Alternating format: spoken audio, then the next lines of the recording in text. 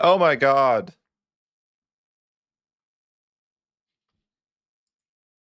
AI bad. Ah. All right. How do you guys feel? It's the afternoon, so that's yeah. How do you guys feel with the AI? We're cooked? The AI needs to cook?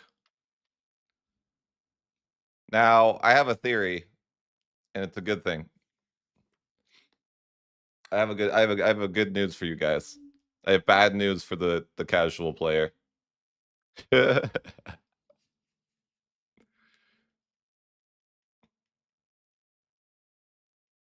have bad news for the casuals.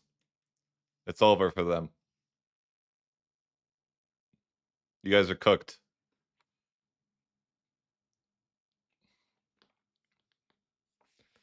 Why is the casual cooked? Because people have freaked out about the AI, right? And I've been looking at AI.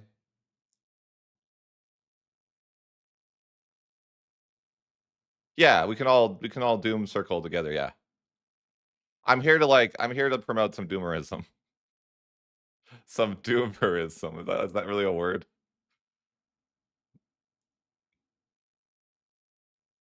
AI bad.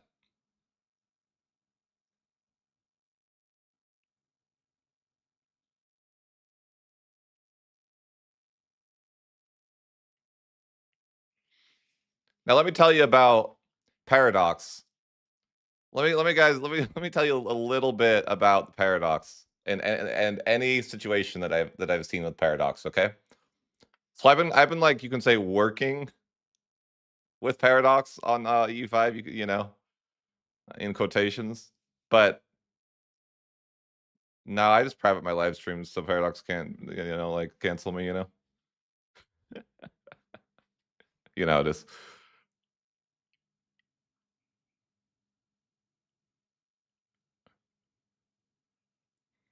all right. So here's what I think though.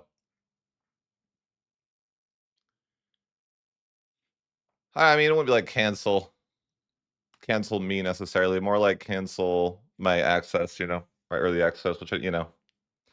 By the way, tomorrow we get the final build, or you know 1.0, I think. So I'm excited for that, and you know we'll. So I'm hoping just as much as you are, right? Like everything's going to change within this new build. It's going to be crazy. So yeah, cool, right? Like I think we're getting the 1.0 version. I don't know, but maybe that could probably happen, I guess.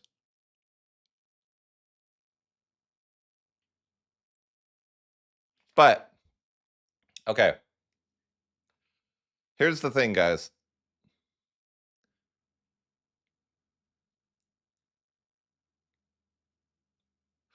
I was gonna say something. I've been watching Lost. I was gonna say we're gonna need the boy, but then no one would get it because you know no one watches Lost. But yeah, I know that's why you're here. It's to hear about that. But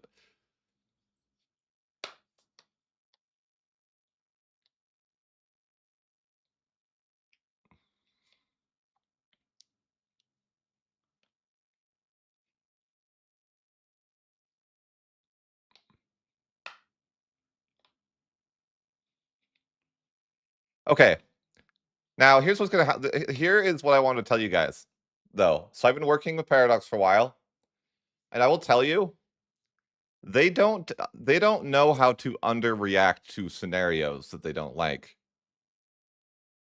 So I just wanted to warn you guys, like, what you're going to cause to happen. What do I mean by that?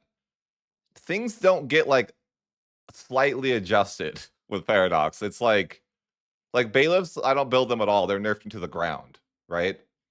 Or like naval, it's nerfed into the ground. Like there isn't like they don't approach these things with like a light touch. Like so you guys could be completely cooked in the next you know for all the complaining about the AI. Like you might you might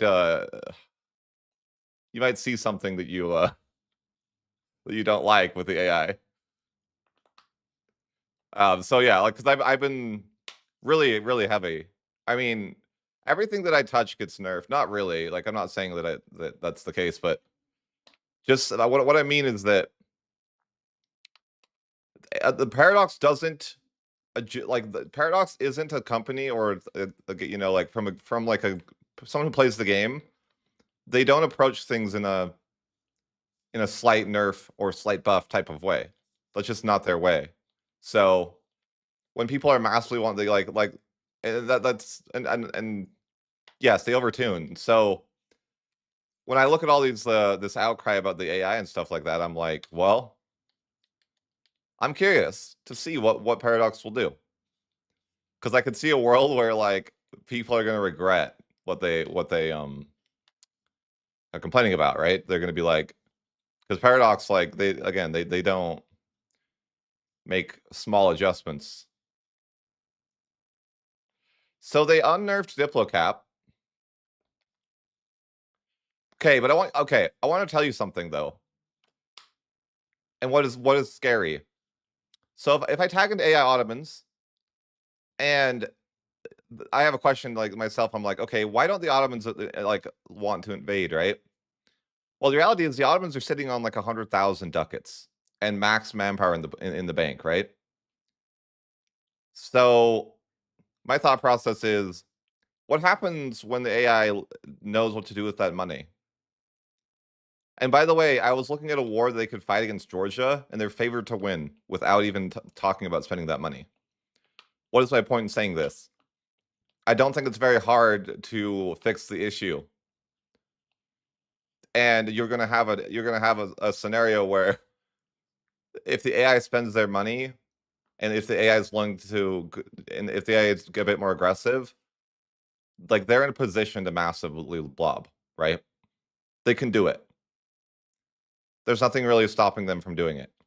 It's not like it's not beyond my thought of like it's not beyond reason to be like this could change before long. Like in tomorrow's patch, for example, the AI seems to not want to take risks. They don't want to go for a 60% win war or something. I say that, but then they attack the player. Like I don't know. Does AI release subjects sometimes? But my point being is that the AI has the means to win these wars. They have the money, right? If the AI simply learns how to spend its money and build armies, and is like what I'm saying is that it's not like it's impossible for the AI to go from not very aggressive to very aggressive in a matter of, I don't know, like I could see it changing from the build I'm on to the build I'm getting tomorrow, which is the 1.0 build, right? That is to say that like the AI is already in a position to do that. My hair is ruined, you know. Sorry, guys. Forget I'm on camera.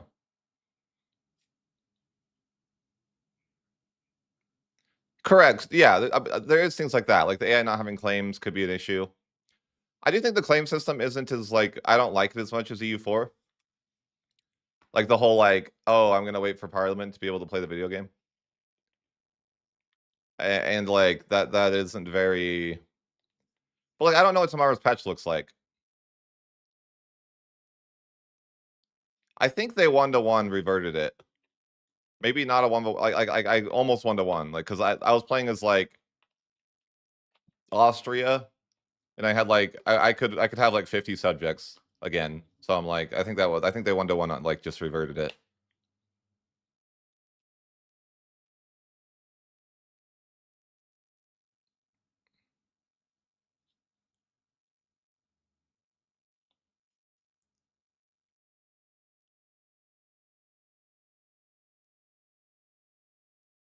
Yeah, I agree. I agree. But I do think that it's a dangerous game. That the community is here's what I think here's the reality. Paradox cannot make everyone happy. Okay? Because guess what happens if they buff the AI right now?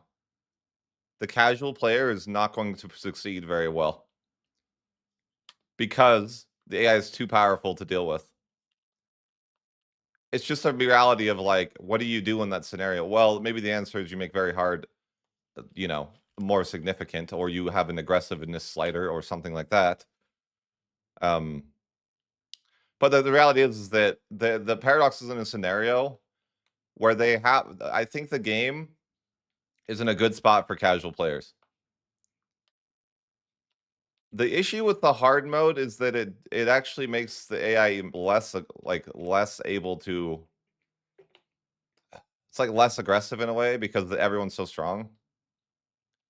Like the Golden Horde doesn't really collapse if you play them very hard because they like are in the very hard slider gives like more like a state loyalty too by like 20% to cross your entire nation. So it's like they're more stable, they have more money to deal with problems. So you'll see a lot of like issues with that where it's like nations that are meant to collapse won't because they're given buffs that like arbitrarily like make it so they don't collapse, I guess.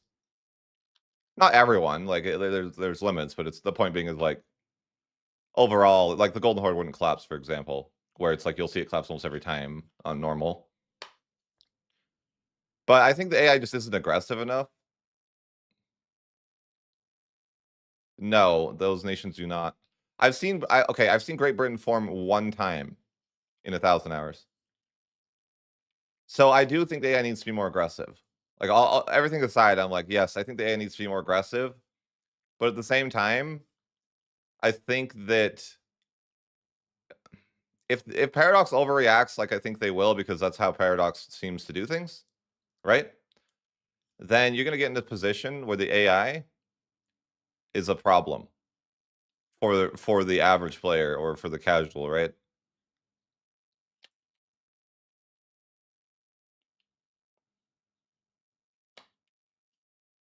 Well, very hard is also I made feedback about this months ago, but very hard is supposed to make the AI more aggressive. It's like in the wording, right? Which I'm like, well, why can't I just do that without that, right? Like, what if I want to just have the AI be more aggressive but not give them buffs? I left feedback about that like forever ago. I'm sure it won't happen, but you know, I had a dream anyways, right?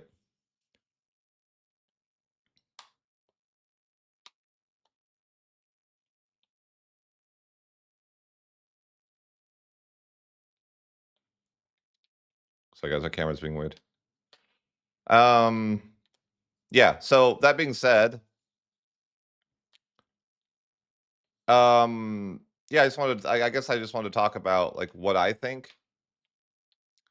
I watched a video by another content creator, you know, and I have a different perspective than a lot of other content creators too, right? Like for one, I think that there's a lot of different people that come from different audiences. Like, for example, like EU5 is a game that I think is like in a way, it's like combining Victoria and in Europa, like EU4 into one game, almost, right?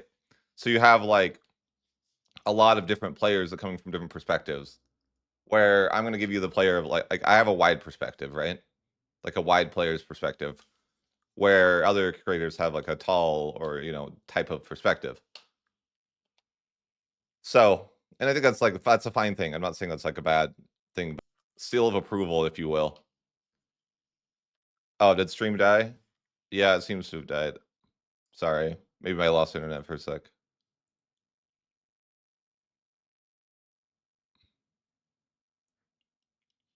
Yeah.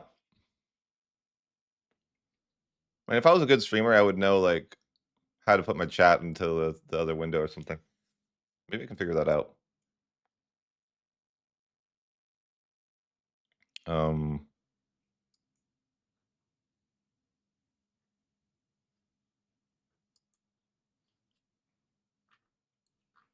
yeah. Anyways,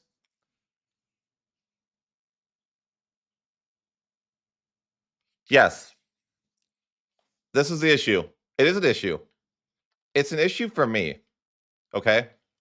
And that's the thing I wanted to like. I don't want to be like negative, like overly negative with you guys, but I also like am a creator that I try to be, I don't know, like just honest and be like, listen, I watch some other like creators talk about things and I just disagree with what they have to say. Because But I mean, they're not wrong in like everything they're saying. But like I would say, like, you're not going to realize AI is an issue for the first little bit, right? Like that's a fair take, because you're going to be so overwhelmed with the new mechanics, and you're going to be learning the new mechanics, right? But when you start understanding the mechanics, you will get to the point where late game's not very interesting because the AI doesn't expand like you do, right? So, right, like that's an issue. But is it an issue that you will deal with in the first week? Probably not, right? Like you're going to be like, maybe. Depends on your skill level, depends on how much, you watch guides before release and that sort of thing, right? Like, I think that if you followed the way that I play, you watch one of my videos, you would run into the issue in your first run, potentially, right? But if you went to the game blind, it would be completely different, because you would be like more, overwhelmed. But if you watch my guide and was like, I'm going to follow what the playmaker does 1-to-1, and whatever, you would probably run into a similar scenario where you're running into the AI, right? But I think that the real question for me is what does tomorrow look like, right? Because tomorrow is when we get the 1.0 build. No, I've actually been playing with Iron Man mode. Oh, you're talking about with mods. Oh, yeah, sure. Iron Man mode's actually pretty good, in the sense that, like,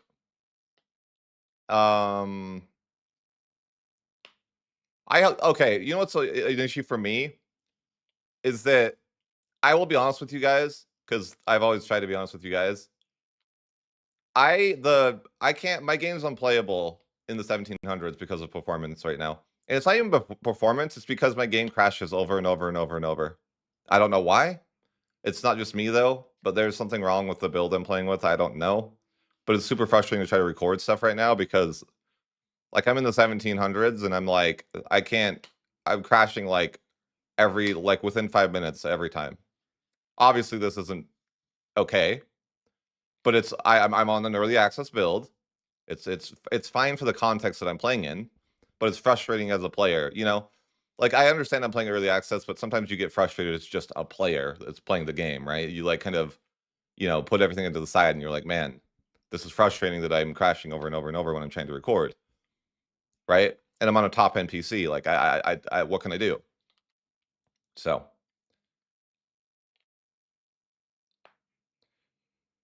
anyhow, I know that's just like a rant, um, but it's at the end of the day, like, I I think that how do I say this? I want to make money from this, but I also think that it's important to talk about the reality of the situation, right? And just like, I see other creators, and I'm like, I'm not here to give you like false hope, I'm not. That's not me. I'm not going to try to like doomer you either, but I'm going to be just like, hey, this is my experience of how I see things, and I want you to understand my perspective too, in the sense that I play wide, and I'm not super focused on the economy, right?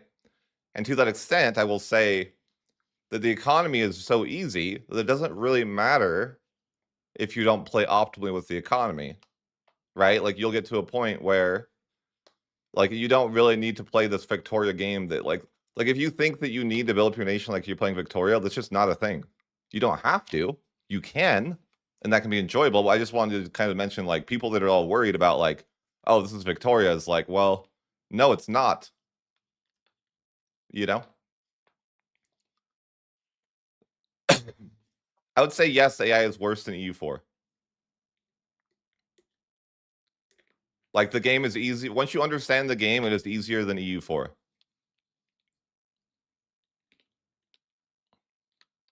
Right? Like, that is something that I would agree with. Like, just straight up one, like, I do think the game is more complicated there. Like, it'll take you longer to get to the point where you understand the game. But once you do, you will feel like the AI is easier than EU4. Okay? That's just like I'm gonna give you that's my opinion though. Let me like preface with that. Like, please. This is my opinion from someone who's played the game 1,000 hours. right? Like I've played the hell out of the game. Like I understand a lot of what's going on and you know that sort of thing. I mean, to some extent. I mean, not really, right? Like I understand, and you know, even though I say Doom, I mean, I don't think it's Doom. What do I mean by easier than EU4? I mean, yes, I could have World Conquest in the Crater Day 1 release. Do I want to? No, because my game crashes every 2 minutes. It's like, yeah, no, I don't think so. And I would have to play cheesy. Like, I think if you use, with the use of exploits, you can certainly. And when I say exploits, I mostly mean the whole Emperor, the rank thing, which I like. Did someone already do it? No, but I could do it. Maybe. I just don't know that, I don't think it makes a fun video, you know? It'd be like, oh, let me just slog through in World Conquest. Like, I'm not saying, I'm not being, sorry.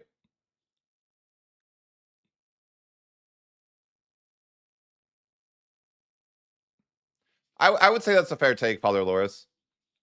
But I would say that well, I would say the AI is actually harder in EU5 because of the way that like they blob, right? Like for example, the Ottomans or Russia or Spain are a lot bigger of a threat in EU4, right? Whereas like in EU5, you don't get the AI building up to that sort of point. It seems like the player really starts to outscale the AI really hard. But I mean, you wanted honesty, right? I'm using a 7800 X3D as my CPU.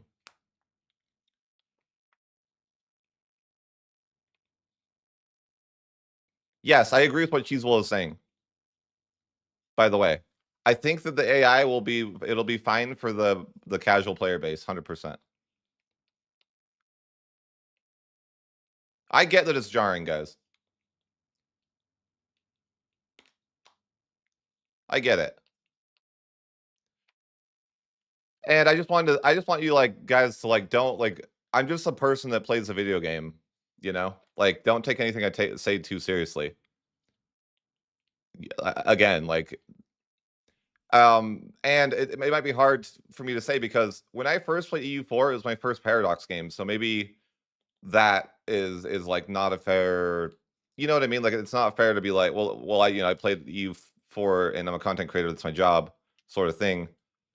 Maybe I've gotten better and you know, like I just find it more easy, or I don't know, right? Like I'm only one person with one perspective. Like it's maybe it's easy for me and that's fine. Again, it's not really important if it's easy for me. What's important is that it's a good challenge for the community.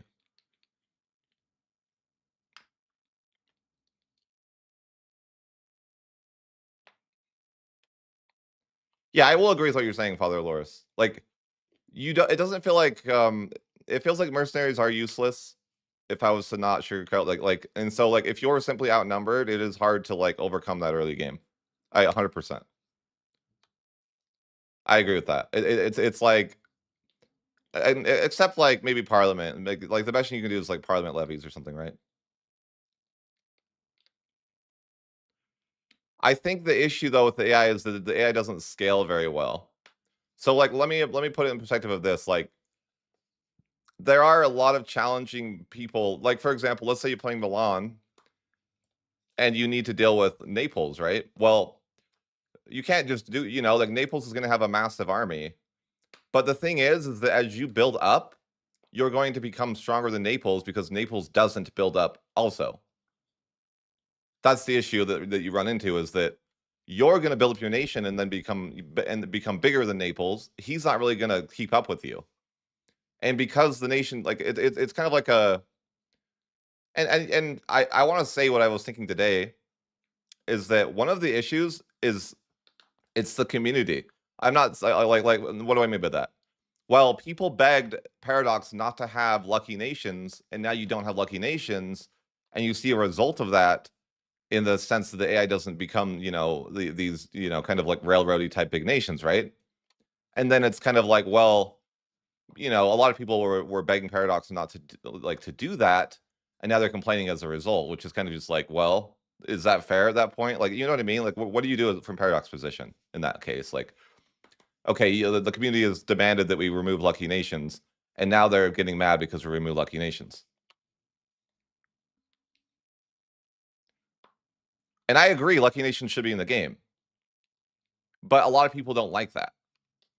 And I know that, like, and I know that they looked at that, and Paradox looks at that, and they were like, you know, whatever. But my point being is that I think that Paradox, like, looks at the community and that sort of thing, and they're like, you know, um, that's one of those things that I'm like, well, it sucks that the Paradox was pressured by the community to do something that I think was actively harmful to the game. But you know what I mean? Like, I can understand the perspective too of being like pressured by the community to do something like that.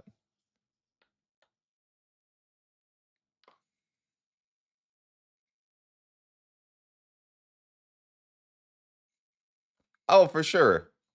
But at the end of the day, like, I don't mind the giving the AI some, like, I'm to the extent where, like, I'd rather have the AI have some buffs to make sure that they are strong, right? Like, I know that's not like maybe that's not the main issue. I'm just saying, like, here's an example of something Paradox had in the game in EU4 that really helped the bigger nations become bigger. These really really big threats, and a lot of that too was, I mean, if you remember, they like less antagonism too, right? So they're able to expand more as a result, that type of thing, right?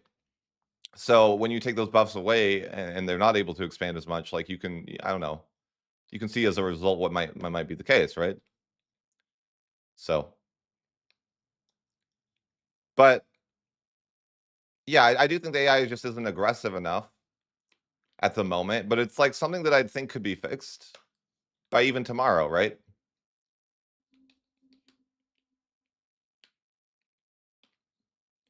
Yeah, and the problem is a lot is that the AI doesn't.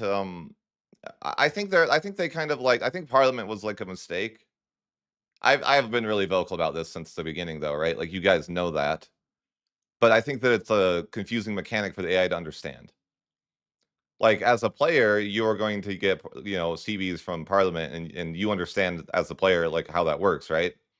But the AI, that's going to be hard for the AI because the AI doesn't like premeditate. They don't think about these things ahead of time, right? They can't be like, I'm going to call Parliament so I can be, so I'm going to declare the war. Like, they don't think that way. The AI is kind of more like, if they hit a certain threshold, then they'll declare war, right? Exactly. It's a long term strategy. So it's kind of like, in my mind, I think that I've always said that they should change Parliament. That instead of it being a CB, it would be kind of like a, your next war won't, you won't be punished for your next no CB or something like that, right?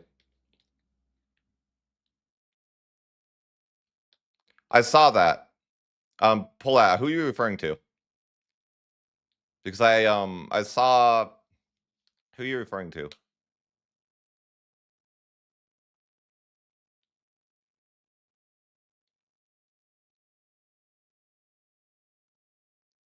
Yeah, so I watched his video, Guthrook, today, and I have to say, part of me making this video or doing this is because I watched that and I'm like, I disagree a lot with what he's saying, but I understand that is the case because me and him have different play styles and different perspectives.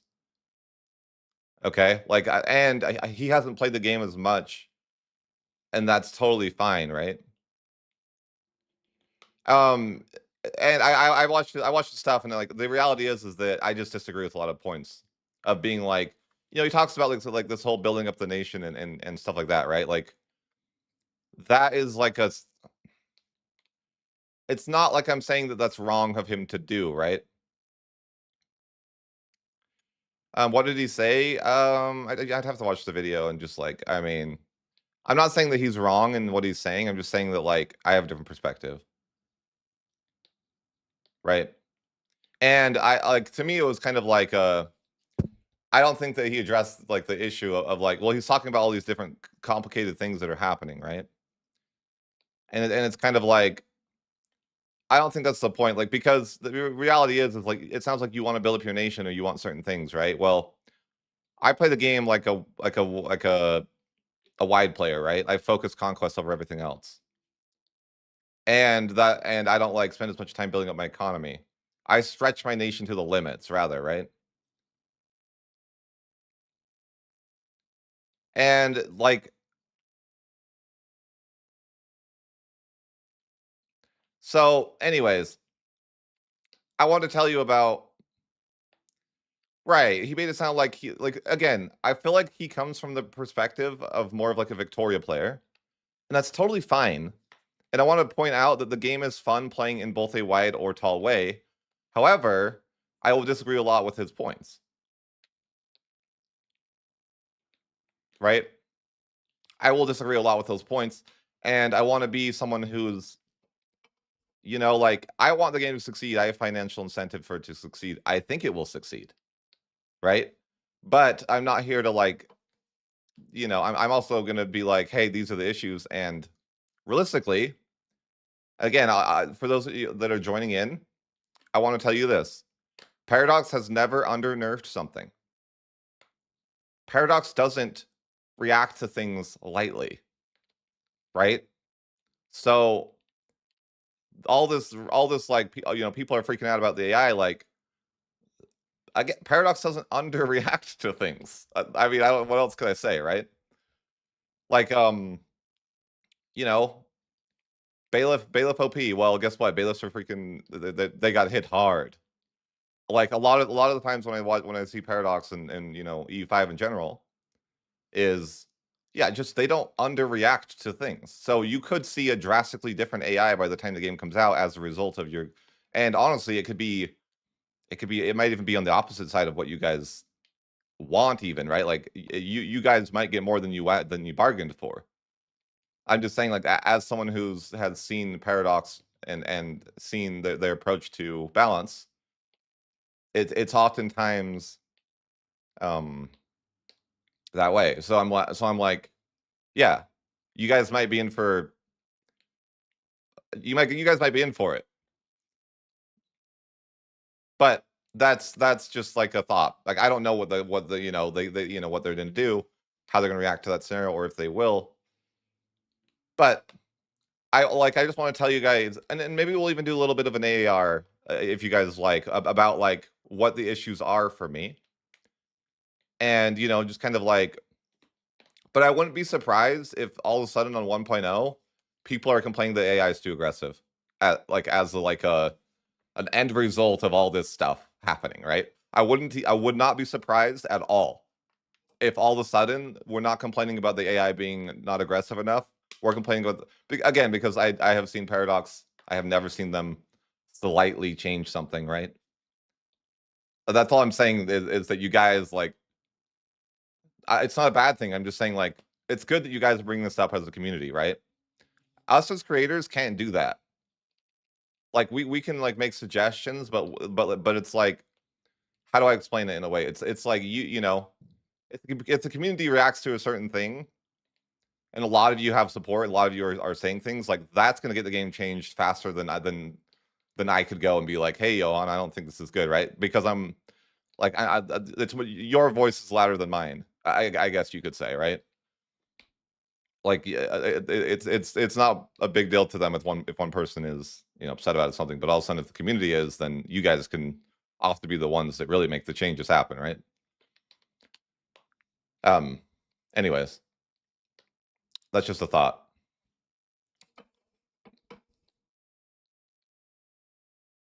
But also, you have to understand. I did want to talk about, though, some stuff, though.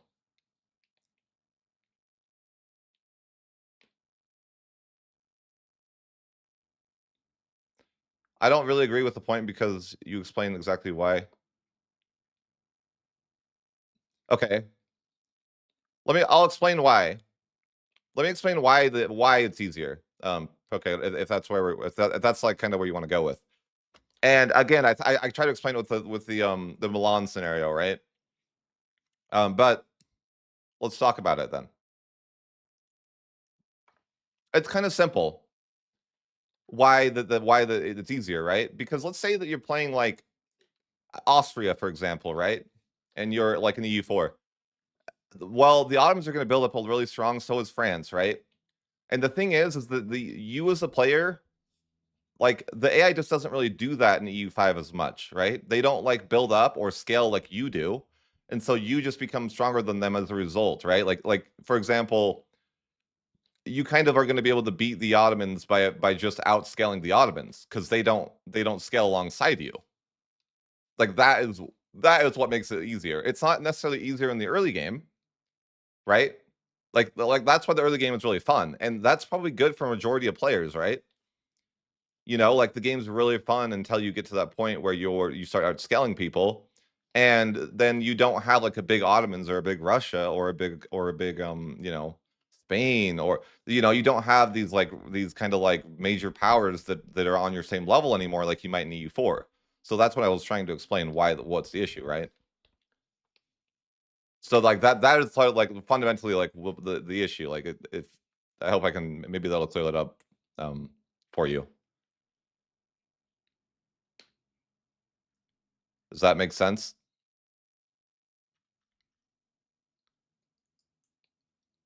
And it also goes along with the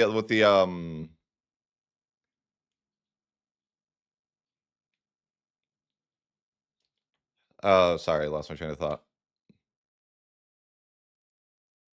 Right. No, for sure. And I will say this, I've even tried to address this with I remember one day that I actually reached out to Johan himself and was like, "Hey, I think this is an issue." And I wanted to get his perspective on it, right? And I think the idea might be, and I think that this makes sense in a way. Remember that I'm playing really strong nations when I'm talking about like outscaling. I guess you could say Milan isn't that strong, but maybe they are. I don't know in relative power to like France how strong Milan is, um but I've also played the game like 1,000 hours, right? They do build up their armies. I think that the AI just doesn't build up enough. But here's the thing. I wanted to express this to you guys. The Ottomans I've had this in 2 campaigns. Okay, the Ottomans have the means to achieve massive goals, just not the desire. I don't think that's that hard to maybe adjust though, right? Like they literally have like 100,000 ducats max manpower. They have the capacity to build a massive army and invade. And I'm even looking at wars that they could go for that they could win, like against Georgia, right? For example, when I was looking in one of the games. So I'm like, it might not be that much. It might not be outside of the realm of possibility that the AI will be able to make those. Will be able to take that land. By the time we get the build tomorrow. So in some ways, I'm like, we maybe not need to overreact because they have the pieces there already to do what they. You know what I mean?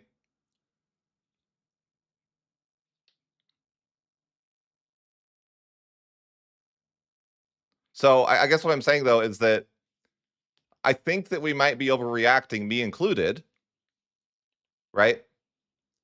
Because they have the means for the expansion, they're just not doing it. They have the economy to do so. There's not like, and I even looked at the alliance blocks. Like, I'm looking at a scenario where the Ottomans can war with Georgia, and it's a war that the AI thinks that the Ottomans would win. It's not that hard to, and basically the Ottomans are giga rich, right?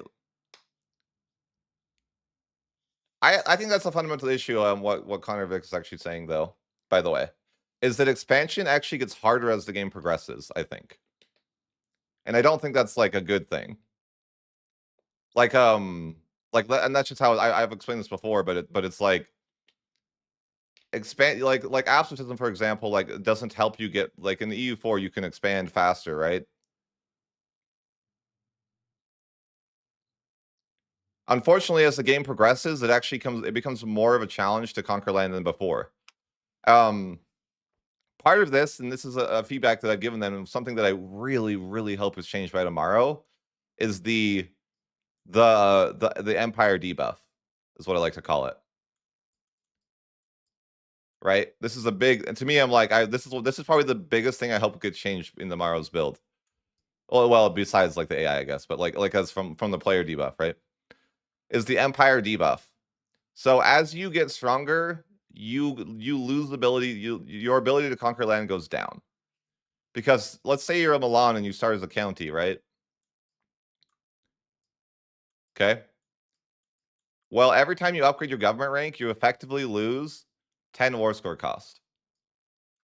So that means that when you go to, you're going to go to like a duchy, you're going to go to a kingdom, and you're going to go to empire, right? And every time you do this, you lose war score cost, right? But this affects the AI too. You have to remember because these bigger nations, these bigger like for example, like France can't take so much land because they started as a kingdom or stuff like that, right? There's a benefit, but it's not worth it. Like the benefit is like mostly is like for Empire, there's a big benefit in the sense that you get a cabinet member, which is obviously really powerful, right?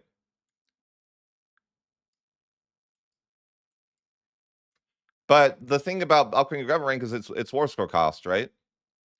And so the bigger you are, the worse your capacity to be able to take land is worse, which is to me not sensical, right? Whatever, it's fine. Yes, I am a person. I've made feedback about this, but it's one of the things that I like dislike the most. And for example, if you wanted to world conquest, then you could just sit as a county, and that's like the best way to do it, right?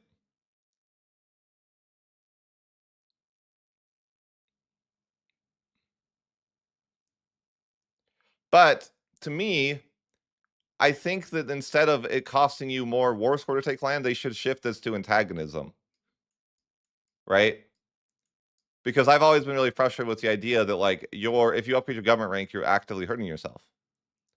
It doesn't, and so to me that's something that. But again, this is just a factor in the sense of like the idea that like you're going to outscale somebody because they start like let's say that you look at like the Kingdom of Naples, right?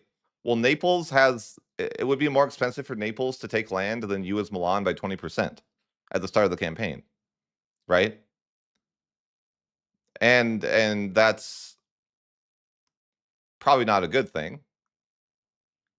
But anyways, that's just kind of like a thought like that's part of the issue though is that so just the idea that like the AI is crippled in sense of that, right?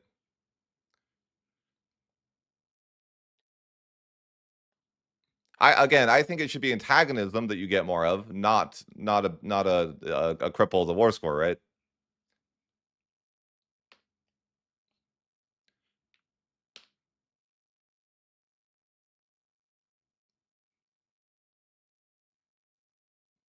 The AI also is very hesitant to take land that would put it into like overextend or too much antagonism, right?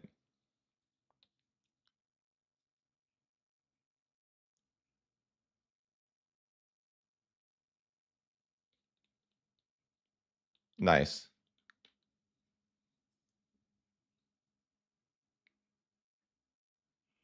Well, yes. I guess yes. Like maybe I'm just saying I'd rather it be that than that.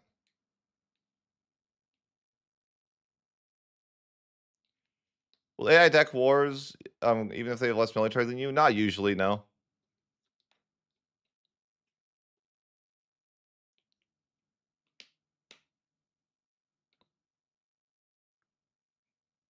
Right. I wouldn't necessarily say this is like the biggest issue. I'm just saying like this contributes to the problem, I think.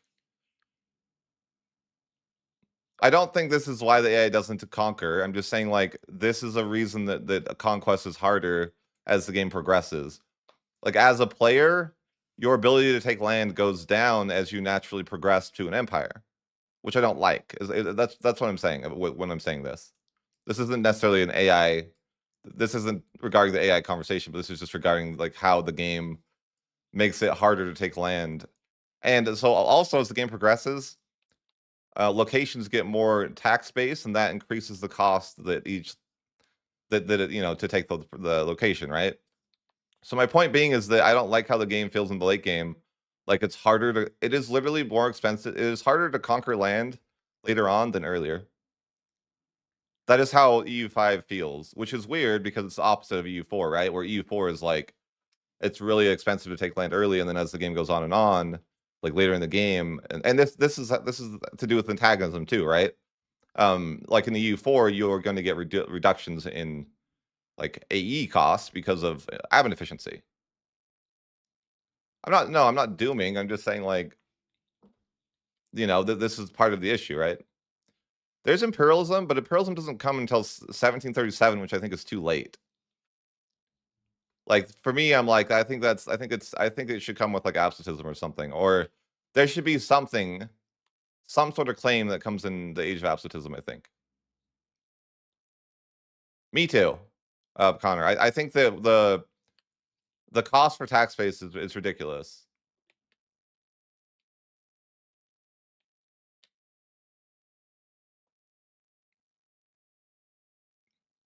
There's no such thing as overextension, though. Yes, hegemony CB is the best CB, and it's busted. You can only use it though if you're not a hegemon, and as the player, you're almost always going to be the hegemon. All right, but I can pull up a map and explain to you like an issue, but I like, okay. If I want to just like be like, the game's really fun early on, right? Like that's like, I really do think the game is a lot of fun early on, and regardless of anything I'm saying, most of the stuff that I'm saying affects the later parts of the campaigns. Okay, like, and so to that extent, I don't think it will affect the majority of your campaigns. The idea being that, let's say the game gets boring into the late game, right? Like, is that really an issue? Generally speaking, like I guess, but not really. You guys understand what I'm saying? Like most of the problems with the AI is late game focused, but I've always told you guys that the late game, like I usually don't play, you know, past the 1500s. Yeah, I think that if imperialism locked in like 1680, that would be a lot better. I have there's like a lot of formables. Like I have a list, but maybe I'll post it somewhere. But there's like, yeah. But yeah, like I in my opinion, again, this is just like my perspective. I think the game was really fun for about 250 years. And in my opinion, they should have just made the game 250 years because it's really fun through that time period. You run to the issue of I mean, it's very similar to EU4, right? Like, and it, yes, it's a little bit worse than an EU4 in the sense that the AI doesn't scale with you. But the reality is that in EU4, if you win, you know, if you win a war against that big Ottomans or that big France, right? Like, it's only one war that you need to win, and then they're probably not going to have a chance in the next war, right? It's just going to be easier. So it's like it doesn't really. My point is that like it's better, but also I don't think it's like as important as you guys make it out to be.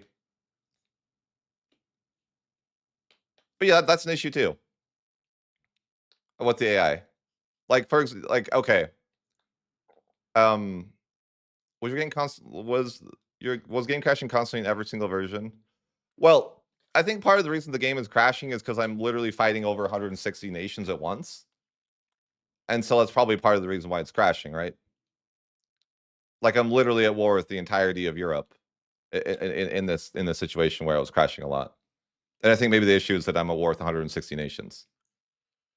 Because usually without doing that, it wasn't an issue. So maybe that's fine, right? Like most people aren't going to be fighting the entirety of Europe at once, and that's probably okay, right?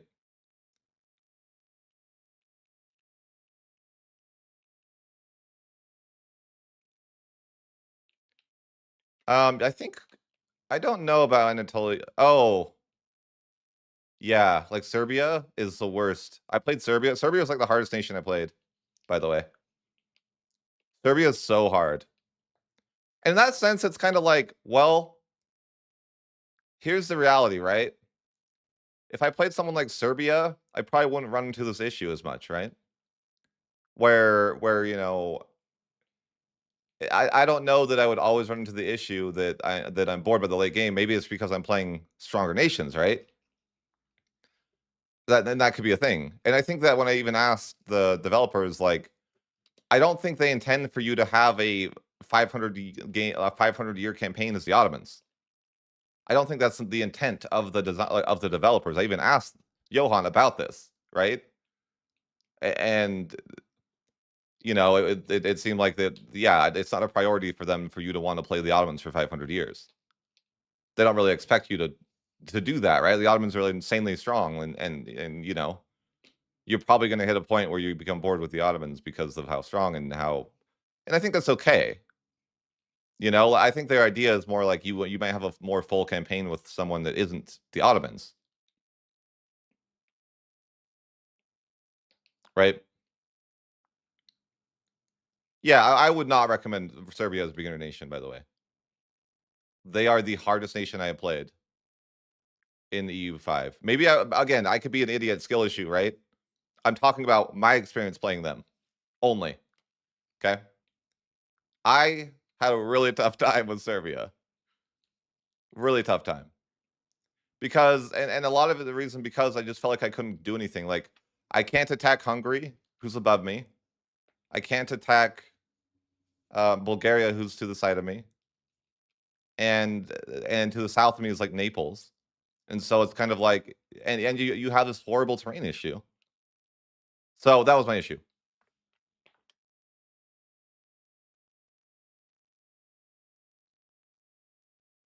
Right. And that's kind of the thing too, is the perspective of like the AI is an issue if you play a strong nation. But the question it would be, I guess, like, well, Milan isn't necessarily a strong nation, but I guess the issue is that okay, I think Milan is overpowered because other reasons though. I think Milan is overpowered because they're not in the HRE and you can stack antagonism modifiers like really crazy outside the HRE if you want. Kitty? Oh yeah. There's a kitty.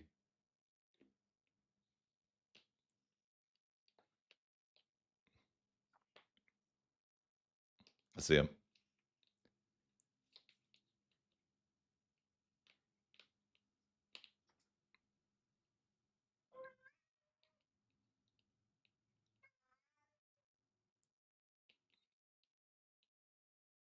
I'm good. How are you doing? Does Italy always leave the HRE? No. Generally, like I would say this: if you're the player, then Italy will leave the HRE. I have not tried playing Greenland.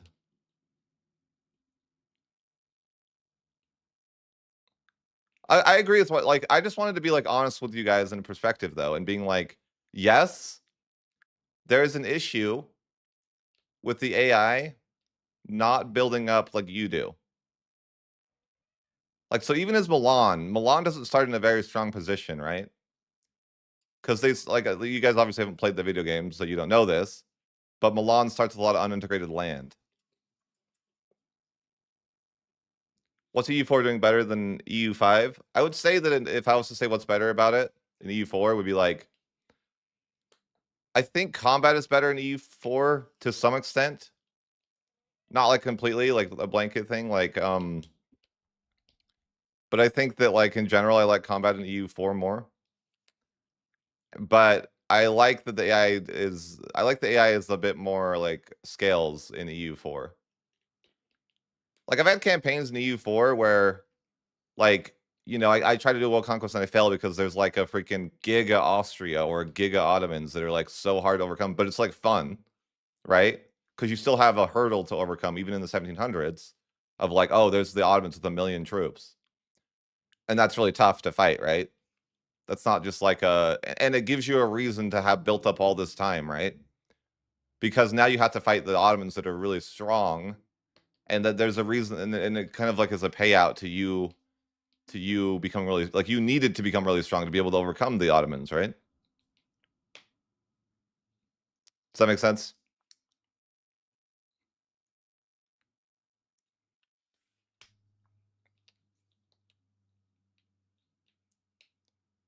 Sure. And that will happen, but I don't know if it's a hurdle.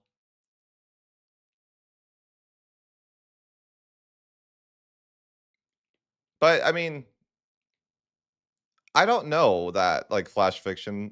Like I just don't know. I'm in the dark just like you are. Like as a like we don't all that really happens in the creator Discord is we suggest things, but we have no idea what is going to be taken as suggestions, right? That's like kind of how it is. Like I can suggest all the things I want, but it's up to the developers to choose what they're going to do or choose how they're going to react to certain scenarios or situations, right? Like I'm with you. I've always said the AI needs to be more aggressive, right? There are vast discrepancies between content creators, yeah, and that's the issue. I again, like I think that like for some people the game is difficult, for others it's not, and that comes down to like you hate to say skill issue, but I guess you could say that or maybe like time issue, right?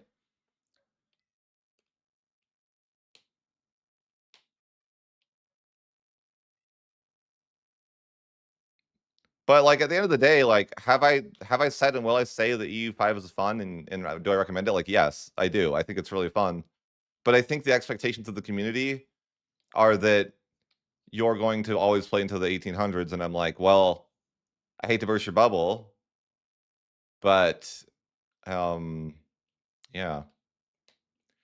Like my experience with MP was there was a lot of decent problems, but I didn't try it a lot. But here's the question for you guys. Like really, I want to ask you guys this. You start in the 1300s. The game plays slower. Like what's my point of what I'm saying? Like your campaigns are already long enough by the time it's the 1600s, right?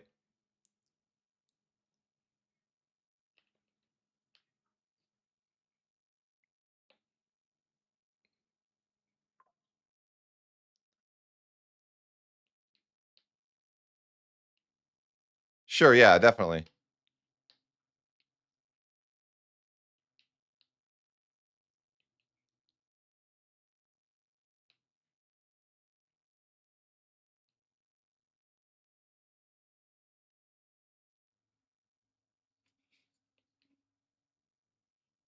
Sorry, I'm just kind of catch up on all you guys' comments. But I just want to be realistic to you guys too, you know? Like, what's my experience? Well, my experience is that generally I don't play until the 1600s. Do I think that that's bad? Not necessarily, because I've still put in a lot of hours to these campaigns, you know? Like, are you content to play a 20-hour campaign? I often am. You know what I mean? So the question would be to me, for you guys, is that is it ideal? Maybe not, but is it still really fun? Yeah, it is. It's okay, it's a similar experience to EU4. Like, do you guys love EU4 despite that most of your campaigns end early? I do. I'd still play it. Like that's kind of like my point to you guys is like as much as I want to be doomer, like late game AI bad, all this stuff, right? It's still really fun building up. Like for example, I would say like building up to being forming Italy is really fun. Being Italy is not that fun. Does that make sense? Like, and that's okay for me. But I know a lot of the community, yes, in a perfect world, like I would have more enjoyment throughout the entire game, right? And I don't disagree with you guys. In fact, I literally messaged the like Johan and I was like I think it's an issue for sure. I will say it's an issue. Do I think the game is unplayable or that you shouldn't pre-purchase it as the result? No. I think it's still a ton of fun playing these different like nations and playing them for like 20 hours. Like, do I is it to me is it okay that most campaigns end in the mid 1500s? Absolutely. Right? Um yeah.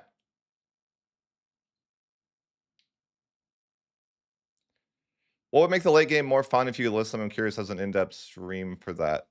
I think that it'd be a combination of like 3 things that would make the late game better for me. Like, let's just be like, no, guys, I'm hoping not like giving you like a negative impression of the game. Like, I just try to give you guys like my honest opinion, and it's just an opinion. I also like want to make that clear. It's like I'm one person. I'm just a person that plays video games like you guys are. My opinion isn't law, or it could be a bad opinion even, but you know what I mean. It's like take everything I say with a grain of salt. Like I'm one person with one perspective. But anyways, the improvements that I'd like to see would be like, of course, the AI needs to blob more. Like AI needs to blob more. And this is one thing I've actually suggested, and people, funny enough, on the creator Discord, I got like hated for this. But I said that they should change integration so it doesn't require culture conversion. Right? Therefore, you could get the AI could get more value out of stuff. And that's part of the issue is that even if the AI was to say conquer Georgia land, right? It's like they couldn't really get much value out of it because of the way control works and because of the way that they need to culture convert. And I don't think the AI understands that. But that's something that I think that should be changed. That and I know that like I don't disagree that like that's a cool mechanic that the player has to do. I don't hate it, but I'd even be okay if it was just an AI buff only. But I know people don't like that. So anyways, but I would say the number one thing would be like the AI needs to, and not even necessarily blob, but like honestly, I think the AI doesn't even need to blob. They just need to like learn how to use their money and like build armies, right? Like the Ottomans are sitting on like 100,000 ducats in 1700. That's an issue, right? They're at max manpower and they have an insane amount of money and they're not doing anything with that money.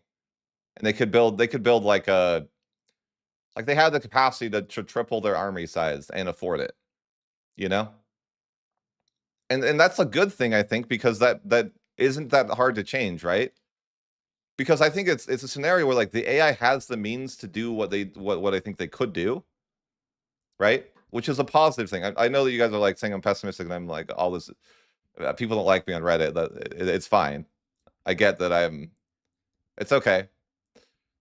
I accept that I'm disliked on Reddit at times, right? And I think a lot of it is too is because I break the illusion.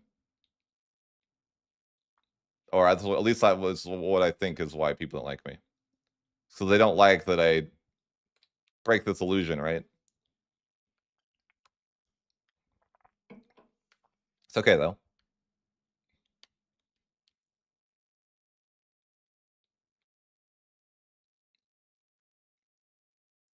But my point isn't like, again, I really like the game. I think it's a lot of fun. But is it perfect? No. Does it have it has like I would say EU5 has insane potential. I really like the situation systems, and I think that they can build upon the game in a really, really good way. Like, what's the reality? Like, shouldn't you guys be happy that we're gonna get a fantastic like game that can be improved upon a lot? Like, I think so. Does it matter that the game's not perfect? No, it's was EU4 perfect on release? I don't know. I guess I didn't really play it that much at release, but like it's a fun game. Like, is it perfect? No. Does the AI have issues? Sure. But you know, it's not like they're gonna stop development and stop working on stuff immediately, you know what I mean? It's really fun. Like at the end of the day, it's like I can complain as much as I want about the AI, but I would still say like would I recommend that you guys buy the game? 100%. And you guys know that like I'm not like trying to make your money. I'm not don't use my code if you want. I don't care, right? It's not about me making money from you or whatever. It's like no, I genuinely think the game's fun, but I think people's expectations need to be a bit more grounded and understand that like this is this game has a framework. This game's going to be great. It's not going to be a flop. Like those are things that I genuinely think. Like, is it perfect? No, but I think it's going to be a great game. I think you guys are going to really enjoy it. You know, And it's okay if the late game isn't there yet, right? I think we expect the I don't know what the AI was like in the early EU4 to be honest with you guys. I don't. But do I think it even should be a priority for the developers to make the AI like scale necessarily? It's not that important, right? Because here's the reality with you guys. I'm talking to you guys as someone who's played the game 1,000 hours and understands a lot of the mechanics of the game, right? So does that affect the common player as much? And on release, definitely not, right?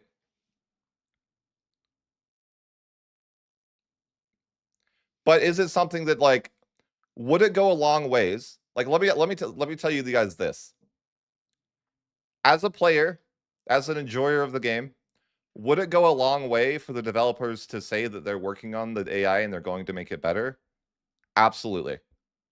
Like that would be a huge, right? If they were like, hey, we know about some issues like this, and we're going to be addressing these throughout the next couple weeks. Like I think that'd be like massive, right? But I don't like I don't know that like they're going to do that. I'm just saying like I would, as someone who like as someone who likes video games, I love when the devs come out and say like, hey, this isn't where we want it to be. You know. But anyways,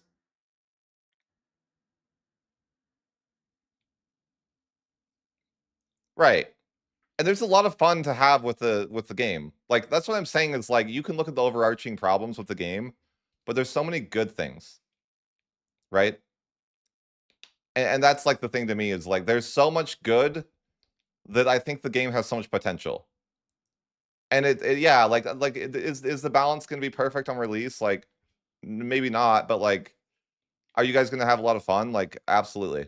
So I want to like I just want to say that like I know you guys think that I'm like some doomer and I'm always negative, but the reality is that I try to give you more of a I don't know, like an honest look at it too, right? I think that money is a bit of an issue too. Yeah, I've mentioned that. Exactly what you're saying there too. That's a good point. What are you doing, cats? I see you. Okay, they're sorry, the cats are causing issues. They like to go after my golf bag. I don't know why. It must be just the texture or something, right? But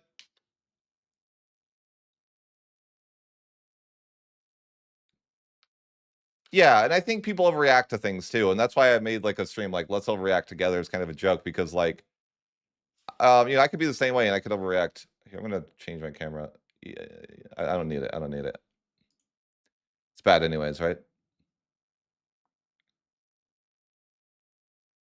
Lol. I was gonna be like, but yes, I will be honest with you guys. I watched the video from Guthuk today, and I disagree with a lot of stuff that he's saying, but that's not necessarily to say that I'm right and he's wrong or anything like that. I just have a different perspective, and I do think there's an issue with the AI, right? Like I want it to be clear. I do think the AI has issues. I am not going to shy away from that. I've always thought the AI has issues. Do I think that it means you shouldn't get the game? Like, no, definitely not. Do I think that you have you just have a very like, you know, and let me tell you guys this. Like there's a lot of stuff in the game that you can choose to be super optimal about, right? And the more you do that, the more you min max the game again, the less fun it's going to be, right? People call me lazy on the forums a lot, and I think they misunderstand what that means to me or whatever, right? I'm not lazy. More so, I don't like to min max every little thing. I like to play in 5-speed, and I like to get an enjoyment. And a lot of times that enjoyment comes from not super like microing everything, right? I don't micro every little thing. Because I don't think it's necessary, and I still have fun. But okay, what we were talking about, the three things that I would say to fix. Okay, the AI needs to be more aggressive. Okay. More aggro. And at least they need to go after their historical claims or something like that, right? I think that okay, I guess you could talk about something I think is like the claim issue.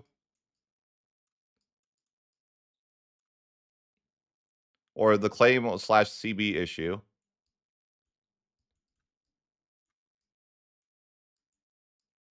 But this all relates back to like I think that it hurts the AI. Like they did certain. I'm gonna be right back. I'm gonna grab a drink, but I want to talk about let's talk about the Parliament issue.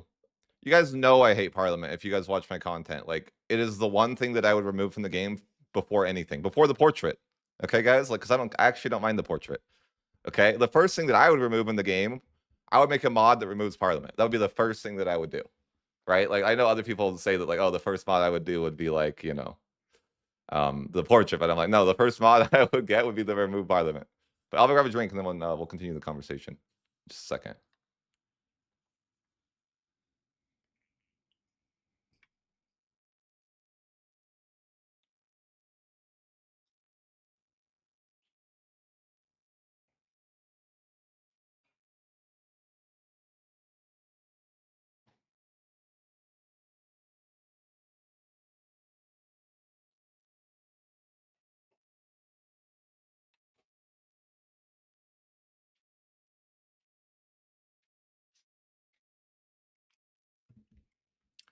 Okay. I like the portraits.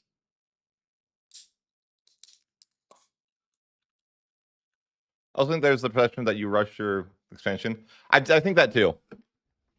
I think people think that I just like blob and like, you know, like that's not really it. Like, okay, how do I play the game? It's like very similar to E4 is kind of like expand, right? You expand and then integrate, right? Like in a loop. So like you got to expand, then you got to you know, get there. And people think that I just like expand and don't get value out of the land. That's not how it works. Like it's very similar in EU4. Like think about in EU4, what do? You expand and then you you build up your nation for like 10 to 15 years and then you go back, right? It's kind of similar in EU5. It's like that that's the gameplay loop for me at least. But that's a wide player's gameplay loop though, right? You expand and then you integrate that new land, you get that new land some value, and then you go back and do it again, right? Like I don't know why people have this idea that I just like massively expand and never get any value out of anything I conquer. Like, no, that's not how I play, right? But I think that people also like, do I maximize expansion? Yes. Yes, I value expansion over my economy, and I push my economy to the limits. But in doing so, it means that I'm able. The idea is kind of like I hurt my economy in the early on, but there's more value because of the way antagonism works, right? Because antagonism is a modifier. Like you can't buy back antagonism with money. Does that make sense?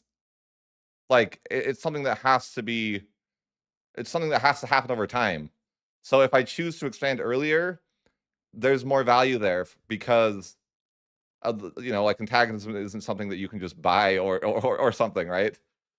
Like if you don't take land early, you're wasting the potential like it's the same thing with EU4. It's like if you don't expand, you're wasting potential like if your antagonism isn't ticking down, that's not a good thing, right? Because that's my concept even for EU4 would be the same way. Like if my AE is not ticking down, that's not good because I could be expanding. My my AE should always be ticking down.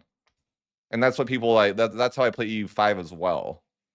Like yeah, like your antagonism should be ticking down otherwise you're wasting, you know, like that's just a waste.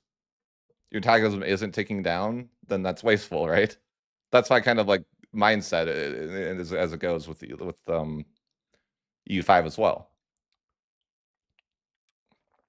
But Let me give you like a thought here. Because I played Russia, right? And I guess I kind of want to like make the point here of like, let's say you're playing EU4, right? And you form into Russia. How much more of the can you form Russia? I'm not saying necessarily you don't want to do anything. I'm just saying like asking you guys, like, you know, what do you do with your campaign after that? I think my stream might have crashed. Am I with you guys still? I think my stream cut out for a bit.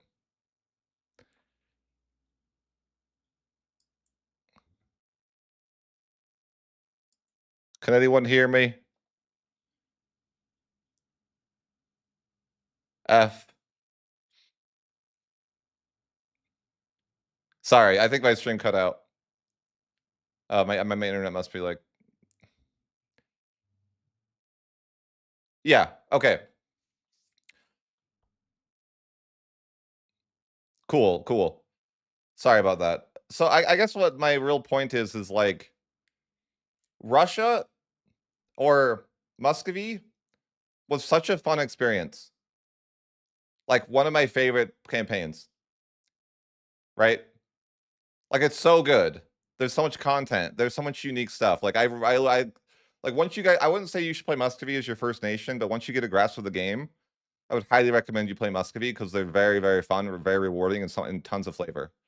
But I guess that's not my point. But my point would be like, I loved playing Russia, but after I formed Russia, I was kind of like the campaign's over, and I'm okay with that. Are you guys?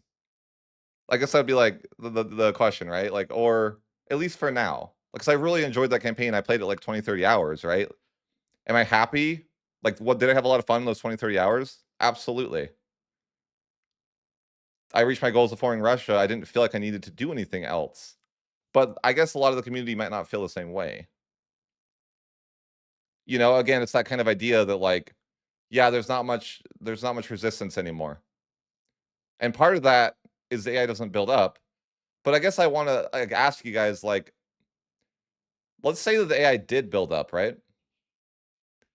Like, let's say that there was a gigantic commonwealth or whatever the case may be, right?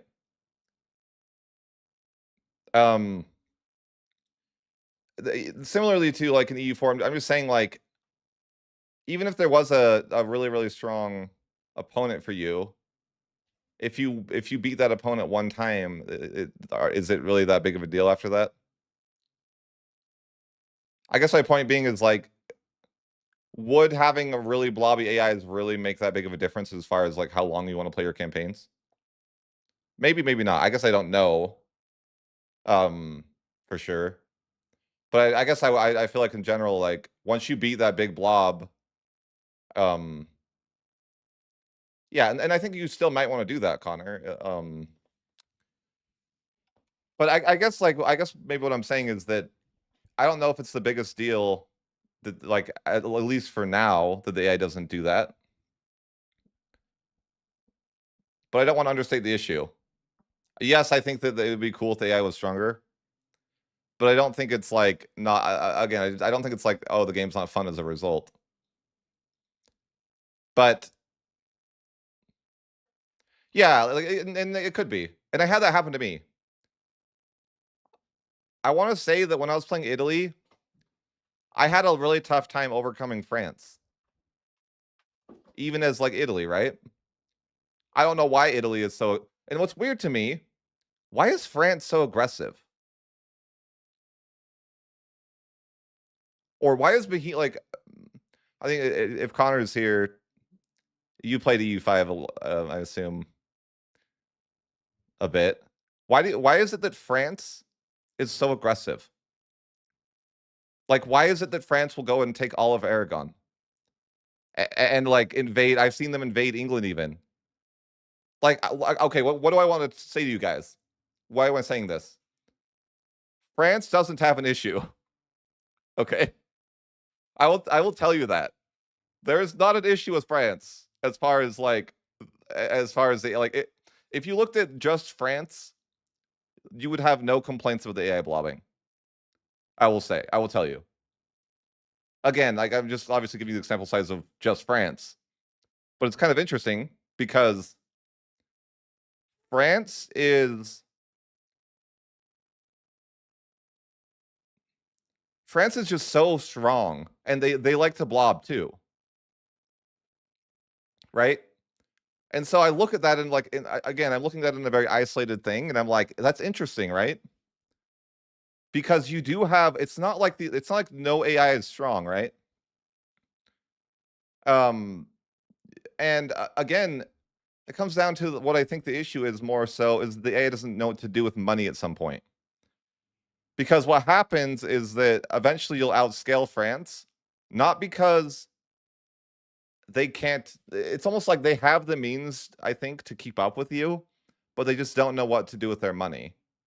Like, for example, I have tagged into these nations, right, to see what they're doing. And a lot of times they're sitting on over 50,000 ducats.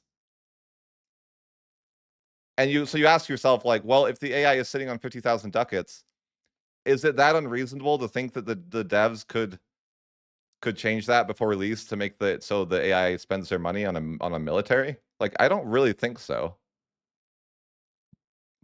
Again, it's just like kind of like let's say that I'm still optimistic, right?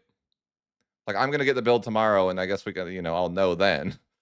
But I'm still optimistic that the AI can make some drastic improvements.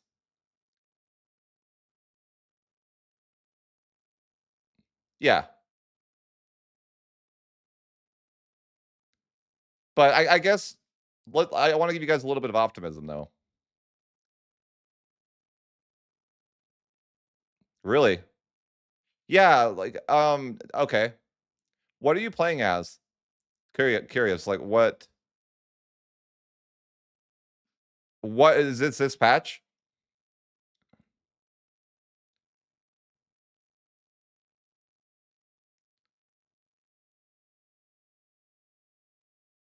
I don't know. Again, like I just noticed they have that much money. No, it's like I'm sure they could spend money. Okay, you're playing as the Ottomans? Okay, so again, like these two runs that I have are both from this week's patch that I've seen the Ottomans like two campaigns in a row. I've seen the Ottomans on more than like 50,000 in the 1500s.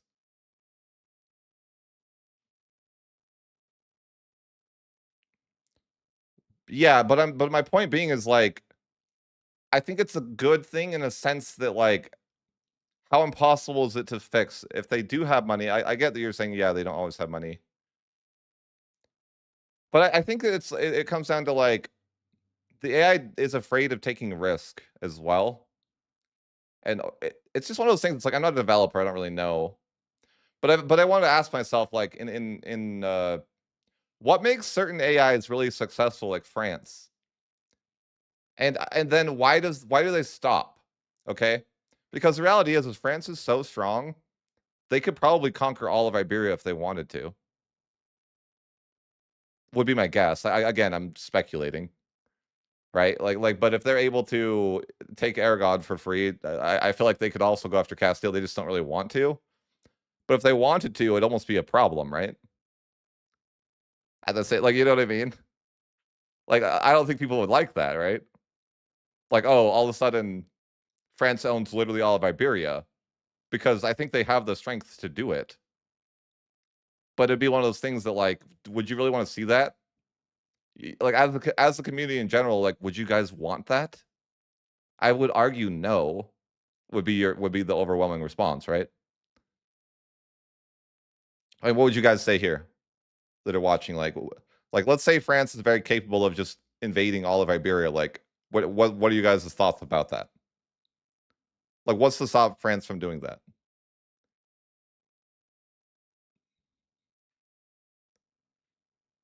Like, let's say they're in the scenario where they've already conquered Aragon, and like Portugal and Castile are like not friends.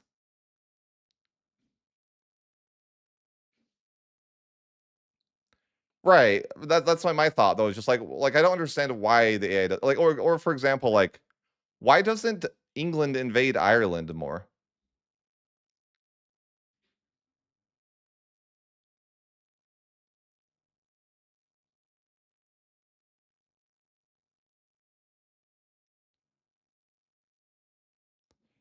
And I mean, there's another issue. Like, there is some issues with AI, right? Like for example, in EU5 right now, Castile doesn't murder Mexico.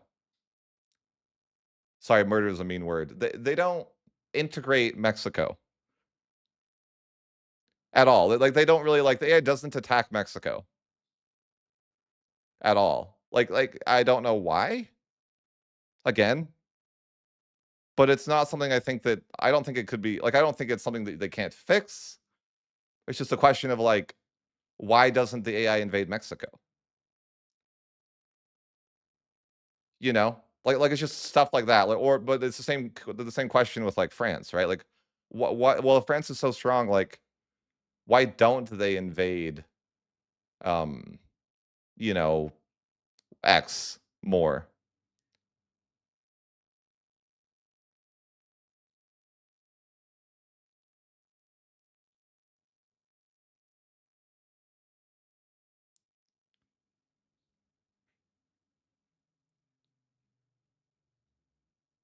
Yeah, that could be the case. But I guess my point is that I don't think these things are not fixable even before release, right? It's just a matter of like the AI doesn't seem weighted to we want to do that. That's all it is. Like it's not like the AI, like again, it's like almost something that like I'm still optimistic that these things could be fixed before release even because I think the AI is capable of doing it. They have the money. As I said, they're sitting like in some cases, maybe not all cases. Like I'm sure there's the sample size is I'm one person with that played a few campaigns, right? But well, I think that I mean, I guess you could say historically, like why did Spain historically invade Mexico? Isn't like maybe they want the gold? Well, that seems like an easiest even enough answer for me, right?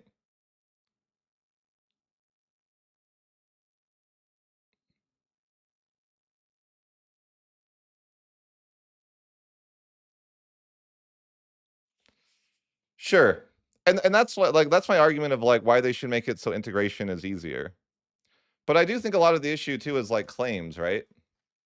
Like I think if the AI there's a I think claims are an issue that I've felt with the game myself too, where it's like I feel like the claim system is frustrating that you can't fabricate a claim. Yeah, I really don't like. I would say I really dislike the CB system. Yes, because it feels like you have to wait for Parliament, and I think that's maybe one of the main issues with the AI is that it's pretty decent. Like I don't. Does the AI even want to lose a massive amount of stability from attacking? And they already have struggled enough with rebels. It's kind of like I feel like if they had I feel like they just like gave the ability to fabricate a normal claim. Heck, even make it so you can fabricate even a no CB. You know what I mean? Like you could fabricate, or it's in the sense that it's like you don't have to take a big stab hit to do these wars. I don't know, but it's very frustrating to. I don't like again. I've always said I don't really like Parliament. That's nothing new.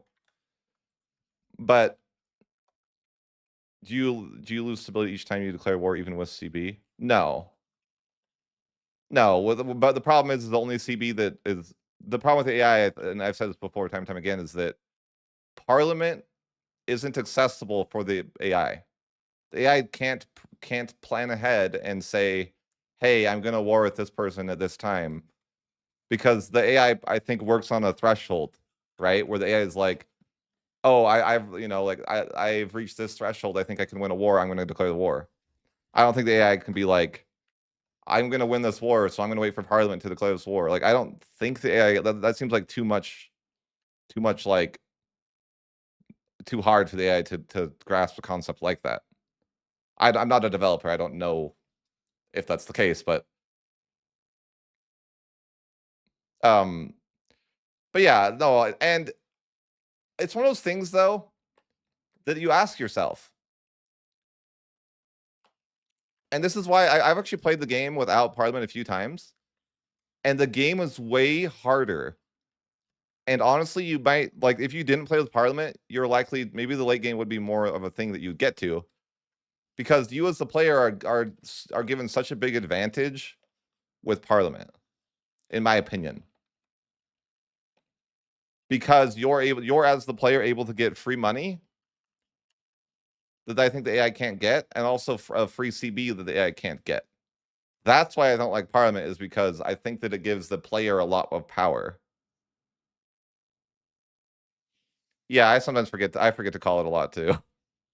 Like until it gets in the red, and I'm like, oh shoot, I better do that.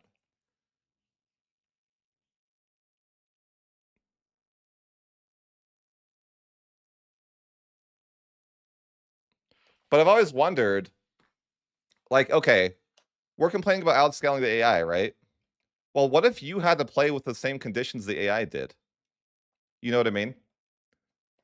Like you had to know CB, because that's going to slow you down a lot, because now it's more antagonism, but it's also destabilizing. That costs money, right? So it's like sometimes I wonder if like if you put yourself on the same page as the AI, would the whole scaling thing be as big of an issue? Like maybe not, right? And again, this comes down to law changes too. Like you can optimize your nation to get the exact laws that you want, which is like I don't think the AI can do. But also without Parliament, it wouldn't even be feasible to do that for like hundreds of years, realistically, right? Because it costs like 100 stability to change a law without Parliament, which to me seems fair, right? If you're telling your people like, oh, by the way, we're drastically changing a law, right? Like that might be kind of destabilizing to your nation.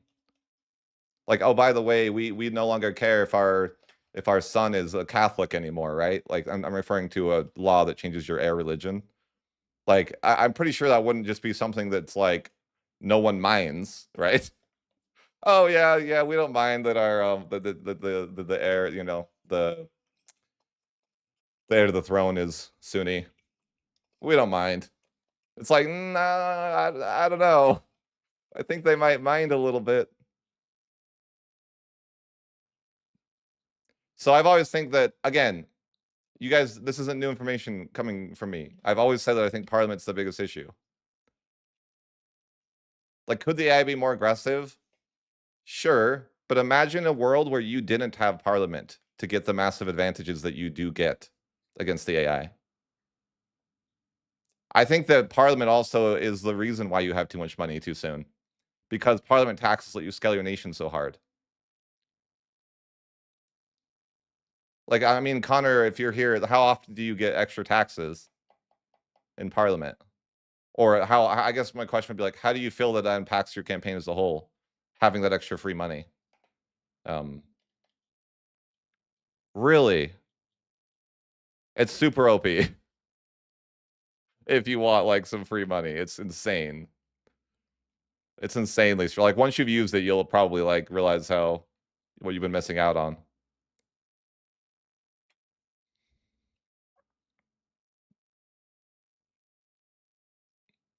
I think the issue though is that it's just so much money. It allows you to build up your nation in a way because it's that's crazy. But that's just like that's just a thought. And I guess the reason it's crazy though is because you can tax your people to the max for a year, and that doesn't really matter in the long run. Why I think that's so strong? Because it's like with you tax your people like 70% of their income or something ridiculous, right? But it's only for a year, and it's like within that year, it's not enough time for the AI to get that or the rebels to get that mad about it, right? Like not enough that they would start revolting, and then you turn it off with after you only have a year of the increased taxes. But it's like if you think about it this way, if you use Parliament every 5 years to get increased taxes, then you would essentially be increasing your economy by like 20 to 25% over a campaign, right? Because you double your taxes once every 25 or once every 5 years. So, but that's 20% of the time. that you get double taxes.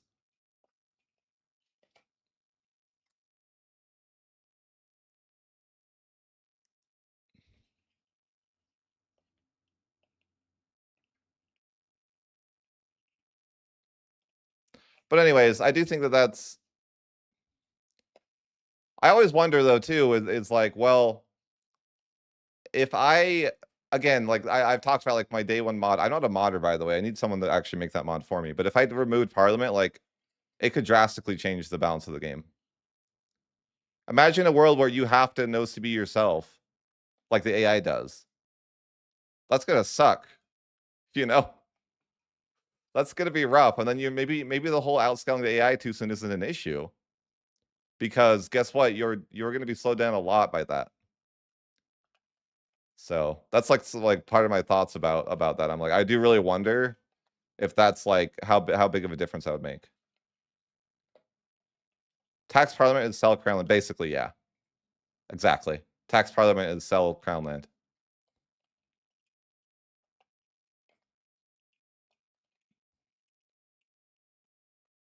No, you never get perma claims. Claims only last 4 years in EU5.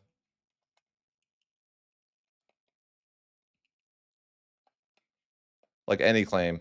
Even Reconquest, like you have to get like a new Reconquest. Like it's a fabricate, like it's a little bit weird in that sense. There's never a claim that's just like there waiting unless you're the Timurids, but like that's the Timurids, right? Like the Timurids just have CV on anyone in the game for at least the the first bit. The Timurids are really, really fun though, or really, really overpowered. Kind of. I say they're overpowered, but I also don't know like what to do. The Timurids run into a weird issue where you're like able to conquer too much land and then you don't know what to do with the land, or like you can't. It's like you're not really in a position to integrate that much land. You have it's a very weird scenario with the Timurids. I don't even know how to play the Timurids correctly. On that note, like sure you can take a ton of land, but like how are you going to integrate China, for example? Like that's not something that's like that feasible to do in the early game. You have like you just don't have the capacity to really handle that. So I don't know. I think the AI uses Parliament, but it's like negative value for them. That's I think the AI, like the Parliament hurts the AI currently. I think. Why? Because what I think happens with Parliament right now is that when you select certain things in Parliament, it makes like the nobility really unhappy, and then you get noble rebels.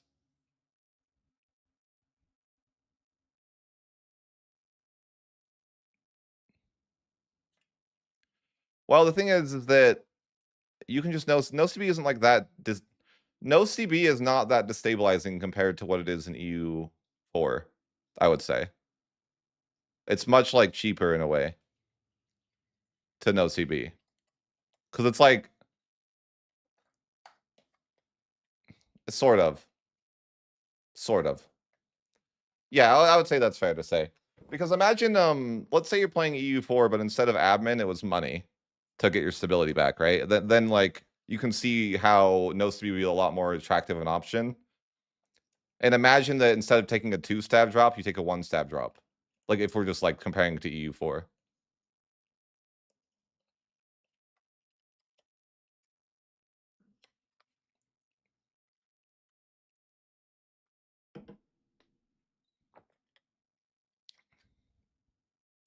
Maybe. Yeah, maybe. I mean, I could say, but yeah, the game, like again, like end of the day, bottom line, the game's a ton of fun.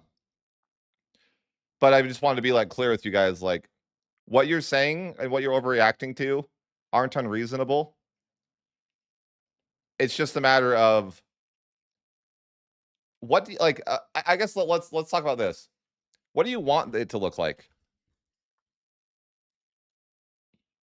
Do you want the Ottomans to be like this super powerful threat? Do you want like a Spain that's super strong? Like I'm not saying that's unreasonable to want. I'm just saying like do my bigger question would say like Didn't you say the first 20 or 100 hours was kind of rough? For me, it was really rough, but I didn't have a guide or someone to help me learn, right? Like going in blind with no, and there wasn't a tutorial either. They've made one now, but there wasn't a tutorial at the time. Like they've added a lot of stuff that makes it not as painful. But yes, when I played, it was pretty painful.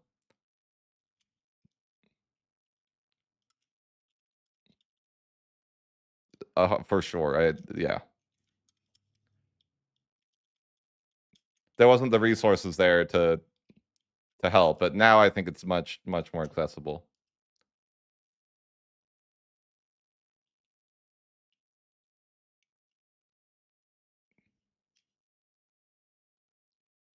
Yeah, but like I guess I just wanted to like kind of indicate to you guys like I do think it's an issue, but it's not an issue that I think's not possible to fix.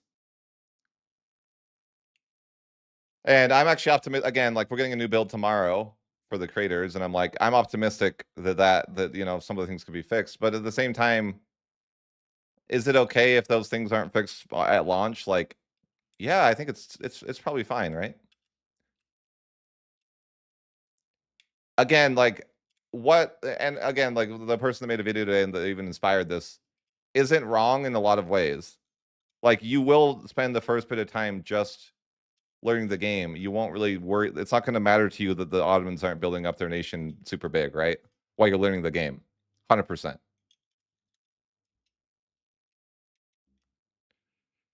Like 4 to 5 years of DLC is a little bit of a stretch, right? Like they could be decent by launch. They have the tools. Does that mean they will be? I don't know, but I wouldn't say it's 4 to 5 years, right?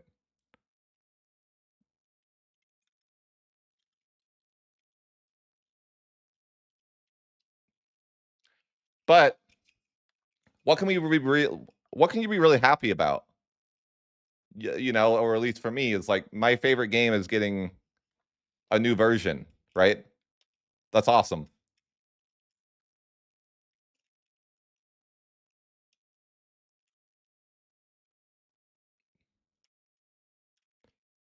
Now, but I guess like yeah. What do I think though in general is that like I don't generally play until the age of absolutism. I don't do that in EU4 either. You know? Do I and so I guess that's what like what I want you guys to take away from it is like no, you guys aren't wrong and yes, there's valid concern. But the game plays slower and you're starting earlier. Right? So are you going to be like is it still fun to play like a 25-hour campaign? Yeah. Do I wish I could play a 50-year one? Sure. Right? Sure. That would be cool.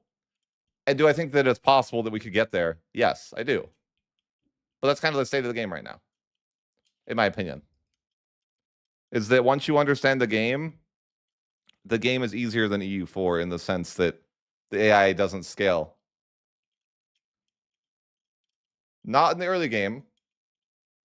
And that the early game is great.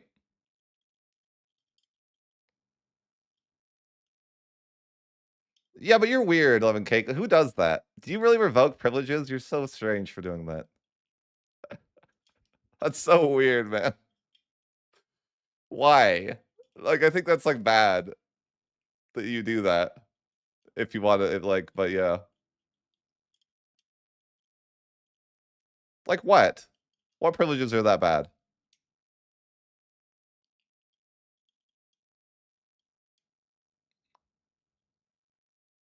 It's not worth losing 100 stability early game to do that. But like, how many nations really have that -5 control one? That's pretty rare. Not many nations start with the -5 control one. And even if they do, you don't need to like. It's not that big of a deal early game. Like, come on, man. I play Brandenburg. They start with -20 control for like 30 years. Like, 5 is nothing. Okay. Wait. They nerfed it to -10? How do you know that?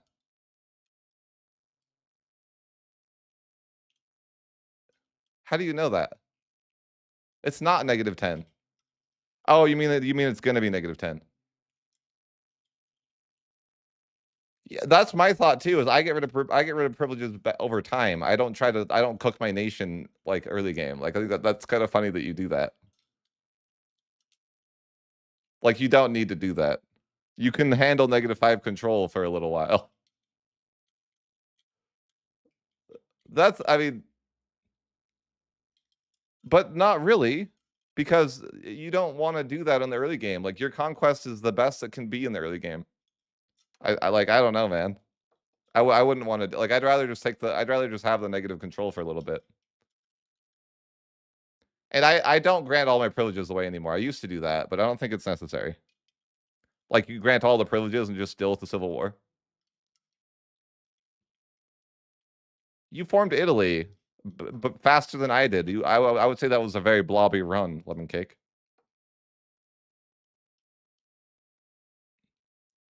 I'm just saying, like, you can't say that when you formed Italy in like 1450. Like, you have done a blobby run. I can see that. It doesn't matter if you speed 3'd. What does that have to do with anything? Yeah, I get that point, but like, why does that matter? You're still playing blobby. Yeah. But like,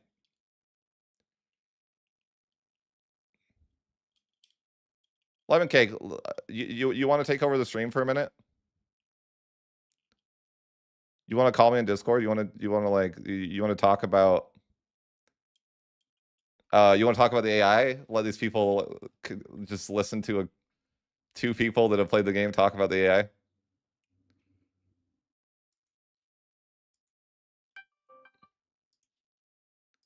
Hey, I got to fix my stream so they can hear you. Heard what is it called? I just heard you say want to talk about the AI online. I will say I want to defend myself in the phrase that like I don't think the ripping of band-aid strategy is optimal. I just think it's funny that you can just say, I used to do it. Okay, I'm gonna literally like 1337. This random guy arrives at your court, gets rid of half the privileges, grants out on the half the privileges, immediately civil wars. Immediately civil war. Yeah, I think like honestly, it is a strategy that like I used to do too. Because it's like to me, I'm like I just want to be done with the privileges, right? Like I don't want to have to freaking. Yeah. And I totally get that, but I've like been more of a I've been more. Granting that out slowly is definitely less debilitating to your country and not, probably better in general. The thing is, you really don't want to be granting out a privilege the moment you become great power, because when you become great power, cost of court goes from like, okay, I can afford this to, this is the most expensive thing that has ever existed since sliced bread. Yeah, it's crazy. Like it's genuinely so. It's just like an overnight switch. The county meta. Yeah. But you become a great power, and it's like overnight. Yeah. It's like a flip between cost of court it's not mattering to cost of court being and it's funny because like your army maintenance the same way. Like whenever you lose legitimacy, like that is the biggest hit to your economy ever. Like losing legitimacy and then not being at 100. I'm still a EU4 brained, and I'm like being that like, oh, my legitimacy, okay, whatever. And then you click it, and it's like, wait, no shit. And then I just don't get money for the next like year. Yeah, you're like really like because you're losing money. Like when your legitimacy isn't, it's so expensive. It's like thousands. Like in my like later parts of the game, like it's literally cost of court is interesting in that way. I looked at a unique location miner specifically because of I'll just say it because they had access to the so Dipmartian has an easier time getting Peasant Republic. So just like looked into. But because there's no base income in this game, I'm not sure if you've noticed, you get a coalition like all of Germany, and then they have like less troops than just you because you're around the same size as one Germany, but there's no base amount. Because there's no base income and there's no base like force limit. Yeah. It's actually ridiculous because the base loan size is still 2 ducats per, but max spending stability is less than 0.01 ducats. Max spending cost of core is less than 0.01 ducats. I looked at like you would make less than 0.01 focus from max taxing because there's just if you have like 12 dudes in your country, it literally doesn't matter if you're taxing or anything you do with the sliders because you just have nothing, Yeah. absolutely nothing. It's ridiculous at the bottom tiers, but it's so weird to put your slider on legitimacy on max and like spend zero money on it. It's so surreal. Meanwhile, Yeah, like that normal sounds like that EU5, sounds pretty fun. you put the slider on max legitimacy and you're How do you losing feel an about the eco stability hedge and worth slider? of money. Or I'm starting to see the stability. I think negative stab is bad because like the yes, drop off in a state equilibrium is bad. But I actually think just sit on zero because unless you care about proper motion speed, which you do care about if you are doing but like yeah, but yeah. it's so much money you Um, can be making if you just don't pay for it. And I'm like, I don't know. Sometimes I it mean, feels most of like the time worth. I don't. I think I've Yeah, skipped the stage of where caring about stability where I've gotten better now and I continue to not care about right. stability. That's what I'm at. I'm like, and it's funny. Like diplomatic spending is funny too. The way that you can like turn it off and it I like really just I turn diplomatic. I diplomatic slider is either at the bottom or at the because top. I'm not spending on it. Or I need a diplomat, You so need I a max spend diplomat. Yep. So you diplomatic. max it So I out. max Yep. spend for 2 or 3 Yep. months. You're like, do you want to go Or I'm forward? over And dip yes, relations and I'm doing 100%. like the bare minimum. Or like Yep. let's say you're France and you know like I'm the same you're way. That's funny. 6 out of 8, or like Yeah. you're like 6 out of 7. So you're like you're like 6 7 dip relations. So you need to spend like 15% Yeah. to get it For to me, it's like 7. So it's 7 7. my real diplo cap is Oh whatever I can get without spending money, right? Like I'm not going to go over that. yeah. Like that is definitely a thing. Yep. It's so, but actually, I think France starts 6 like dipolations, but I think it's 8 Did they now. completely revert the diplo cap change, by the way? Because it I feels like think they they've did. reverted 3 things. I actually have a conspiracy in the sense of when they added the building maintenance cost. Yeah. I feel like there is no way that they coded buildings having maintenance so quickly. And I think what they probably did is they said, right, they're going to have a bunch of content creators come in. We're going to see if they're really struggling with the economy. We're not going to add the building because the game's going to be too hard. But if they're doing fine, we actually have this feature. We just have like building maintenance enabled, disabled, and like the Yeah, I like it. It's oh, conspiracy shit. Because theories. I feel like it's such a major change. There's no way they were like, oh, okay, a bunch of content creators like saying the game is too easy. Let's entirely rework that. Like, imagine if in EU4 they added manpower, sailor, and money maintenance to buildings, right? Yeah. That is not something you do in like 2 days. Yeah. You know what I mean? That's an interesting theory. So that's kind of I think that was in before, and they were like, okay, should we do it? And ironically, I think it makes late game economies a lot easier to scale because now the building like trade good demands appear on the market, which means that Yeah. like you produce all demands. Like you build armories, which means suddenly it's really good Yeah. to build weapons Man, for late game cheap is money. Yeah. rough. It's rough out there. Like It's please I swear to God the amount of times I just want the AI to stop throwing 100,000 levies into me again. Like it's not gonna work. But yeah. it's even fine if they throw 100,000. But then they're gonna land me on like a random fort in like the Why back does part it of my okay, country with 900 why men, doesn't the and I'm AI like, stack okay. better? Like in EU4 they would like death stack the hell out of you and they won't do that in EU5. I'm like, why? They don't. They are. They're like The thing is, idiots. but they are obnoxious idiots. They They are. are They are very cruel. obnoxious. They are. But it is like fighting They them like is. it's like they just want to it's like playing whack-a-mole. I hate it, man. I It sometimes. can be whack-a-mole. I think it's also a case of, in many ways, we fought against Germans. Have you fought bigger countries yet? Like, have you fought like a big Delhi or a big VJ? Um Because I find they whack-a-mole less. I think it's just a lack of yes. AI coordination with each Yes, other. exactly. Like I felt like yeah, like when you play against a big AI, they death stack too. But Hmm. when the AI like can't figure out how to death stack together. Yeah. So Uh, what kind of happens is that if you're fighting, let's say, 12 Germans, each individual German is doing its own thing. yeah, it would, and but they have no And like, coordination. Like in EU4 though, let's say you're, it's yeah. like not that way. Which I'm like, why? Sometimes I wonder that. Like I'm like, there's things that are like fundamental in EU4 that are like, why didn't they like take those things from EU4 or I that's feel like they have, but it's also a case of an OPM in EU4 is significantly more powerful because of the base modifiers. Like you get nothing for being a base country. right, Like a backwater village in the middle of like China is equivalent to your backwater village. It just has the capital for local control. right. No, I got in a situation though, like, okay, I want to form Rome, and I got the scenario where it's like I took a little bit of France and now I'm coalition with the entire world, right? And Yeah, and so it's just you have to annex it. That's and it. now It's just you just have to fight the whole world. You just have to annex the whole world, right? Like what do you do? um, That's the only path weirdly, forward. because the improved relations now affects antagonism. So like if you just ask someone nicely, the antagonism ticks away. Right. I think you can, but it's like it's a 100-year project to get them to chill. Right. Thing is, at least compared to EU4, where if they just if you got to 1000 AE with someone, that's just it. Right. At But least now you I guess in can. the same sense it's like just annexing the world is the fact is like not hard, and that's weird, right? Hmm. Like the idea that like just the way that you can separate people like I so guess easily. the issue is by making it, but by allowing you to separate peace, they do kind of trivialize coalitions. But it's also weird how you can't. Like I think not being able to separate coalition, not being able to separate peace coalitions is a bad type of difficulty.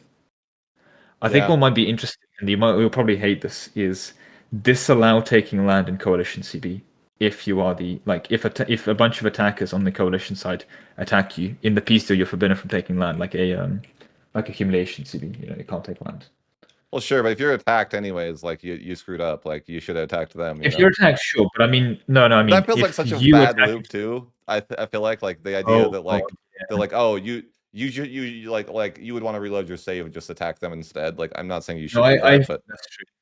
I think I you're don't right. like that that's It's a like bad way fix. that you're like incentivized. It's like you're incentivized to attack the coalition. Like you're punished Yeah, for but I think by being able to separate peace, if you attack the coalition, you're very incentivized to attack coalition. I guess in a pure Iron Man environment where we assume birds don't exist, it's a gamble of do you want to fight the coalition or hope it goes away. right. And a lot of times it's just like smarter But to attack them and then yeah, but in truth, yeah. also the smartest thing to do is if you don't want to fight the coalition, don't wait for them to deck you. If they deck you, bird and then deck them. Yeah, I guess we could talk about the issue though of like AI bad because that's what the stream is supposed to be about. Um, Ah, what do you think about the AI like just not blobbing or like you know? Do you think that that would be like have you? I mean, you've played New Patch. I think AI is like okay compared to the time lapses, the AI is bobbing better now, but that's really not saying much. right? But it's still like if you Like compare it, I have a 1450 save right now. Castile has not touched Aragon, but they've fully killed Portugal. They've full annexed Portugal and they've killed like Granada. right? England's like I won't say form GB, but they How vassalized many times everyone else. have you ever seen GB form? Or sorry, have you seen GB I form? think they would in my game right now because they've I vassalized everyone in like the it's funny islands. like in 1,000 hours I've seen it formed one time and I'm like why doesn't they go why don't they go after Ireland like ever usually I don't I know. think France is just really strong. Unironically, France is so giga strong, and they just keep Scotland Right, like alive. you can't do anything. Like I see that. Like France is so Mm. powerful. Like France is if like you looked at just France, then I don't think you say AI bad, you yeah. know? If you look at just France, you probably want the AI to be nerfed. Yeah, because like literally, like if you Not just look at yeah. France, like France is insane. And I they think in many ways as well, and yeah. but I was like, have you seen them take Aragon? Like I've seen it like all the time. They're like, oh, we're gonna just blob into I Aragon. mean, what direction have you not seen France go? Because I think they like one of the things with Germany is that I think the emperors do a lot worse because the emperors end up having to constantly fight France and lose. Yeah. It's like you know the meme in EU4 where Burgundy constantly attacks into the empire and dies. Hmm. Imagine that, but actually instead it's just Burgundy attacks Well, into the I think empire. the issue is So that the emperor can't call his Austria allies always in dies. either, right? True, because they don't get auto-belligerized now. Yeah, so it's a lot Right. easier to So attack the it's empire. like you know you attack and it's just the emperor, and then the emperor like starts losing money or land or whatever the case may be. So it's but yeah, France. If we base the AI off just France, I wouldn't. I think there's not an issue with the AI. I genuinely the thing is when we talk about this AI patch, it's a conspiracy I mentioned a couple times, but again, E5's resorting me to many conspiracies. Right. Yeah. Is have you noticed on that patch specifically? Back in the day, you were just like, okay, how do I make money? You build the Silk Workshop, and then basically you could sell the Silk Workshop in like a 10 control province on the outskirts of the empire that produced wheat and nothing else, so there's no throughput issue. Like, you know, it's a Yeah. terrible place, but it'll still be profitable because the AI would just not build good buildings for profit. But then after that patch, the AI like would actually build good profitable buildings. So you'd look at like a good buildings to build for eco, and like the best you'll get is a +1. I don't know, something very specific. Right. I think the AI unironically got a lot better at eco scaling and like its own nation build up. Like I've seen armories from the AI now. It's also Right. not passionately building a fort in every single location, so it has an income, Well, but I look at right? them. The AI like has too much money. What are they not doing anything with it? That's the thing in EU5, you cannot like do the thing. But here's the ironic part. So sorry, I just saw. Is the AI bad at politics? I think the AI is playing the game optimally, which is that because proximity is such a massive killer, and you have to like literally modify a stack to have anything to do with proximity. The AI is playing optimally because if you are England, York is pointless to you, right? You have no proximity by the time you get to York. So why are you invading Scotland? That is a waste of your efforts. If you're playing EU5 optimally as England, you should release the vassal in York. You should release the vassal in Cornwall. All of that land is pointless to you. Well, and two, I think like the AI can't modify or stack or doesn't understand how to. Sure. And yes, of course, we as the player will build up York because we know that by the time we figure out railroads in the 1700s, York will be amazing. But if you're actually playing like, okay, you can get some proximity in York because it's also coastal. That's well, fair. there's an event But, that gives you but in like extra proximity in York too. fair. But you know, if you think of like, I'm just giving York as an example of like a ring around London, right? Yeah. Your proximity is dropping to 0 by around the York area. By around Cornwall, your proximity is dropping to 0, right? Yeah. Which means, okay, yeah, you can core for some base things, but even then, don't tell me with good faith that a province that has no proximity and a core with 20 control is relevant. Like, it's not inherently pointless, but it may as well be. Yeah. You know, it's 20 control core, and you have to spend all this effort coring.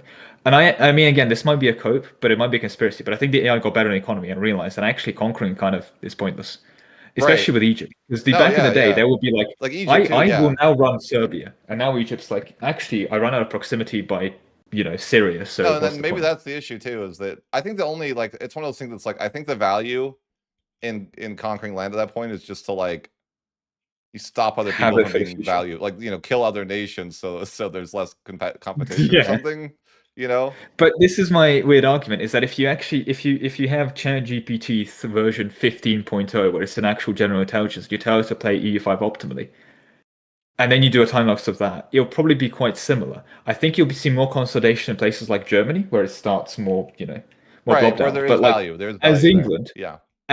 you genuinely only lose by conquering Ireland until like the 1700s. Like you don't get anything from Ireland. Well, I think The that only thing you get from the Ireland is rebels.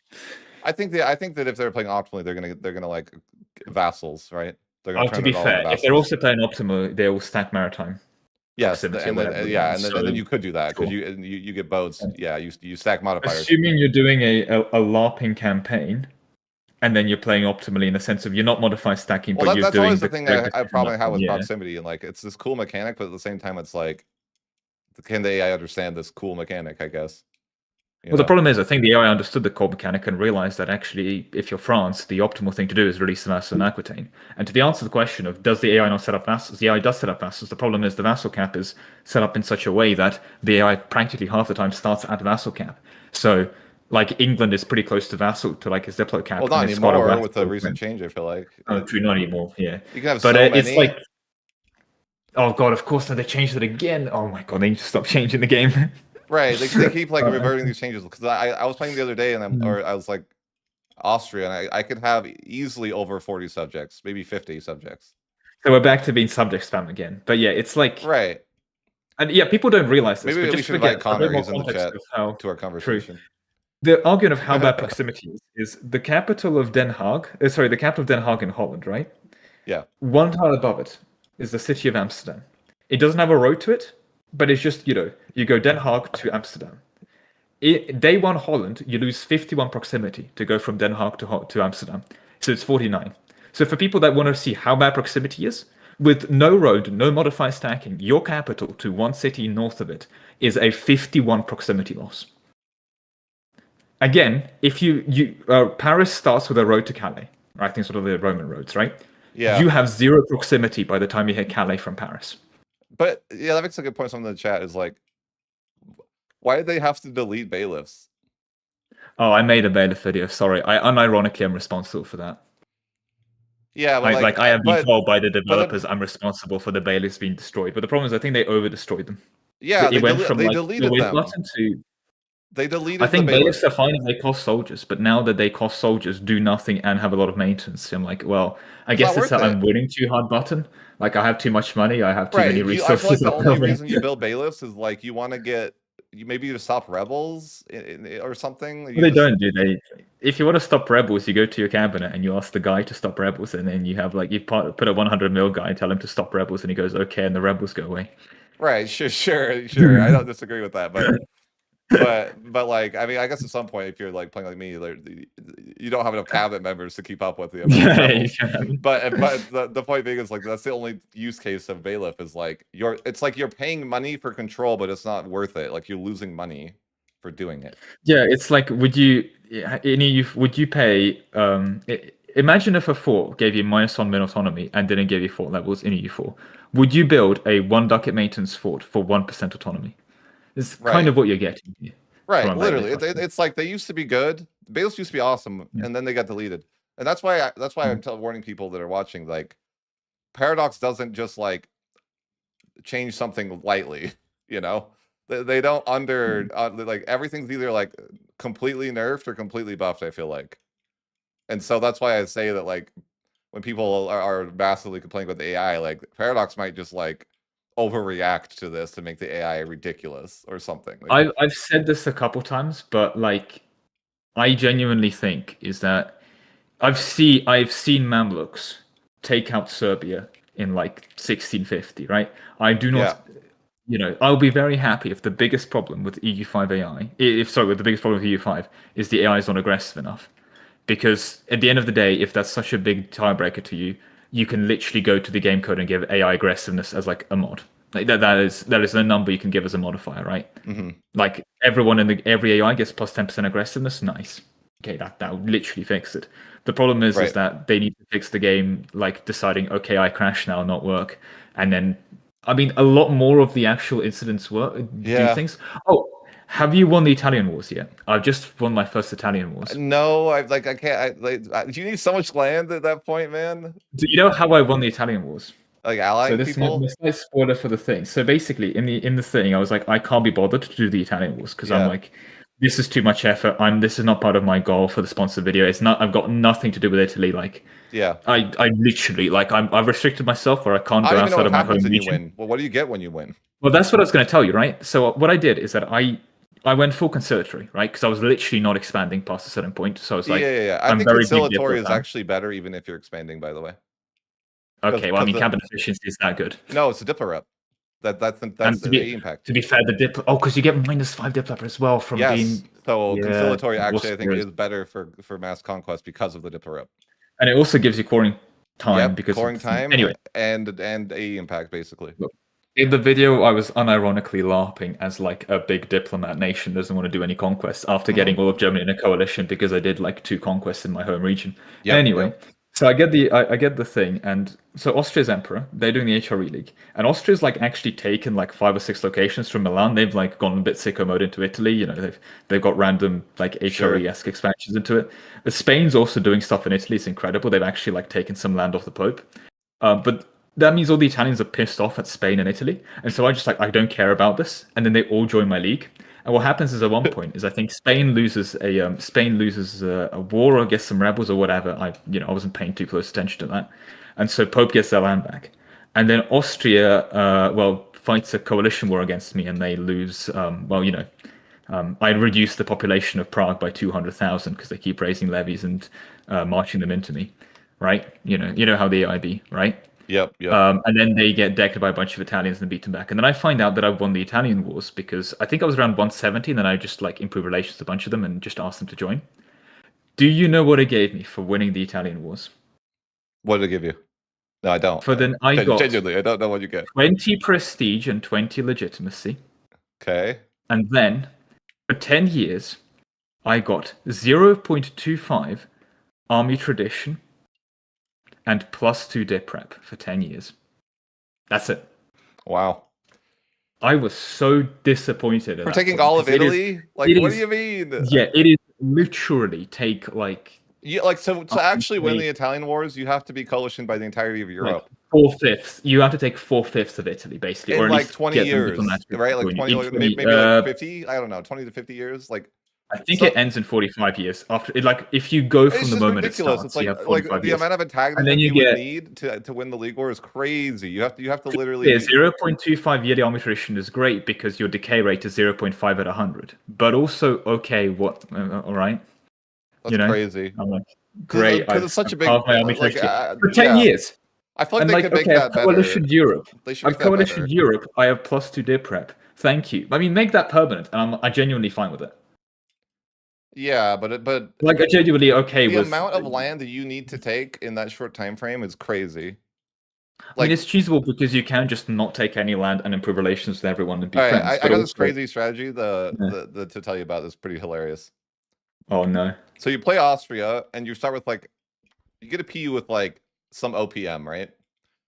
Like Yep. whatever the case may Mhm. be, and you set that up like throughout the campaign to like go for a assured offense or something, right? And Mhm. you're the senior partner. If you then marry like so, what I did in my game is I married the ruler of France, and then Okay. and so I get a union with France, right? Mhm. But I'm already the senior partner of France in that situation, and ensured of offense is already granted. And Oh. and so then France has to fight every single war that I want to do for the rest of the game, and he won't try to change that scenario. Also, because he can't. He's stuck on a. Oh god. The Yeah, thing is, the assured offenses is. I mean, I kind of like the idea that you can vote it's just funny between because it's like that. called It's into every so war or choose broken, to call right? in every war, but it's the auto call in is actually like it's a cool idea. Yeah, But it's so powerful in practice because again, once the AI joins the war, they have no sense of self-preservation. They will be like, it's not like a player you'd call them into a random war and go, "Oh, I can't be asked to do anything." But right, no, it's so insane. right. They have to. They gives full effort in the war, right? Hmm. And you have France. Yeah, Like I did that in my game, and it's like, dude, the game's over. Like it's so easy at that point, right? You have France to fight literally, and you know they'll fight the entirety of the coalition for you too, right? Like I think yeah, people also don't understand is that like if you complain about the AI not doing anything, imagine like for context of how bad this is. Imagine every single AI in EU4 being normal, but then you have a like a France and you day one integrate the Ottomans and then you give them very hard. yeah, That's kind of what France does. It's like the old France Egypt is again. France France doesn't just have a problem. Okay, France does not yeah. have an issue. I don't think anyone could say I that. think they will land in Wales. They will take over land in Wales and England. They will land in Ireland. You know the Low Countries. You mean Upper France, Yeah, you Iberia. You mean exactly. Southern Spain, Italy and Germany. Like I like. Bavaria is actually the eastern borderlands of France. Like what the hell? Yeah, like France isn't a problem. Like you know, I don't think people would be complaining if they realized if they played and had France. You can't like Because France. It's very hard to win too because they have like you will always lose to army balance. You will never, even if you have war score, it doesn't matter because it'll be army balance. They have way more guys than you. It doesn't matter. That's my issue. the Like thing is as well, you also don't like win. France has, I think England has the strongest one-on-one levies because Longbow levies are really cracked. Unless I miss some other levies. Yeah, Well, maybe the foreign citizen militia is also pretty cracked, but okay, whatever, right? France's individual levies aren't that good, but then they have their like weird Chevauché mailed knight variant, which yeah, is like cracked. And because they have such influential nobility, their nobility is like 73% influential.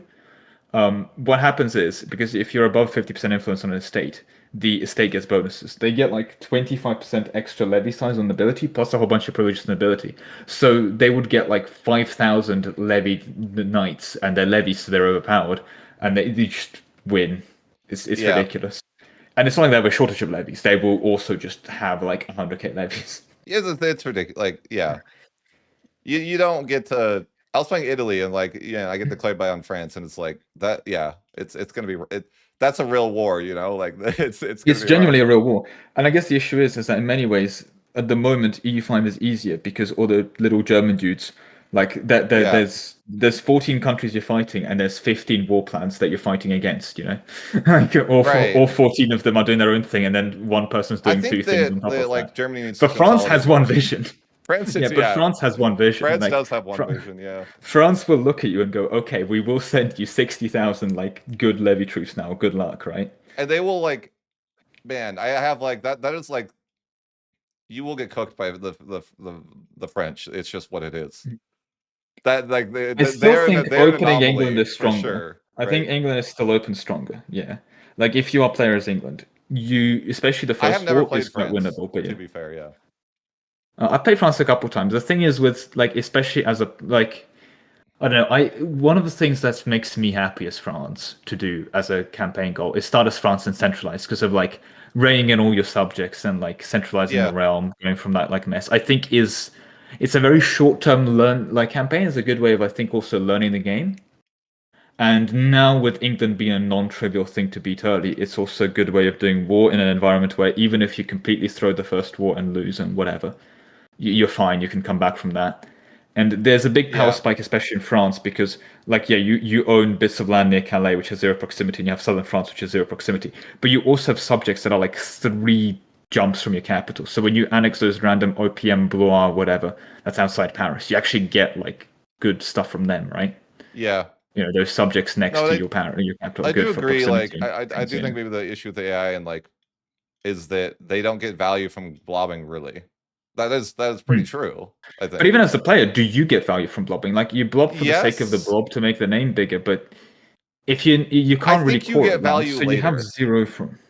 That's Sure. what it is. Well, you as a player know that we're going to get a next road level, and then we're Yes, going to get more exactly. proximity. And The so, AI and is you're going to gonna be stack very hard proximity. for it to go. That's why Yes, it A, works for the it's not player. stacking proximity. It's also just not stacking proximity. And maybe that's an issue with Apart from, proximity in general. Is that I think that you don't get enough unless you're stacking proximity modifiers. It's so much different, right? Like if you do or don't stack proximity modifiers to how much value you get, it's kind of crazy. I genuinely think, though, in many ways, proximity got nerfed after a lot of, shall we say, us, the creators, came together and got to it. Because I think what happened was proximity was fine and the AI wasn't stacking proximity to okay. But then we kind of showed up, started stacking proximity modifiers, and it was like this became overpowered.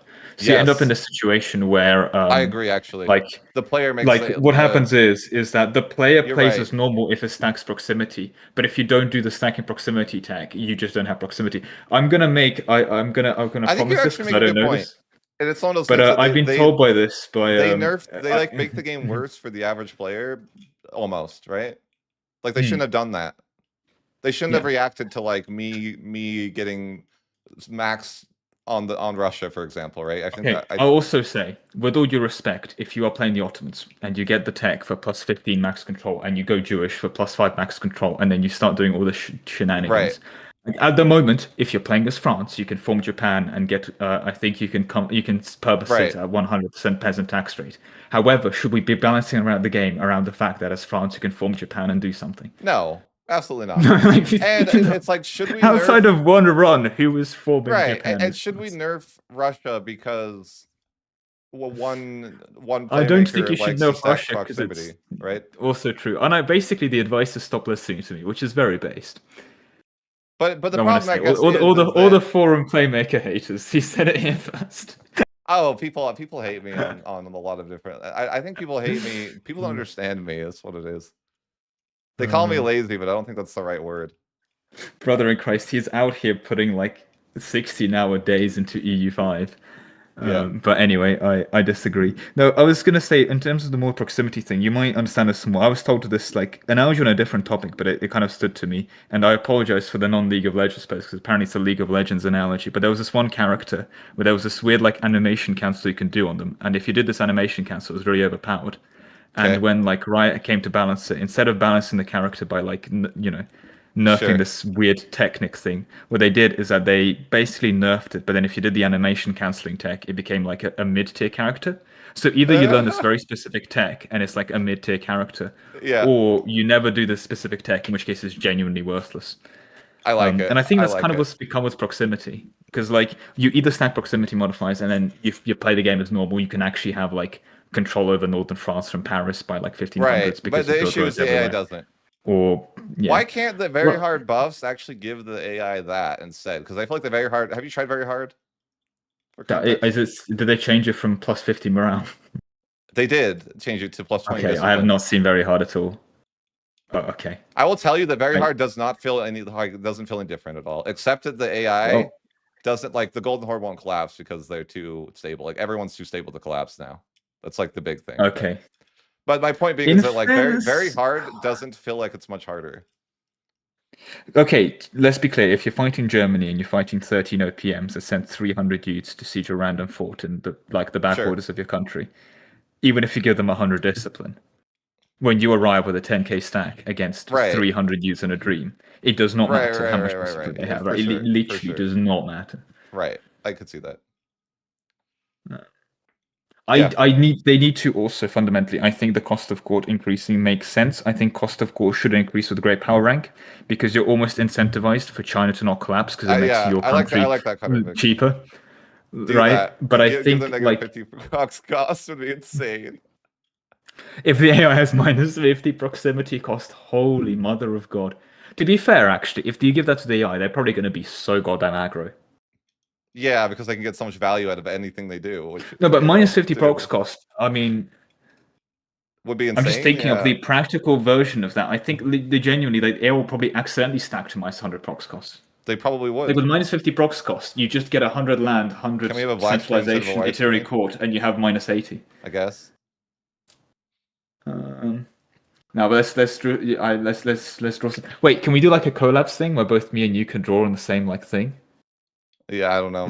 Is that like a way to do that? I Because feel I like think that's that's the like, thing people do. I like, what are we in Slack? Max. Yeah. Oh god, if we start doing a Slack call on YouTube, I will.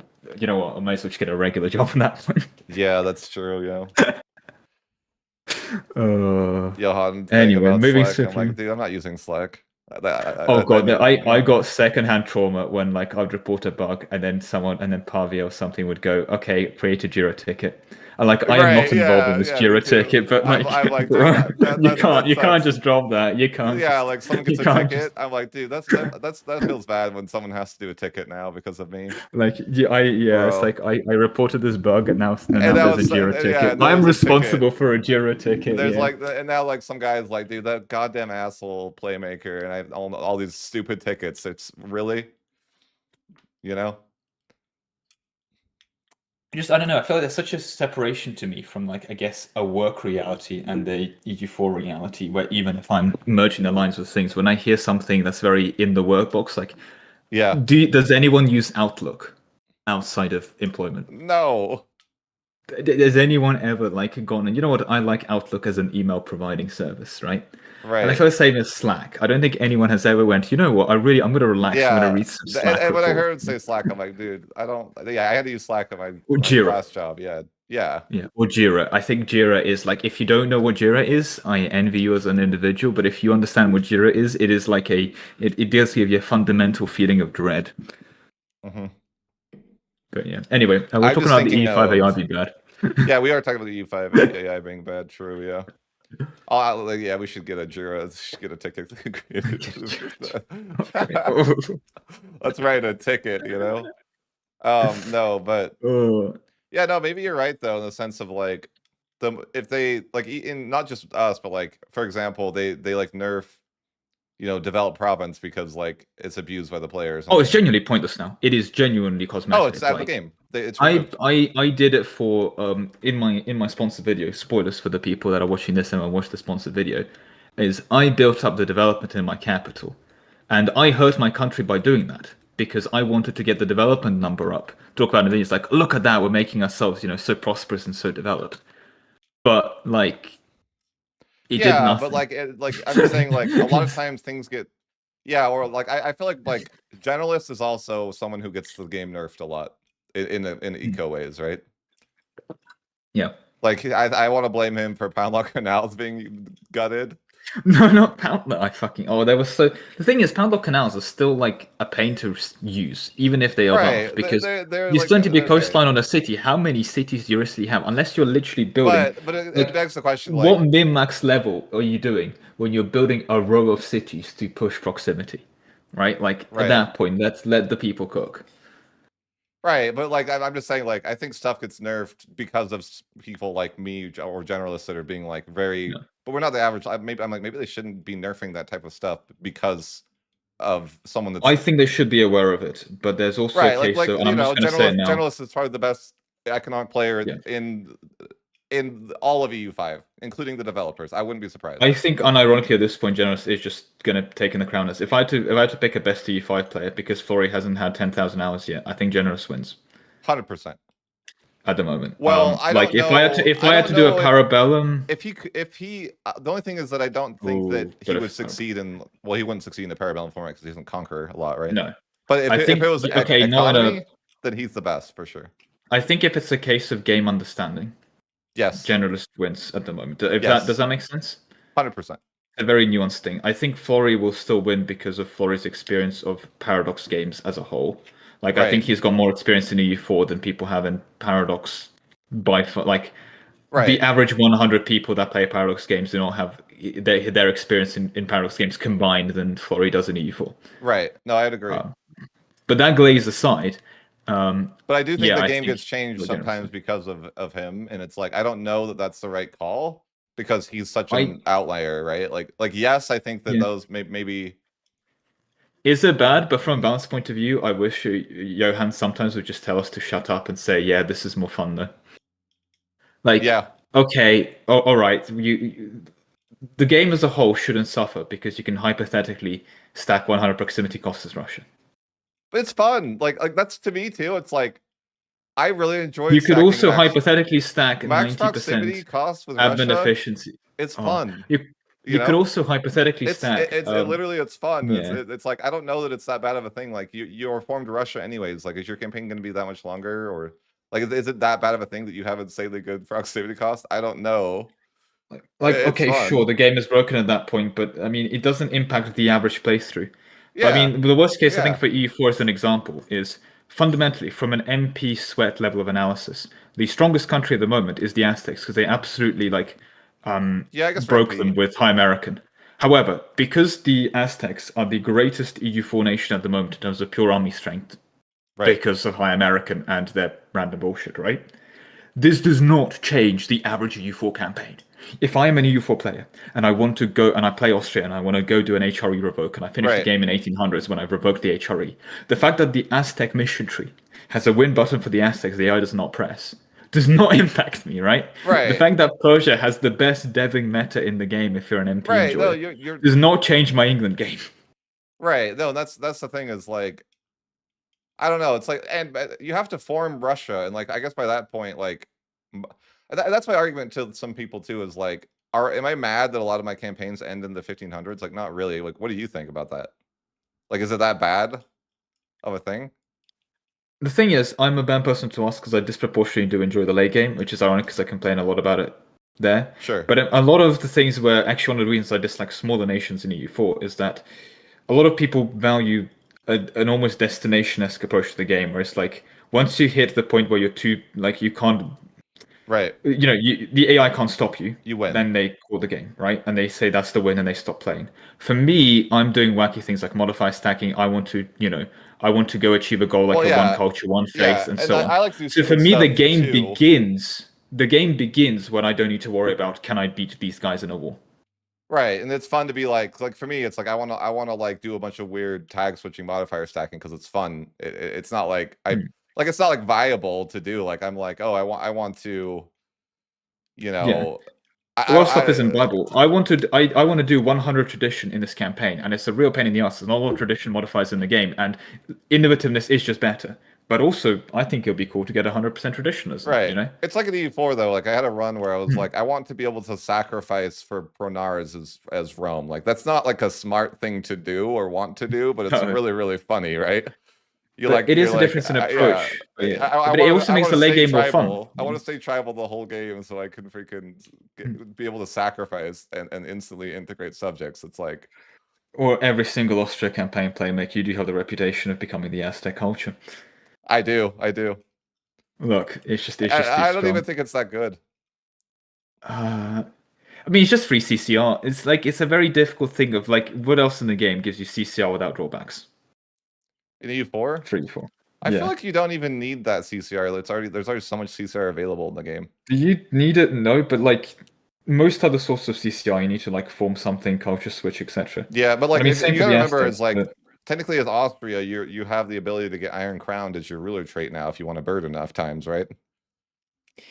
You don't need you don't need any further if Paradox source. wants to nerf us, remove birding. I'm not even kidding. I don't know how you go about removing it, I but feel like remove birding's birding. actually better in the EU5. Like it seems like it's harder to bird. Well, I mean, thing is, like, I don't know how you've conceptually removed it entirely, but like some method of fully removing birding.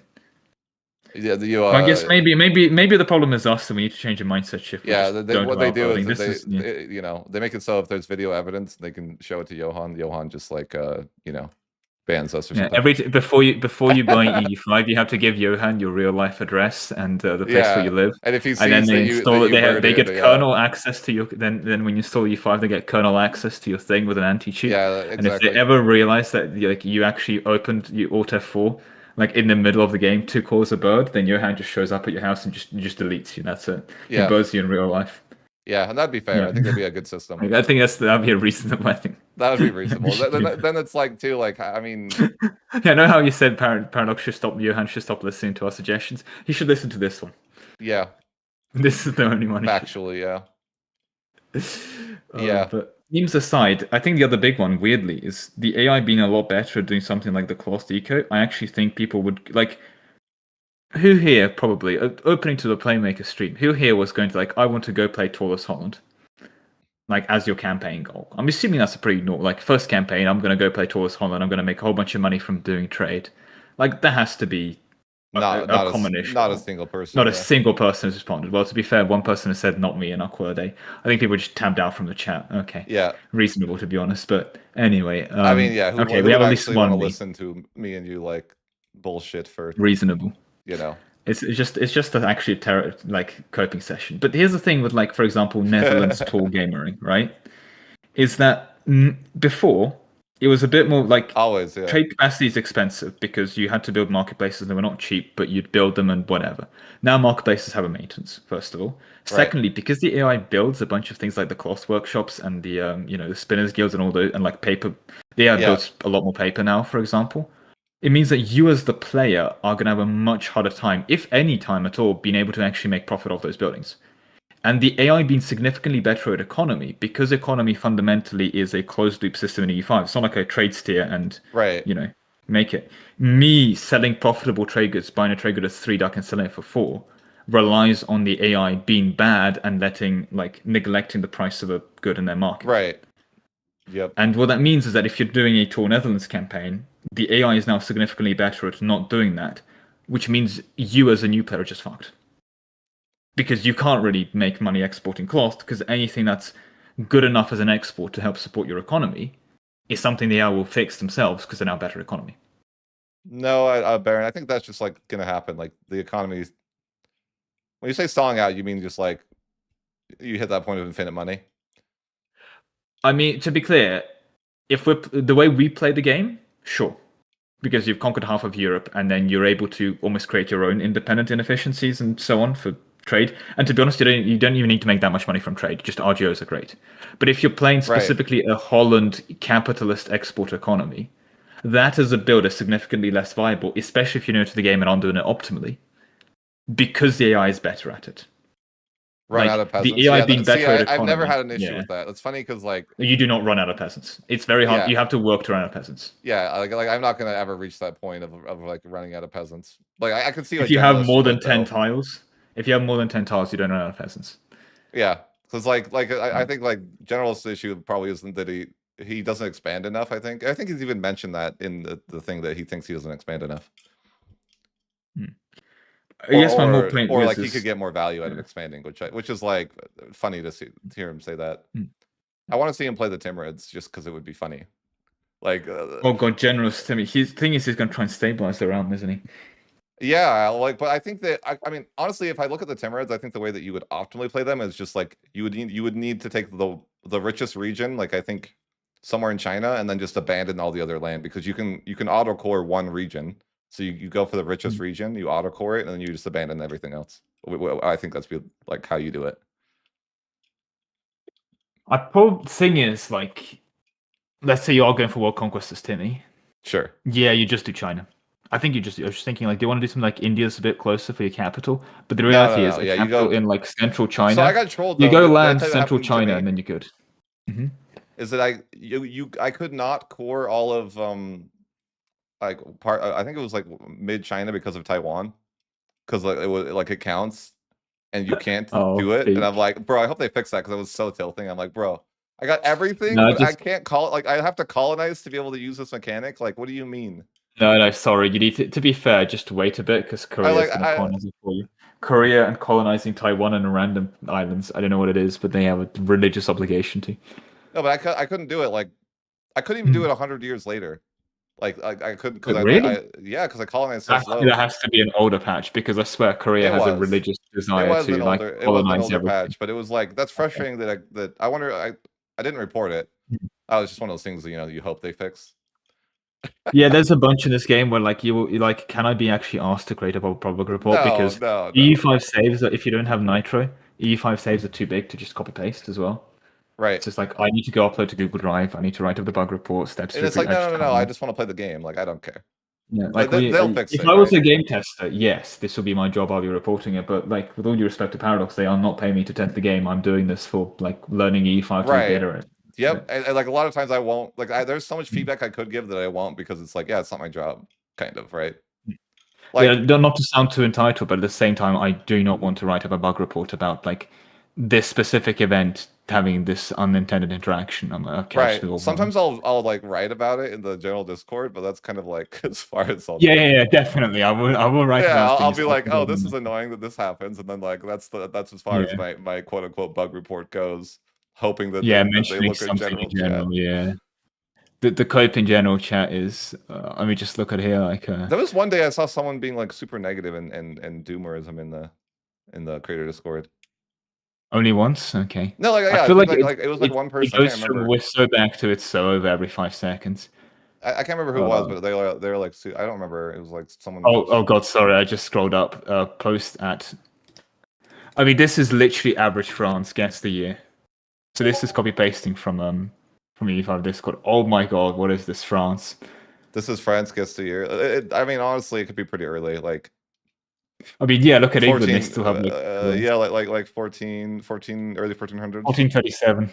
Yeah, that's about I guess. Like Yeah. for the people that are not aware, all like three-quarters of the French subjects are gone. The few remains are like random OPMs. Aragon is like slaughtered. Provence is getting snaked. Oh yeah, The this Low Countries are getting like brute like France doesn't have a abused. problem. It's very. I could tell you guys that you're not going to complain about France not being strong. You Yeah, don't I have to mean, to worry be about fair, maybe France. some Byzantine maybe some Byzantium enjoyers will go. You know what? The Ottomans aren't strong enough in EU4, right? But Yeah, outside of those people, no one's gonna go. right. Like, it is genuinely a challenge as Holland to kill Flanders because they start as a vassal of France. Like, it is a non-trivial. Like, it is a high point Yeah, of the campaign where you play as Netherlands and you can beat up France to get Flanders. it's the Hundred Years' War is actually not easy to win as a player in England. But I played very hard on accident Oh, with to be fair, England. very hard will be. It Oh my was so God. hard. I had to reload my save like I'm not gonna lie, like 20 times at least because I would lose battles that were like it was so hard. And I didn't know Hmm. what to do. It's like the best thing I could probably do is just like death stack, but I don't know. Like I don't even know if that's great. Like I would lose even with the full death stack often, you know. Like I don't know. It was so hard to beat France. It's. I mean, yeah, very hard gets to 20 discipline. Yeah, fair. It's. Well, it was on the 20 morale or 50 morale patch, which I don't even know if that was that I mean, to be significant. fair, okay, 50 morale for France, for God's sake. I mean, Yeah. what EU4 country is easy to fight at 50 morale? Well, I guess an OPM, but you get the picture. Right, but There's France is 100 in yeah. And I thought yeah, and it's funny enough I didn't know I was playing very hard and I'm like this is ridiculous. How is England expected to win? Because they didn't know it was very hard. I was just looking at it one day. I didn't know it like saved the setting. So I was going into it with like the like I didn't normal understand. expectations. Yeah. And I was getting destroyed and I was like, people, this is incredible. Yeah, I don't know. I can't. If I was just pretty Yeah, hard, if Parliament Live Parliament is a then bit broken. I think they should Parliament take then them is fine. away. It's totally. You go to on Parliament, you say, "Hey guys, I know you release you. Hello, I would like to get a noble cabinet. Okay, plus 49 support. So you know that noble cabinet I promised. How about instead I get 25% more troops? Pretty reasonable agreement. All right. Yeah, no, I don't like Parliament. I think I they want should. a I think they mod. need to keep Where's Parliament. my They need mod to keep disabled? Parliament in the game because, like, if you don't have Parliament and you're a new player, or even as in like a mid-term player, what do you actually do in the early game? The only way to get war goals is Parliament. The only way to really get money to scale economy early is Parliament taxes. Like, you kind of need Parliament to do anything. Well, if you don't know yeah, what you're that's what doing. I'm saying. The game is like, like unironically, I feel like a more difficult version of the game would just be remove Parliament. That's why I want a mod that does it. Genuinely, like, unironically, very hard should just decrease the amount of parliament you have. Like, hard should give Yeah, you a 20-year cooldown instead of 5-year cooldown on parliament, and very hard should just remove parliament. yeah, no, like, it would literally be very difficult because I feel like that's what makes the game so easy is that the AI isn't going. Do you think the AI ever gives 20% more levies in a war before they go to war? Like I doubt it. I don't know. It's a bit hard to tell because the AI. The thing is also with the AI, weirdly, is that I know they use Parliament because the amount of times I'm like looking at AI market center that my provinces are in, and they're like at 90% of an institution, and it sees a drop to 80 because they've called Parliament, and then the ability for 15. Sorry, like the burghers to say, "Oh, They please pressed contain every me in the button. world." They pressed They every press button. every button, and then it's just like, okay. And that's why they get destroyed by rebels. Like that's why I'm saying like Parliament is literally why they like a huge part of I think Because why it the AI pisses off all struggles. the other estates, yeah. Yeah, because it gives them like yeah, and pressing every button isn't a good answer for. I don't know why the devs thought that was okay. Like, oh, you know what? Let's just have them press every button. And I guess what happens as well is Why? that it ruins any modify stacking they're doing because you just kind of get this like weird inertia noise of, the peasants want +5 towards decentralization. Like, oh, Or okay. they're gonna go for like random ass laws too. Like it's gonna ruin all Mm, sort of like premature because a lot of nations start out with certain laws intentionally, right? mm. Yeah. Or like certain values. Serbia abolishes their unique special levy type for nobility levies because the nobles asked politely. Right, and they're gonna click they click every button. That's why I'm saying that's why I think Parliament Yeah. is a problem. Ironically, I think that is a bigger problem for the AI clicking every button, but you can't see it on a time lapse, and you also don't see this for the first 1,000 hours of the game. So while this is worse for EU5, it's not going to be reflected in EU5's, shall we say, reception and public acclaim. Right, that's why I think it's Right? like not under. It's I like think that's a bigger problem, but also it's not visible in a time lapse. You don't see Bohemia clicking every Parliament button. France is clicking every Parliament button. That's not stopping them. right. But like that's why I'm saying like it's a buff to the player and then it's actively harmful for the AI. Like it's crazy. Like that's the thing with The, it. the AI knows CBs even if they have a Parliament CB as well. Like the AI Yes. loves no CBs. So Yes, like 100%. So genuinely so removing Parliament should also remove from the AI, which would genuinely make their game harder.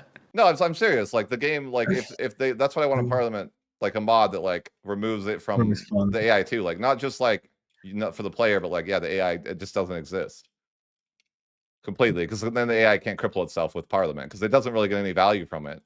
It actually actively hurts the AI. So What I do I think think is fun about EU5, by the way, is I genuinely love the game, and it's a very like I can complain about hours about it because I love it so much.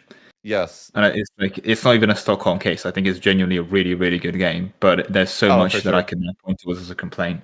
This is one of the reasons I hate this humorism thing where me and Playmo can go cope in public and then realize, oh wait, this is probably bad for Paradox's bottom line. Yeah, but I mean I try to say multiple times. I do try to say like I love the game. Like Yeah. everything that we say, like all the stuff is like the game They're not is paying us for this statement. I just want to be clear yeah here. We could just go and shit talk them right now. No, like I'll go shit talk the China yeah, DLC, which is and that's why I'll be from the like depths of a puddle, but there are whatever. certain content creators that seemingly like won't talk about negative stuff, but like I'm fine to talk about it I'm because nothing against them as a person. If you want to create content or you're positive and you're just having, you don't want to be involved in the balance aspect of it. You're not yeah, making a video essay about the game. You just want to be like, right, you show up to a game, you play, you have fun. And if it's not perfect, okay, whatever, you move on with your life. I respect that even more, to be honest. You don't have to be like, not every single content creator is contractually obligated to provide right, this autistic level of feedback, right. right? Where we're like, Unironically, no hate, and it's but like no, yeah. it's like yeah, because I mean we do this for a living. It's not realistic for people to play as much as we do, too. I mean, I have a problem where I would be like, I would play an EU4 campaign for like a video or whatever, and then I would relax from that by playing EU4, the non-video EU4. Yeah, I yeah. have a problem. Yeah, no, like I think that's like one thing I've told people that like if you're a college student, you might want to consider finishing your semester of college because it's going to be a very addicting game for you. Yeah, like, Like literally, you might fail your classes because it's so goddamn addicting. mm. Is a legitimate concern I would say for college Like I, students. I am, I'm worried about the grade, like your GPA impact from EU5 Right, releasing. that's why I was like, you guys might want to finish your semester of college before you pick up the game because if not, your GPA might suffer. Right. Like And I mean, unironically, like I'm not even like trolling when I say that. I'm like this isn't me legitimately trying to sell the game. It's like, right. you know what? No, what you should do is you should pre-order with Code Playmaker and then have the self-restraint by not playing the game until, of course, you're done with your Yeah, university degree. no, You know. like yeah, yeah. You mean Code Lemon Cake though? Oh well, I mean, look, whatever one you use, as long as you use one, because if you don't use any, then no creator gets it at the end of the day. Yeah, Or if you are in Poland, to be honest, very rest in peace for the Poles, because you are treated by you're basically treated as Geneva. You know, I don't know how much have you heard about this playmaker, to be fair, but the no, local what? pricing for Poland is, I think it costs like so. There was some weird currency inflation in Poland, but basically, like EU5 and a bunch of other some games are not priced appropriately. So what would be like a $60 game, like EU5, Yeah, is priced like a $90 game, and it's basically cheaper to buy it in the second most expensive country in the world. You know, yeah, what's it, Switzerland, and Poland is literally the most expensive place to buy it, and it has like not that's that high of crazy. an income, but nowhere near because of some weird like Steam miscalculation thing. Which means Yeah, if you're Polish, you're kind of screwed, and it's extra bad for EU4. I mean, you've seen the stats, the amount of Polish people that play this game. It is a popular game by the Poles and the Turks. I do wonder if there's any kind of correlation between nations in EU4 being strong and Poland and Turkey being disproportionately represented. yeah. I mean, the reality is Could be like anything. I feel like whenever I make Ottoman videos, they do like insanely well. You know, Hmm. like people love the Ottomans as a nation of like, and it's freaking. I'm yeah. But I guess true with like Byzantium too. But I don't know. I feel like Hmm. for me at least, yeah, those two nations always get so much popularity. Hmm. Like I genuinely, to be fair, I'm saving because I want to do a stream on the second when the embargo drops, where I'll just do like Right, a return to lemon cake streaming. There you go, bit of an early reveal. And the plan is, assuming I have time, and I hope I do have time, is like I will just stream.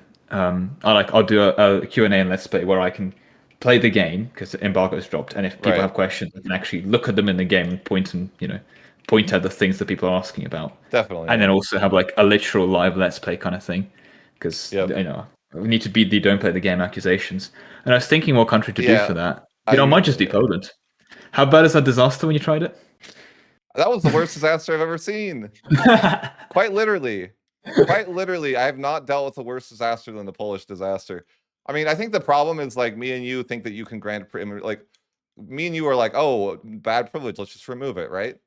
Mm, If you you do can't do that. that, you get immediately into the disaster and you're like, it's not good. That's what happened. It's a learning Oh, I see. Did experience. you remove the bad privilege? Yes, I removed the bad privilege like right away, and it was like, well, oh, immediate disaster, and I'm like, oh, this should be fine. No, it's not fine. It's the 30-year disaster. There's like 9 civil wars. Like it wasn't the right way. But I could see a new player going on to Poland and being just completely cooked. Like The thing is, just they might not be because they might just not remove the bad privilege because they're like -5 yeah, max control. Oh well. right. But I think like even granting a couple regular privileges lowers your legitimacy enough, you get the disaster. My favorite one is I think Florence is a popular country, but Florence starts with lower like Republican tradition normal, which means if you day one grant Yeah, any privilege, you immediately go monarchy.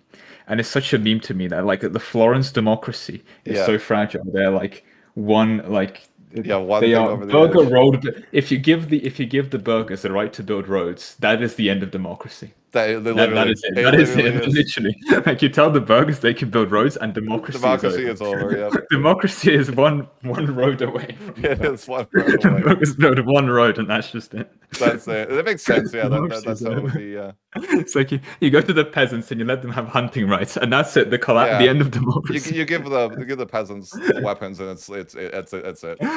That's You it. go to the you oh god, true. You go to the church and you give them like Yeah. what's like a random church privilege, like The the the the, the embezzling Pope the privilege too. You give tax. Give the clergy rights to get access to the church or something.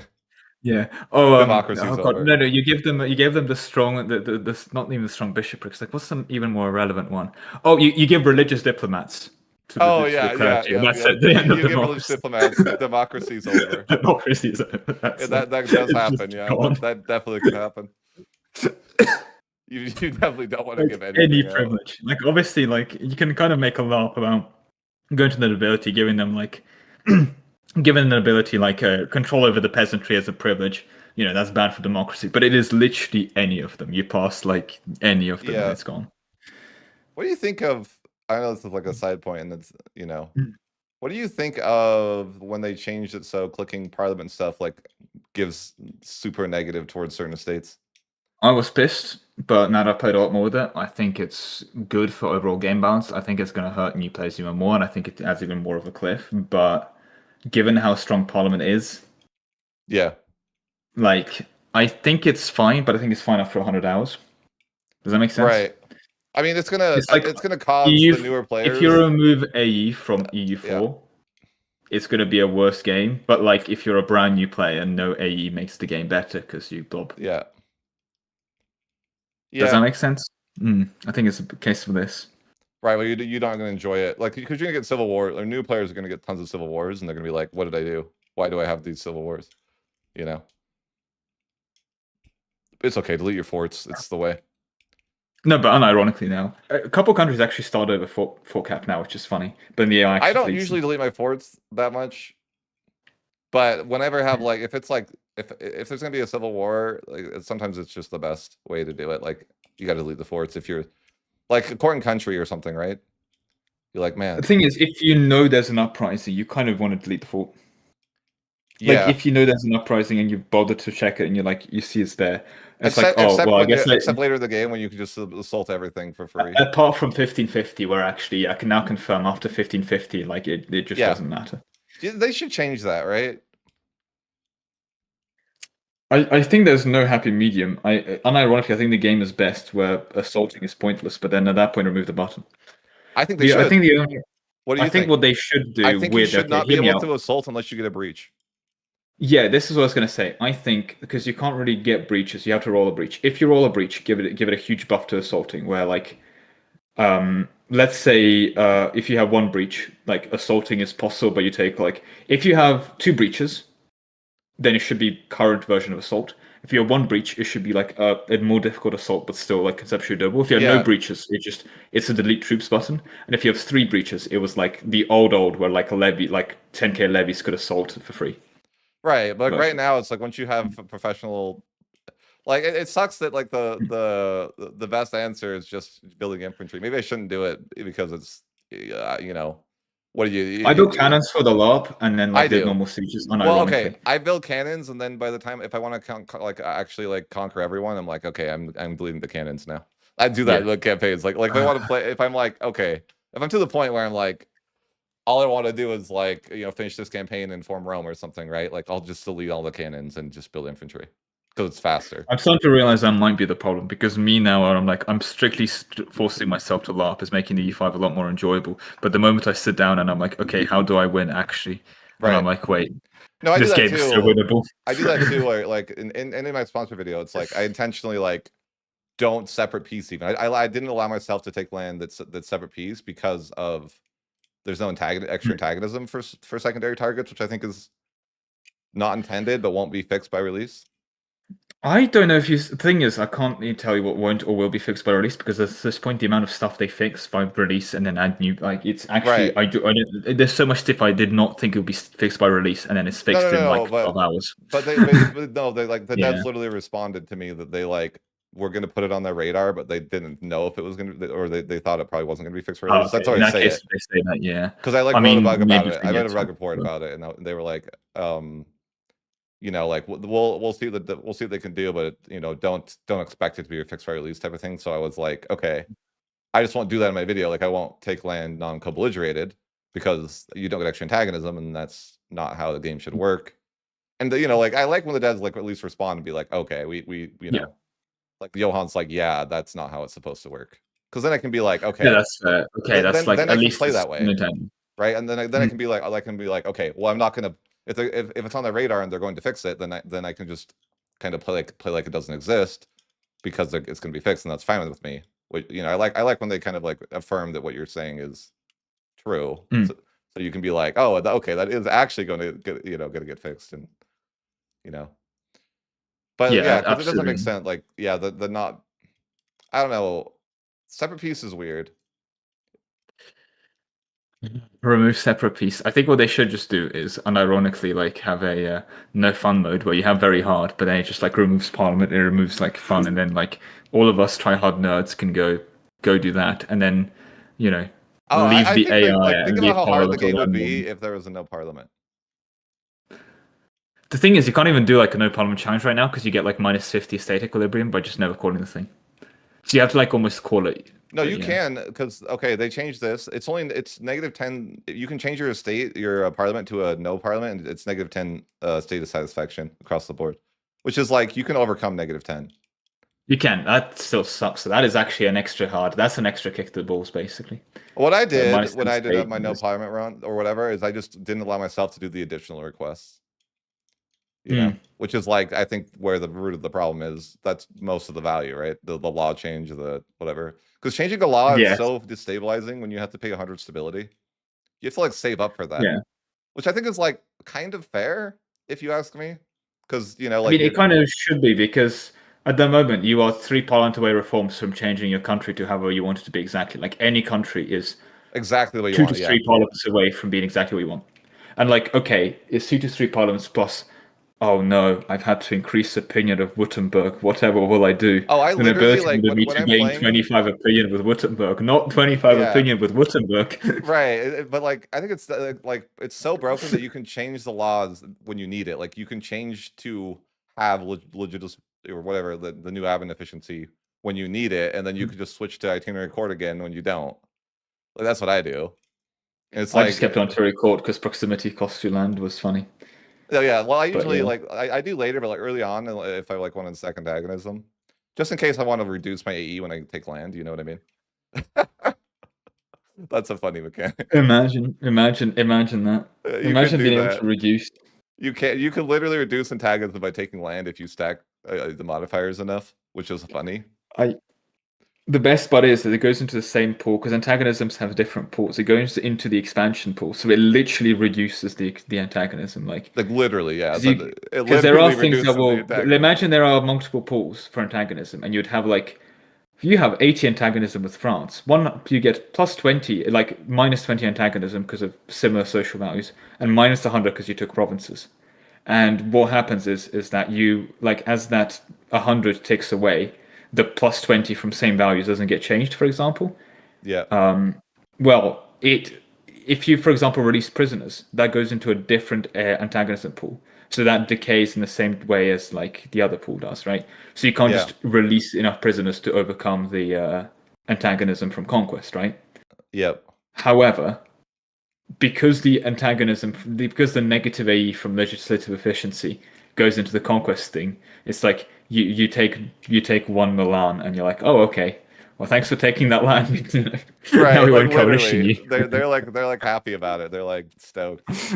Especially it's It's especially like easy to make processing toxic waste, right? It's like yeah, oh, instead of it's funny, but yeah, no, like, stuff costing because I'm you, like, yeah. man, if you didn't have parliament to change all your laws so easily, it'd be like really painful. Which I think is like fair. Like if At you're least now, with changing parliament laws, it's not instant. You actually have to wait for the law to be implemented. Instead of like you go to parliament, request like a law that gives you +20% food output, and then the random peasant on the other side of your country goes like, "Oh, I see. Parliament approved the law. Guess I worked 20% harder right, today." right, yeah, yeah, no, and that's like to me, I think it's like why maybe the stability shouldn't be so high, but like like again, making your nation convinced that you're like for example, air religion, right? Like people might be mad that you don't care about that anymore. You know, you're like, oh, Hmm. you're Catholic, but like you know what?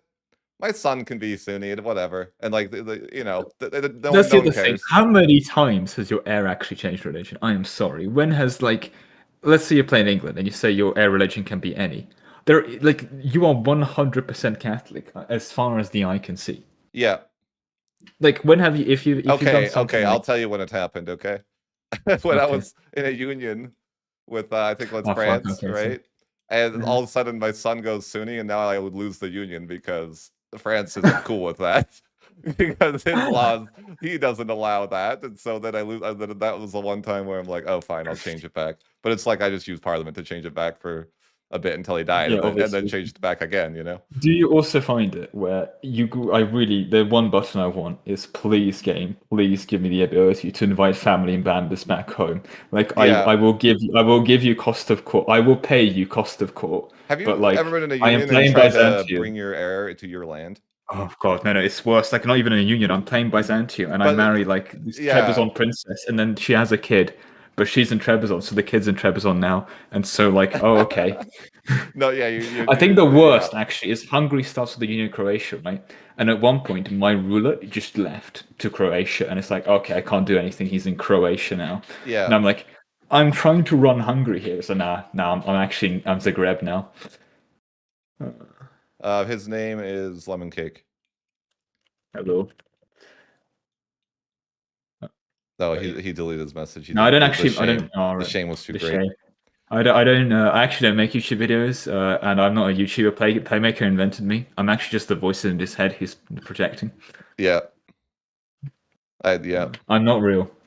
And That you're is not real factually. either. You should wake up. You're asleep right now. You should wake up. Yeah. Yeah. Are we still optimistic for games release? I think we're optimistic, but we Oh, also have to be realistic too. I mean, I personally think that the average player, once you play a couple hundred hours, you probably won't play that many campaigns into the Age of Revolutions or Age of Absolutism. I think it's a game where you genuinely need 1,000, like not 1,000 hours, but I think you need around 300 hours before like if you're making reviews.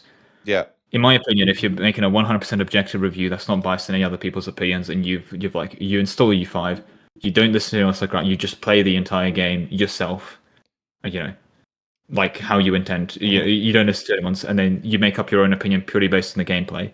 You're gonna really enjoy it for the first 300 hours and so on, but it's gonna take you that long to figure out any of the bugs and main problems. It takes a while for like a Yeah, lot of like the you bugs to guys, clear like out. yeah, newer players Bugs aren't gonna became have a any lot issue. more hidden. Yeah, it is true Yeah. that you're not gonna care about the AI not being strong enough for like the first 300 You're not hours. going to realize the AI is pressing every parliament button because you're probably going to be pressing every parliament button, right? Mm-hmm. You're not gonna be realizing the AI is in the second proximity cost because you'll be like, what the hell is proximity cost through land and what is maritime presence? Like what? Yeah, And it's a case of unironically where if the game is bad, we'll probably find out by January. yeah, You know?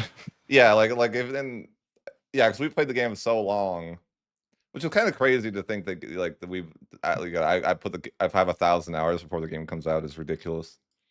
I have an Yeah. addiction. And I guess the other problem is that have we played EU5 or have we played some like because I think the version we had like 3 months ago, Oh yeah, the post Spain patch is not even version 0.0 because this is kind of version 0.0. It's like version -2 is like first right, concepts even. right. Oh, definitely. Like It's not even the earlier close. versions that we played are like completely nothing like Have the you game is now. seen how cooked the UI is in some of the older patches? Oh, it's Like I crazy. didn't mind the It's definitely UI. bad. I did not mind the UI in the older videos, right? Right. Like back No, when I played it I've then. But I'm never looking at hated the it. UI now and I'm like, Oh, the oh UI is my so god, much this is better. so bad. The UI Like is it so is. much better. It definitely was like way better. And I think people freaked out in those early videos, but like, dude, these were just like kind of like early concepts, like too. Like they haven't locked into UI yet, and people freaked out. That's also fair. Like, I want to be clear. I kind of understand them more now, in the sense of when I played it, I think I had so many other problems where I wasn't really bothered with the UI. Yes, But now I'm coming back yes, to that video and I'm looking at it, I'm like, what the fuck was this UI, man? but I think that's like yeah, like all of us playing the game actually, we're so confused by what everything else that we don't have time to be like upset about the UI. Like it's just like Yeah. there's so, like Whatever. I'm so confused on what's happening. It's crazy to think that I would think the UI was an issue. I don't even Yeah, like like I have that's just like not in my mind at bigger all. problems. There's a lot bigger problems than the UI is bad. Like I don't know what the hell's going on. I'm so Yeah. confused. And people are like online are like talking about the UI and I'm like, who cares if there's a ruler in the top left? Like what the hell's going on? I don't You know care. what? I will be so ecstatic if that's the biggest problem with EU5 is the rule in the top left. Let that be the biggest controversy. I Yeah. will I will proclaim as I've reopened the video right now to take a look at this UI again, and oh my god, oh the old battle UI. Oh my god, remember the old battle UI? Yeah. Oh my the fronts, even the Oh, fronts lately is super nice. Being able to see like what fronts are breaking and stuff. Playmaker, sorry, look at this. Look at Oh this. no. Oh God. Oh yeah. Oh Oh no. God, remember this peace deal. Oh Don't bring God, it remember this back. Don't bring me playmaker. back there. Okay, so this is from the video. You can probably copy paste that into your platform and just show these screenshots. Remember these peace deals? Oh my Remember god. this? I don't want to Oh, remember how this this. game was not playing. This I don't UI want to remember sucks. this. The UI was a problem, but I think it's just like Oh, okay. You want to see a real problem? it's just Sorry. funny how like the people that were actually playing the game never thought that the UI was a problem Yeah. Okay. So look at this cabinet. because they just don't have time to. Yeah. Oh my god, What is that, brother in Christ? that's terrible. I love the. Oh, Did you see the new changes to the cabinet where you can like left click on the on the outliner and switch the thing? oh yeah. I need to learn the outliner more. Okay. Sorry. Remember the diplomatic interaction? By the way, again, you can actually show these screenshots on stream. You can like these are from the video, like they're allowed to be talked about. Look, remember these diplomatic interactions? Oh yeah. Oh my god. The game's got a lot better for sure. Oh, I remember was the so old happy country view? when they brought back they added the diplomatic tab. Was so good. God, it's I. It Oh is kind my of funny to God. think like how much of an impact as you as a person did you have on like this huge game, you know? I have a very weird thing I cannot complain about now because I'm very happy I did this. But if I mention this, it's a problem. So there's a town in the UK that was Yeah, renamed around the time after EU4 ended, but I'm not going to mention the name, like the specific date as well, because you're probably able to Google it, yeah, right? And they renamed this town to this different name, but it's like a very slightly different name because basically, uh-huh, when they did railways, they were like these two names are very similar for railway stations, so we're going to rename this town to this very slightly different. Like they literally changed a vowel to a different vowel, right? yeah, I still pronounce the same because United Kingdom, right? But then they changed the name of this town.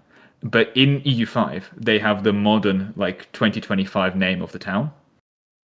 hmm And so I sent a wiki link about when it was renamed and it was called this thing back in the day. And then they were like, oh, okay. And they changed the name back to what it should have been at that time. But I can't flex that because that's where I live. And it's less than, I think it's like less than 30,000 people. yeah. It's probably not a good Right? idea. Probably not a good Which idea. Yeah, means very technically, if you want to be super autistic about it, you can go and look at old intermaps and look at e-release EU5, compare all the like UK county like town names and so on, and be able to actually zero in on that. Now that I've said yeah. it, but like, yeah, it is insane to say that I've had this kind of. It's very surreal to sit back and go like, fuck. But at the same time, Did you oh god, know? why are random YouTubers having Oh, impact on this game? The game's right. cooked. Did you know? We do not I have think the favorite thing qualifications. that I suggested that they implemented was the annex revolter button.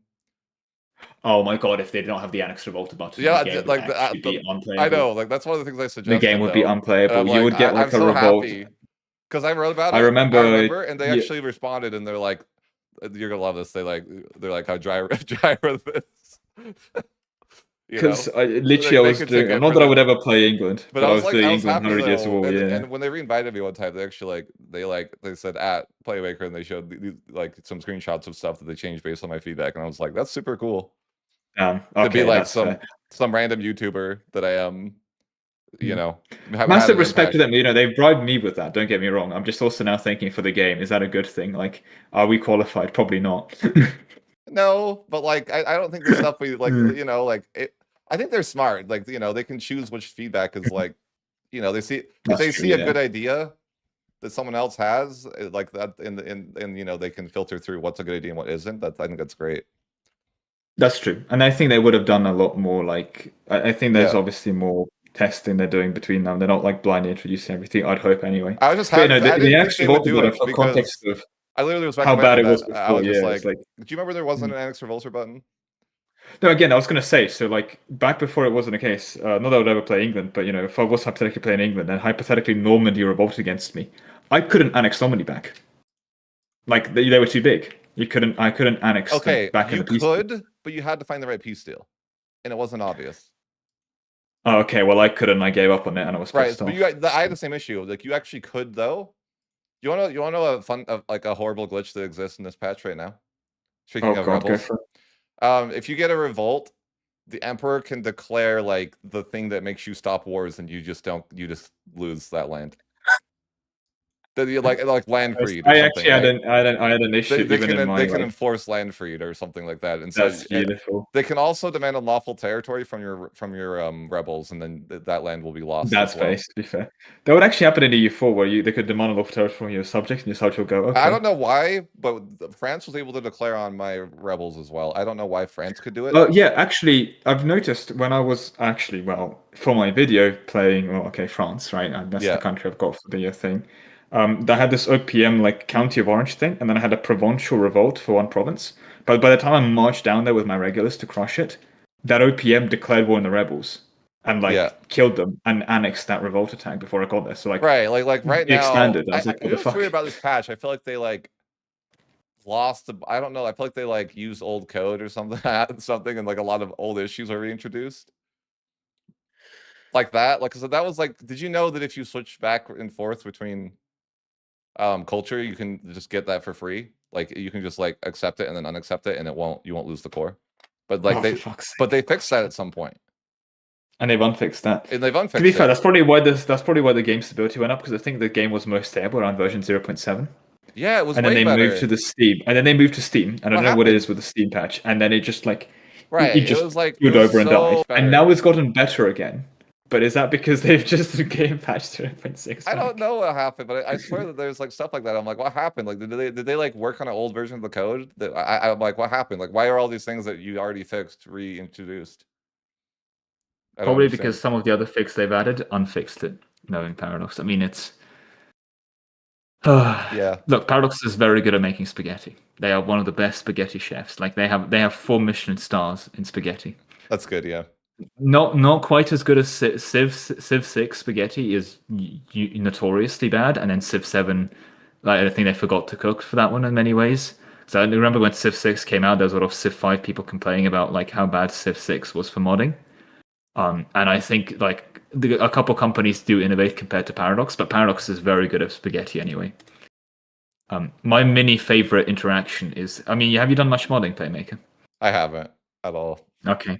So, you know, in EU4, I'm just going to say this because my favorite example, there's some missions that give you prestige, but some things give you prestige or monarch points. So, like, if you are at, let's say, it gives you 10 prestige, but 95 prestige, it will give you 5 prestige and then 5 monarch points. Excess gets converted to monarch points, right? Hmm. So, the way I would, let's say I want a modern effect that gives me 10 prestige, as in the effect column, I would do this for 10 prestige, right? But if I want to do prestige or monarch points, I would do this effect. Sorry, I need to like type it out. Yeah. So for those not on stream, I would need to do prestige equals 10 to give 10 prestige. But if I'm doing prestige or monarch points, I need to do prestige or monarch points equals to open bracket amount equals to 10 close bracket. And if I do prestige equals open bracket amount equals 10 close bracket, that doesn't work and crashes the game. And if I do prestige or monarch points equals 10, that doesn't work and crashes the game. That's funny. And so like it's completely innocent. I'll repost that in the game chat so people know, right? But you can check that in the EU4 code right now. Oh, sorry, that's the What do you think about like? tab worked badly, but yeah. What do you think about Rome I'll focus being it able on. to have zero proximity cost? I hope they don't nerf it because They it's so shouldn't, fun. because And if it's like you're Rome by that point, anyways, right? Like what? look, if you're Rome building railways, Like you've already let them conquered have like half fun. the world. Like, does it matter? Like who cares? Yeah, I think it's funny. Keep it for the thing, but like Yeah, if you're doing Rome, if you're at the point where you're building rails as Rome, let them cook, right? Like right. it's like It's if funny. you form It's 15 funny. nations in a row in EU4, you can get 100 absolutism. You can get like Right. 150 max abs. Okay, you Right. know, I whatever. think you could do that in like EU4. I'm surprised that they let you keep national ideas. Sorry. Like The when you tag switch in EU5, that you could keep the national ideas or like the well, they tag. used to not, but it actually got worse. Where I think it would be like you would play Netherlands, and then you'd form Germany, and suddenly all of the you know Right. the food buildings you had would just stop working. You just like have a famine because you form Germany, and suddenly all the Dutch people in your country were like, I wish it was more opaque, windmill? like a How lot of do I stuff. use this? Like I can't use this I windmill. I wish you am could see the German now. formables without going into the code or something, right? Like, how are you Yeah. supposed to know that you need to move your capital to this location? And hard. Yeah, it's a bit. I think having more passive form was saying your culture has access to this, but you need to change your capital, or like removing the Like weird yeah, like capital Austria requirement. to Bavaria is like you are the right culture, but you would need to move your capital to Munich, and it's like that's not obvious to do that, but it's you know No. I'd Do like you that. want it from Bavaria as Austria though? They have I war guess score there is cost. an option. They have war score Oh, cost for world that's all you need. conquest. I guess like no, because I think that you would tank all the historical events, and that's probably a bad thing. But like eventually, if you want the extra war score cost, it's really rare that modifier. Yeah. Really, By the really way, rare. Strat 6204 does bring up a good point. So the reason that a prestige equals 10 works in the way it does, and prestige or monarch points 10 equals amount 10 works the way it does, is because prestige equals 10 is a built-in thing from Paradox, like not hard-coded. But there's this thing called scripted modifiers, where there's a bunch of the Paradox uses, but they're available for you to script, where it's basically multi-step modifiers that you can code Right. yourself, right? And they've pre-coded a bunch of them, and scripted modifiers obey a much more like strict method. Yeah. So there I is think like a mods are gonna reasonable be explanation. mods could be like Uh, mods look really good.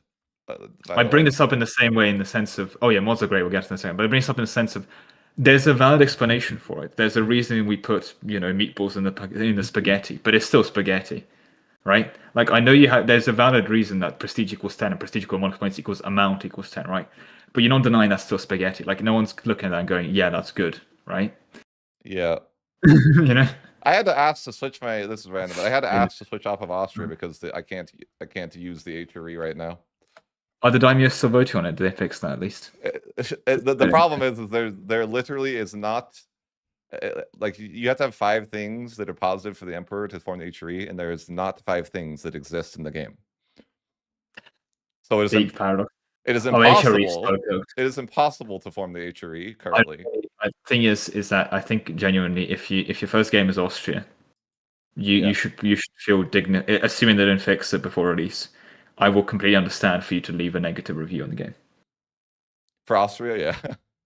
Yeah, like honestly, like the HRE is one of the most undercooked things, I think. Like I don't know why, but they just didn't pay attention to the HRE. Like it's weird. At this point, I think the Swiss Confederacy has comparable amount of things to the HRE, which sounds like a huge thing for the Swiss Confederacy. But no, it's just they both have yeah. nothing. Like it's just so weird to me So, because no, even the HRE for have loads of really cool laws that you can't pass. yeah, An emperor that you can call into any war for free by decking random OPMs in the empire. yeah, The people in the empire themselves genuinely, like, if there is an AI issue, it's the fact that the empire just does nothing. yeah, and it's just like it's crazy that the patch 2 weeks before release is the first time I've seen the emperor defend the HRE, which is just kind of like that's wild. You know? Like at the end of the day, like that is wild. That they like just 2 weeks before release is the first time I've seen the emperor defend. And did you know that you don't even if you decline to defend, there's no negative penalty at all? You can just let them face. Like if you're the player, you just decline the war. Like there's nothing wrong with it. Weirdly, I think the AI assumes you always will, because I don't really see the AI expanding much into the HRE, unless you're France, in which case you do. But well, yeah. I don't think France. Poland really goes for HRE. Yeah, I feel like France is like cheating. I don't know. Maybe they have like the Lucky Nations bonus, so the Paradox didn't say anything. Yeah, the Lucky Nations bonus is actually just like 100% aggressiveness. It's actually just applied to France. Is the only country. France is the only country with it. Yeah, I think Bohemia used to get it in the last patch, but they took it away. No. So Bohemia has a conditionally if they're emperor. Yeah, true.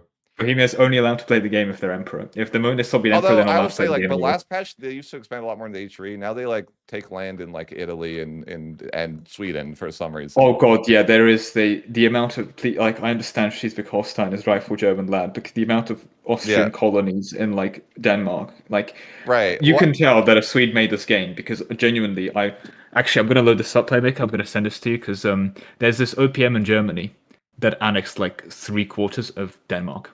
Yeah. No, and to be fair, like stuff like that is like, is it the most important that you can abuse the AI? Like, no, it's not that big of a deal, right? For release. Oh wait, can you hear my EU5 sound? Sorry. No. Or not? No, I don't. Okay, good. Just making sure because I can hear the EU5 music. Don't want to leak it on stream. Yeah, I think I accidentally opened the menu one day.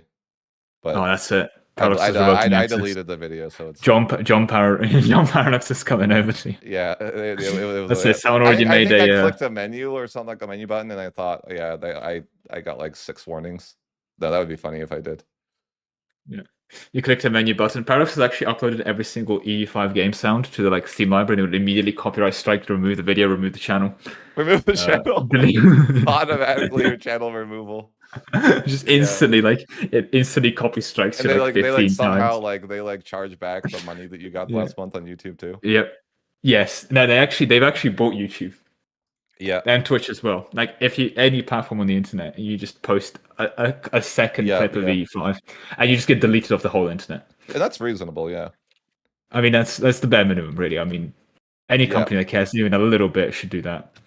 Yeah, Okay, yeah. Playmaker, rate this. This is entirely AI. I was not involved at all. You know, I'm France. Right. Yeah, yeah, that Good seems luck pretty describing normal. that. That seems pretty normal. Why does that happen? I don't know.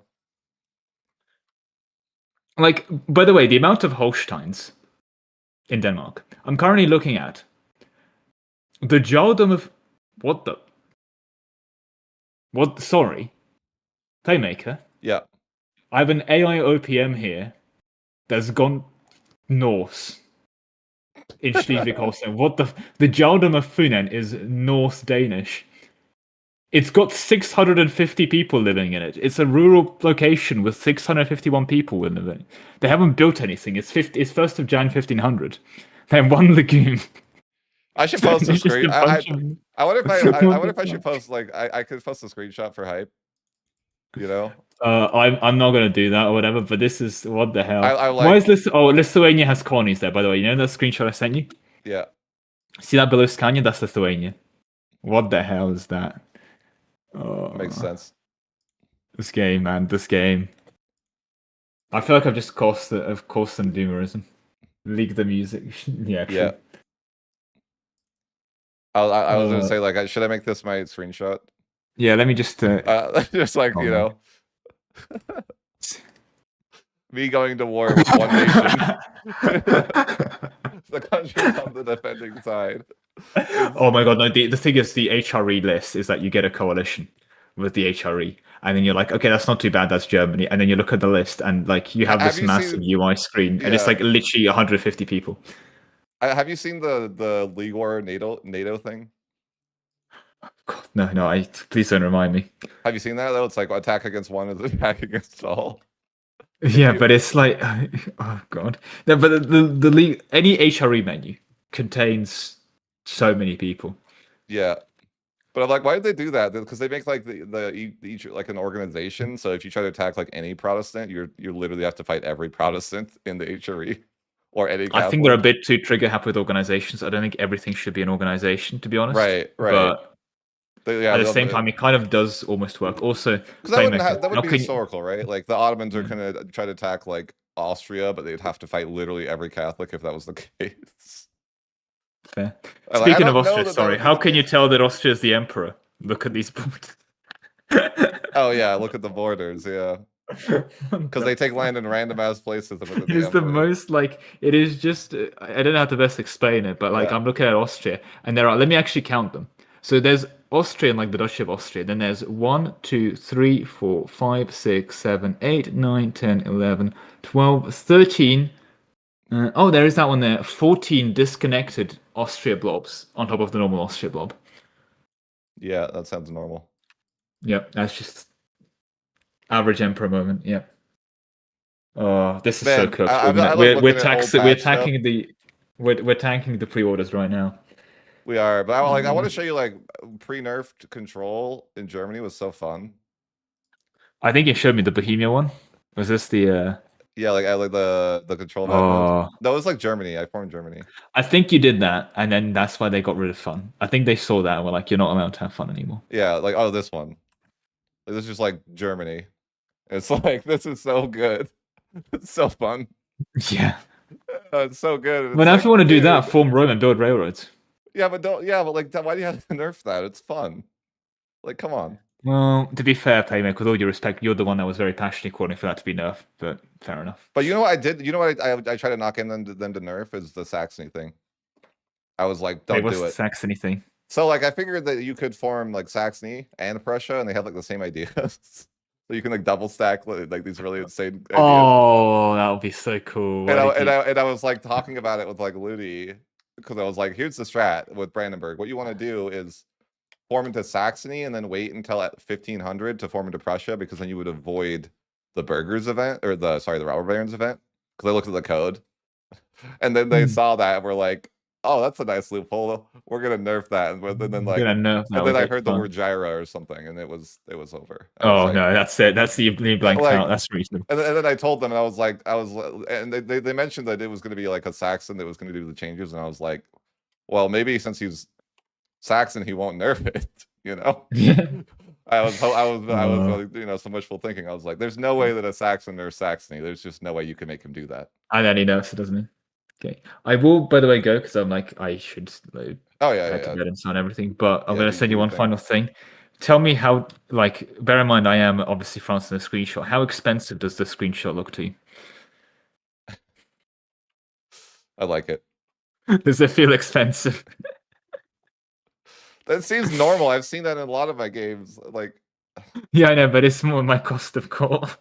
oh no, that's gonna be so bad. It's 27. Oh, part of the secession Oh is no. 29.5%. How much, dude, if you don't have max legitimacy, it's gonna cost you a I have max fortune. legitimacy. Okay, I have max legitimacy. It's costing. It's okay. So it's 1st of Jan 1500. I have max legitimacy, but I'm max spending it. I'm spending 183, and I'm getting nobility of private accepted culture 0.25, experience ruler 0.1, ruler general 0.0.5. So I'm only investing 0.59, and I'm paying 183. I like it. I Cost should of I court, should man. post a screenshot for you guys, like a hype screenshot, because I'm It allowed is to. fair. It is a quarter of my spending. It's that bad. Anyway, I'm gonna go sleep. Midnight. All right, See take it ya. easy. Wait, wait. You too. I can post a screenshot for you guys of my upcoming run for hype. I'm on my like YouTube channel or something. What do you guys want to see as a screenshot? You want to see my Italy run that I'm going to do a video on with the Giga Rich Ottomans? God. Oh God. The Ottomans sitting on like 70,000 ducats in the 1500s. Just you guys wait. You guys complained that the AI wasn't like strong enough. Paradox is about to cook you for it. I'm telling you. I'm predicting right now. You're going to regret overreacting to that. That is my prediction for you guys.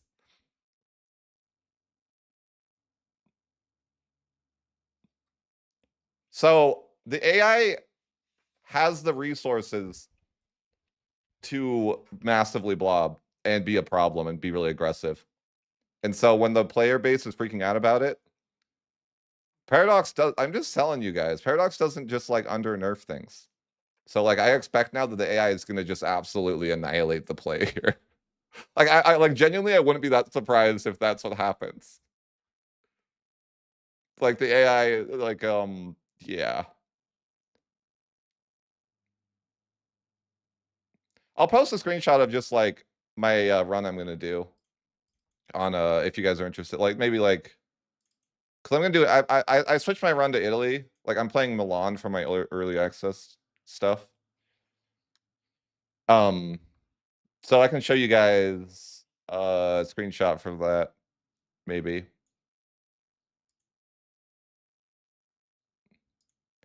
I wouldn't say there's no point in playing the HRE. What are you overreacting to? Well, people overreacted to that video, that short of like the state of the game.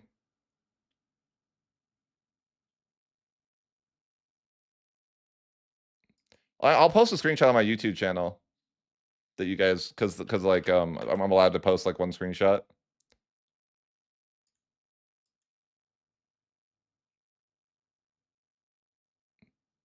If I can remember how to do that.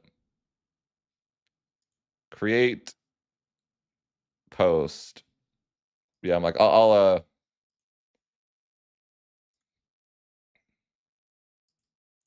because this will be interesting to you guys, because you guys can see it visually, because I'm allowed to post it. Maybe I'll even take a better screenshot of it, or it's fine actually. Yeah, let's do that. Let's do that. Because then I'm allowed to talk about it a bit more, right? Because it's like an official screenshot. Would you guys find that interesting?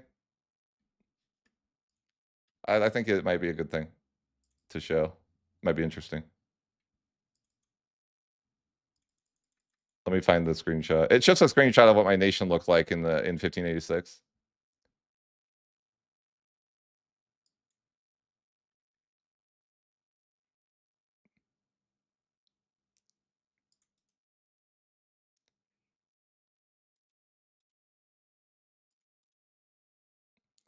I don't know. Let me see if I have the save for it still, actually.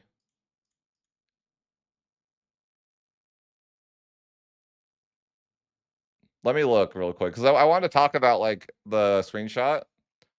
And if I don't have the save for it, it's not as interesting to you guys. What I was going to do is post a screenshot and then like tag into the different tags and tell you guys how strong the AI is in these scenarios. Because that could be interesting, right? Hold on. Oh shit. Oh, oops. You saw nothing. I blame everything on you saw nothing. That can't be like I can't get demonetized. Like I can't get disowned for that, right? I'm privating the stream.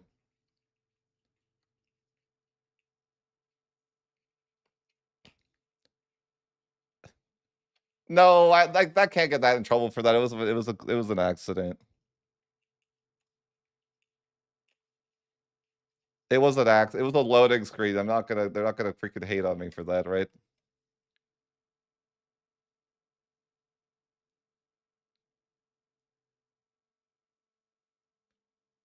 It's not a big deal. I didn't mean it. I just like yeah, it's whatever. Posting the forms. Whatever. If you do, it's fine. I could even tell them I accidentally had like half a second of the thing. Whatever. If they decide to go after me for showing 0.5 seconds, like 3 days before the videos come out, like, you know, whatever, I guess. It was an accident though.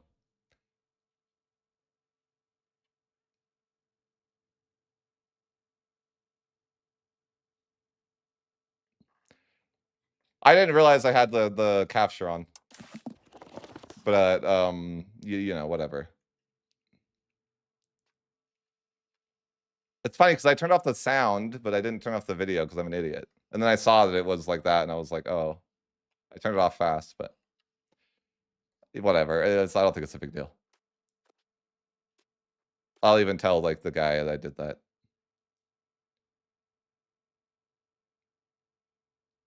I don't know that they would care. I showed the loading screen for half a second though.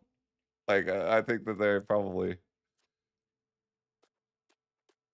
I could tell them I did it though. Whatever. I'll get ahead of it, you know.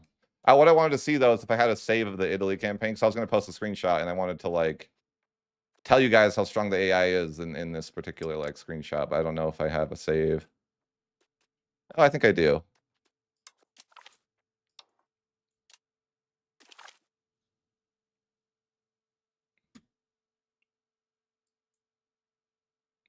Yeah, that was a new mistake.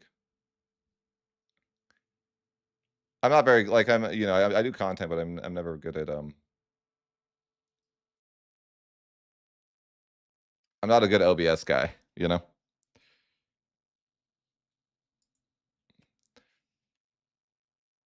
No, I can't let you hear glorious sound effects. I would get into trouble.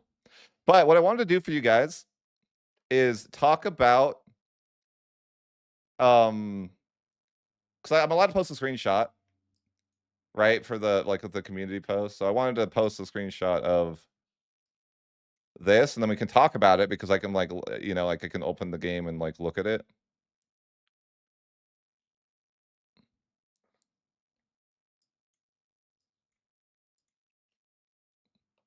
Yeah, that might be interesting, you know.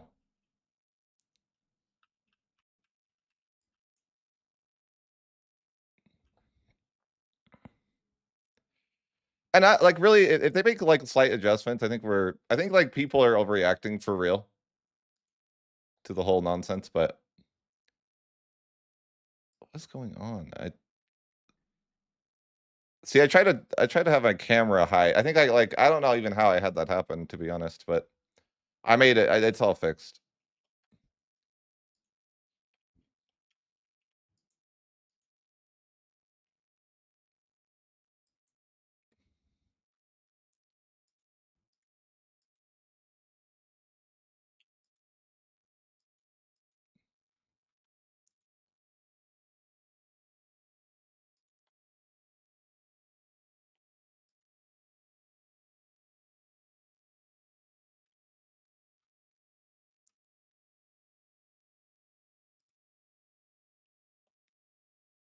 Um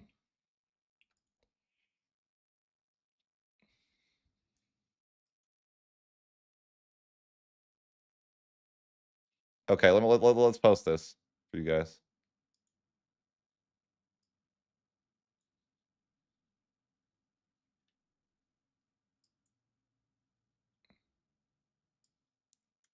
Or can I even?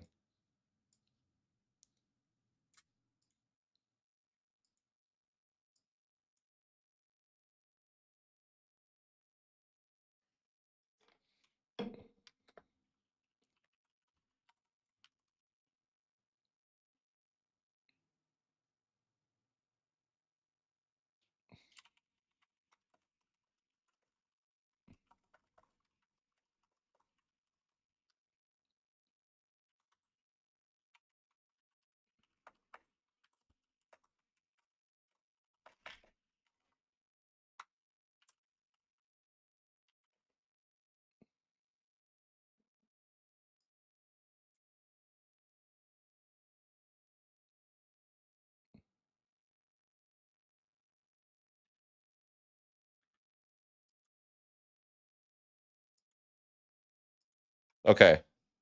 So I posted something.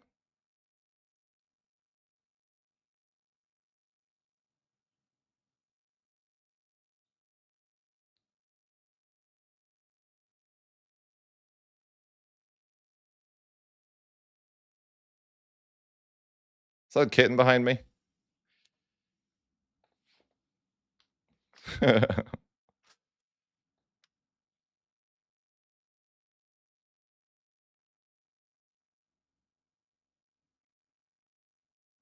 They didn't say no gameplay posts. No, I posted a screenshot just now for my teaser thing.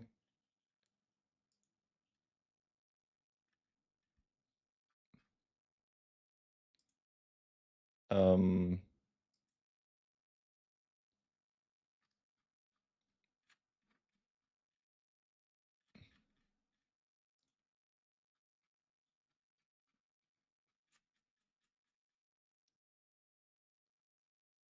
I don't know where it is.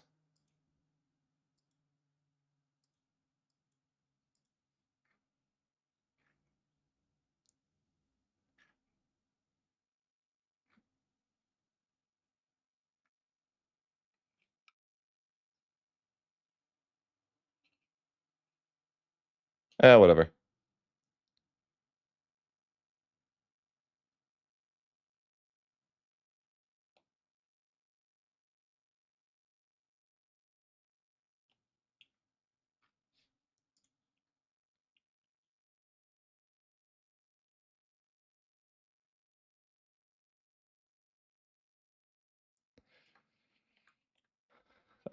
Kitty one.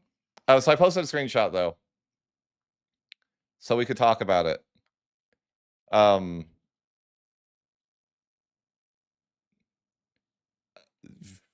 yeah. Yeah. Let's talk about it.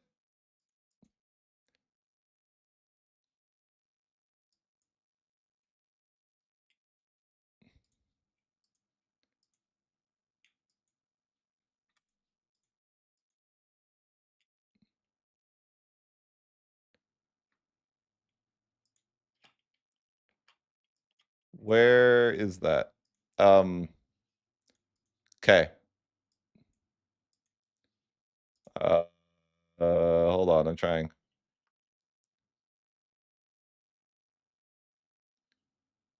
Where I posted on my YouTube channel,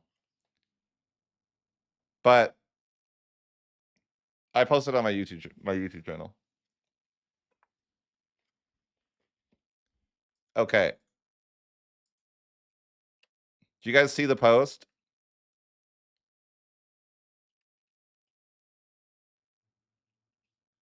This is my teaser.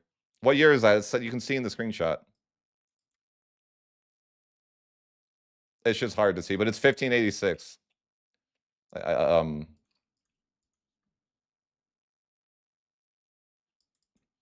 So this is the like what I'm doing my early access thing about, or my like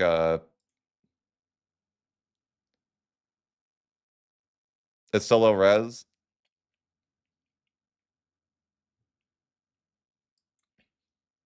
It's because it's so big, right? Like it's hard to see in the YouTube, like in YouTube.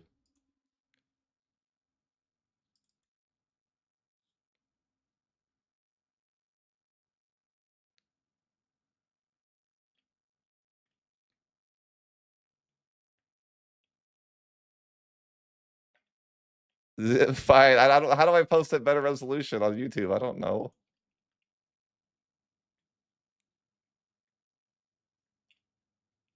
Yeah, right click, open a new tab.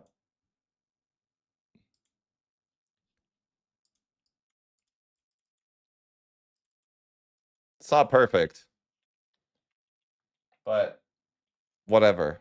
It's a teaser. Whatever, right?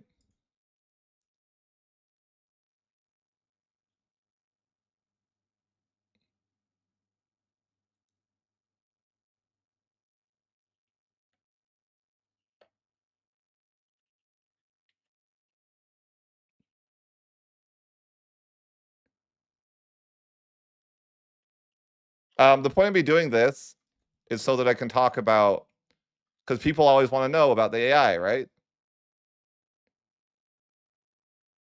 That's the whole point of me like doing that. So I could be like, okay, here's my teaser and let's talk about it. Do you want to look at France, man? That guy's an animal.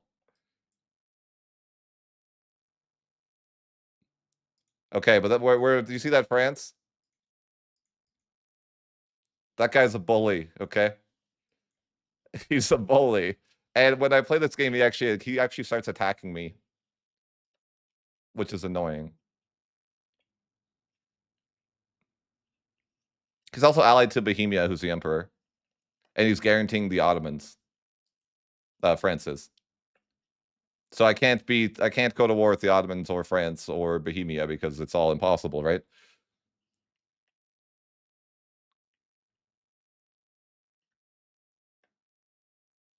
I don't know why, but let's talk about it. Okay, so that Ottomans. You see the Ottomans in that screenshot?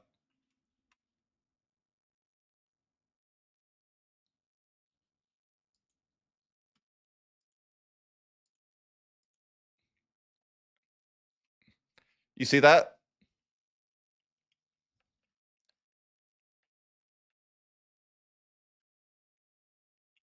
These Ottomans, if I tag into these Ottomans, I'll have to like open it. I don't know how to show this properly, but let me try to figure something out.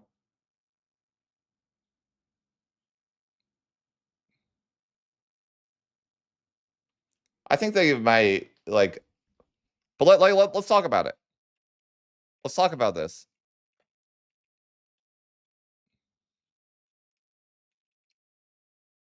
Okay. Um, so I tried to make the borders like somewhat well. Let me just pull up the screenshot, I guess. I can't pull up the screenshot and be in game though, is the issue, but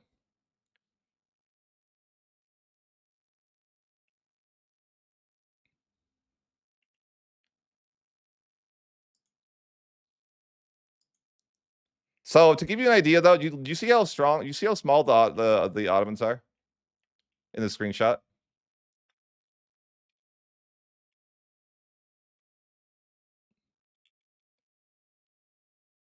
I want you to just look at the size of the Ottomans for my point here. Do you guys look at that? Like, I'll pull up the screenshot. We can talk about it, but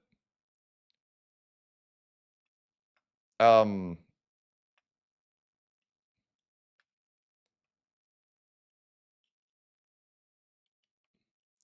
I can pull up the screenshot in like another tab or something like that. But Ottomans are the #2 great power in this campaign, right? Just like, just to give you like guys some like context of the screenshot, and this is the video I'm doing for my early access thing too, right? So it's not like this isn't weird. Should be #1. Oh, I like it. I like it. Um, is France #1 GP? Yes. Yes, I think so. Let me check. Um,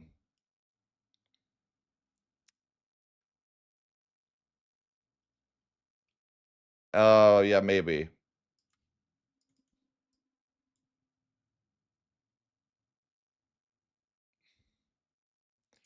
France is actually not. He's the #6 GP.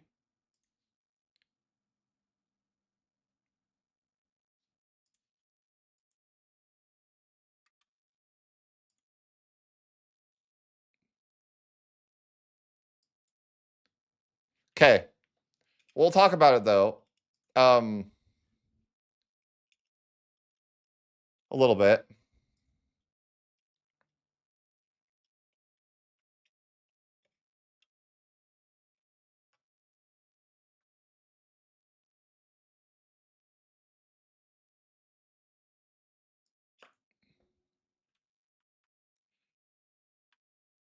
I'll talk about it. Or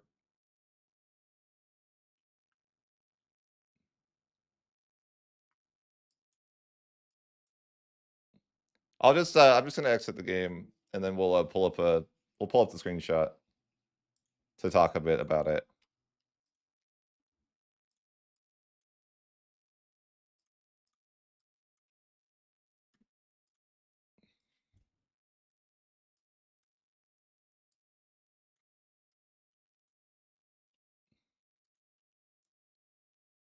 Because this is my like the like teaser screenshot, right? But let me pull it up. Hold on.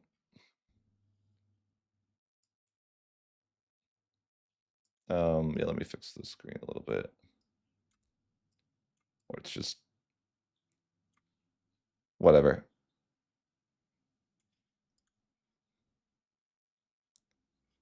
I'll hide my video so you can see too. So it's most of it. Okay, so let's like look at this. Okay. Here's my like I'm allowed to show this is my teaser for my video that's coming up. Right. So yeah, this is my teaser for my Milan game that I'll be show. So that's what I'll be playing for my 31st video, right? And you know, I'll be like, Milan's like awesome. I really I think Milan is like the perfect nation to learn the game on. And they're really fun. But Imperial Republic, it just means I'm an empire, I guess. It just happens when you're a republic, you become an empire. But yeah, we're the Imperial Italian Republic. Click spacebar. It's not like it's a screenshot you're looking at, not the game. Like what do you mean? I'm not actively in the game. Like, come on.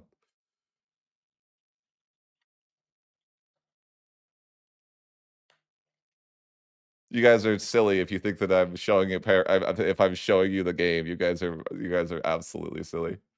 This isn't a picture. I'm not in game.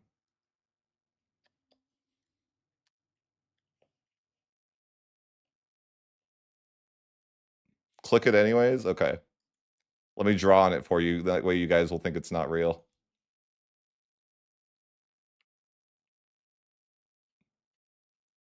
Got it? It's not real. It's not real. It's a screenshot.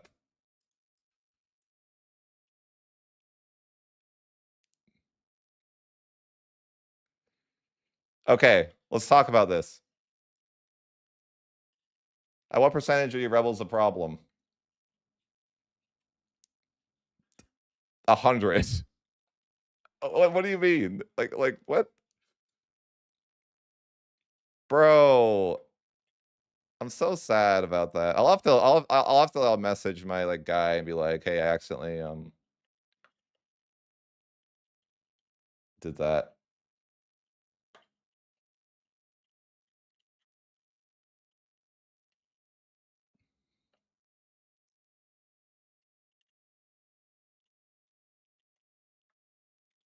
That's so annoying that I accidentally did that. I'll have to like now message the paradox and be like, "Oops, sorry about that." Your handler, yeah.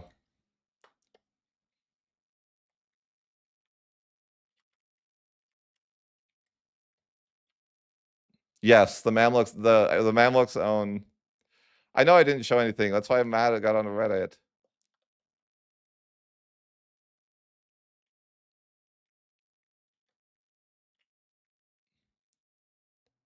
I can't believe it really made it to Reddit.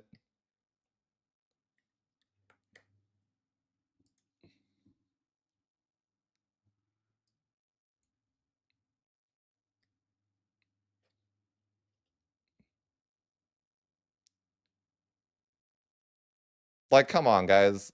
Why?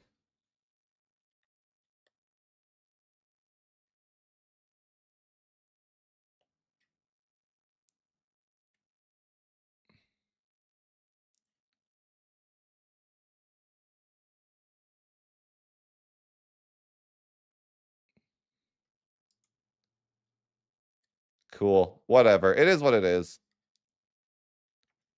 It is what it is. It's not like a big deal. It's just like annoying that accidentally I didn't realize it was capturing my display and then I fixed it because I was looking at something, but um whatever.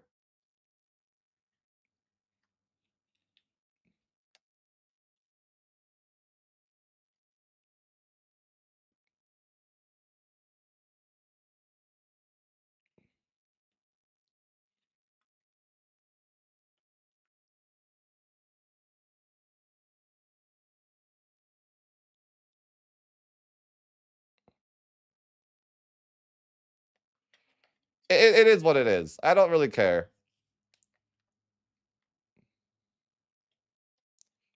I don't appreciate people posting that on Reddit because it was obviously an accident and it doesn't show anything, but it is what it is, right?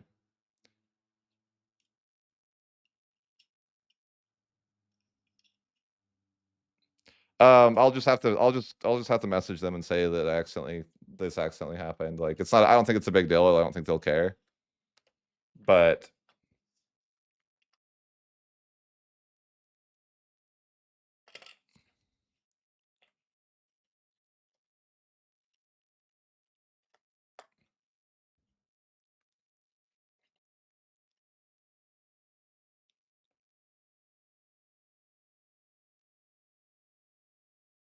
yeah, it's fine. I just like am sad that happened.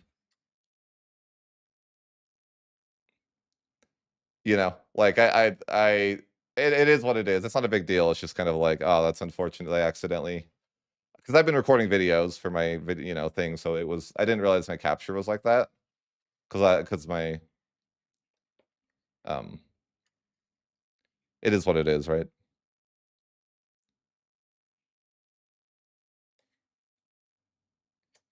Oh well, thank you, the person. If you guys can avoid posting that I accidentally showed the screen off, that would be nice. But if you can't resist, I guess it's fine. but I would appreciate that you guys don't post. It doesn't even matter that much, but I would appreciate it if you guys held off your, you know.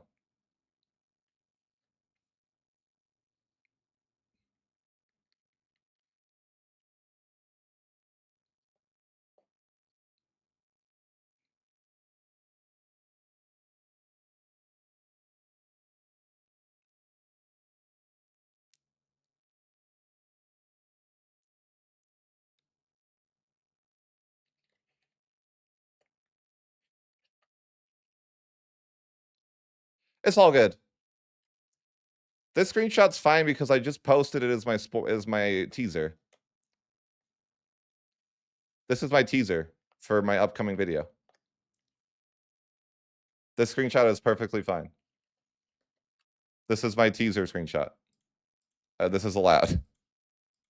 I'm allowed to post one screenshot of one short before release. So yeah, this is my teaser screenshot.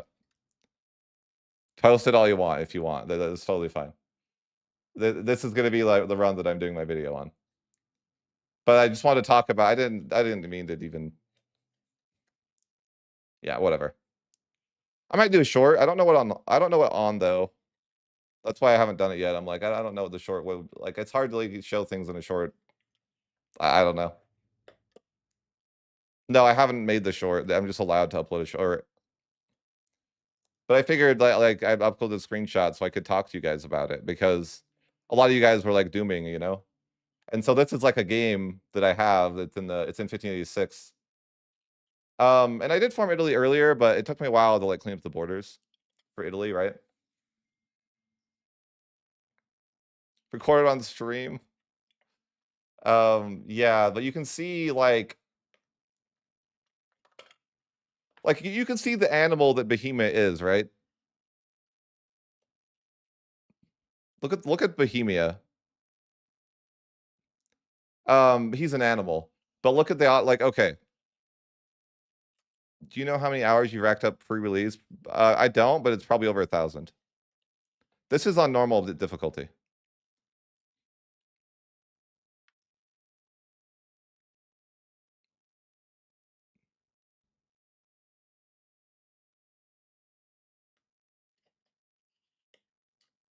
The Commonwealth is not even a formable in the game.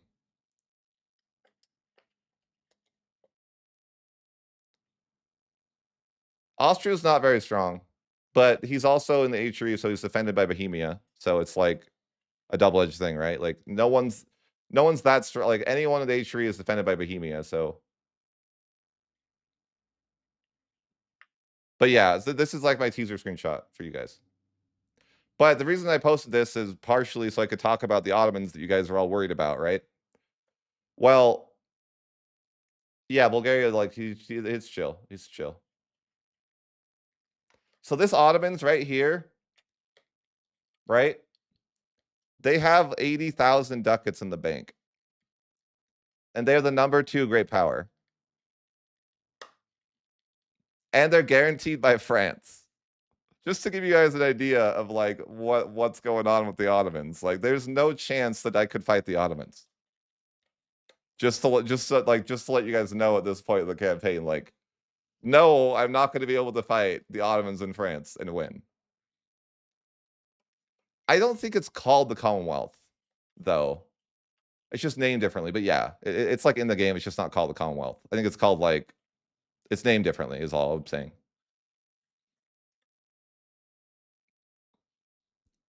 I think it's called like the Poland, like Lithuanian. I don't know. It's just named differently. It doesn't matter. Yes, the number 2 GP is guaranteed by the number 6 GP in this screenshot. Yes, this is true. So France is guaranteeing the Ottomans in this situation. They're not allied, but France is allied to Bohemia, right? So I'm actually in a tough spot in this. Like when you guys are super worried about the AI, I just wanted to show you guys like I'm doing pretty well in this situation. I'd say, right? Like it's not like my run's going fine, but I guess I guess what happens is like, um, anyways, it's not that important, but I guess my point being is that you guys are like, this doesn't look like a big Ottomans, right? Like you look over here, it's like they don't even have Constantinople, right?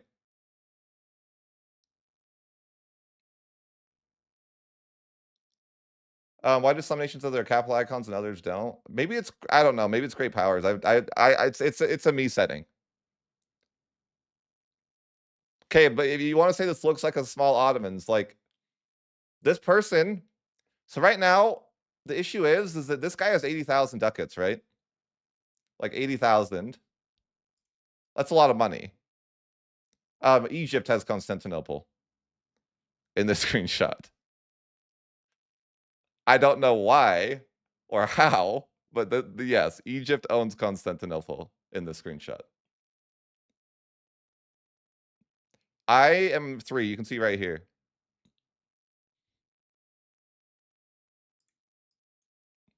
So I like point to that if you want, you know.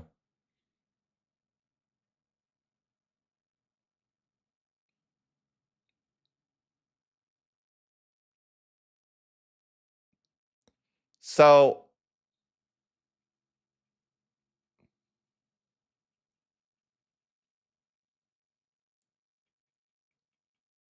yeah, anyways.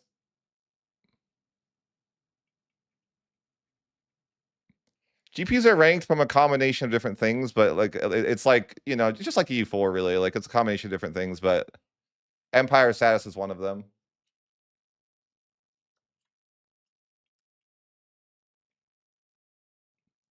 The Ottomans are making more money than me, just so you know. Like by a lot. Like if you look at my economy, it's like I make 790 a month. They make like 1,300 a month. And they have like a ton of money. They actually make more money than me, which is crazy. Because you think they wouldn't, right? But what funny enough, like they have like I don't know how, but just here is like 9 million people. I'll try a different color. Like Ottomans have like over 9 million pops. But you wouldn't think that like by the screenshot, right? But they have like there's 9 million people that somehow I don't know.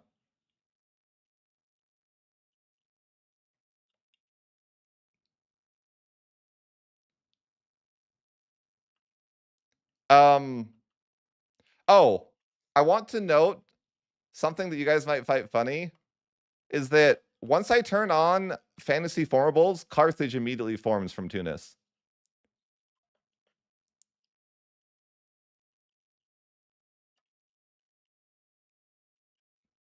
I don't know what the world population is now.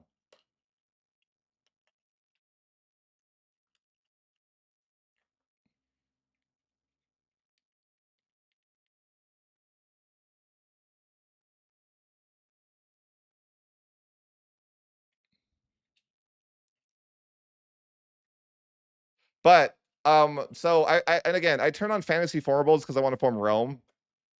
And I don't know if I'll do that in the video because the video might be like way too long if I do that in the video. You know? I don't even know what Carthage does or has, to be fair.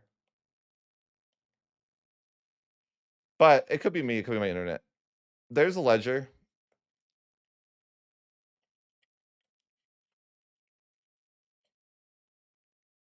Would I say Ottomans are stronger than France in this campaign? Um, I don't know. I haven't fought the Ottomans in this campaign, so it's like I don't know. You know, I fought France a few times.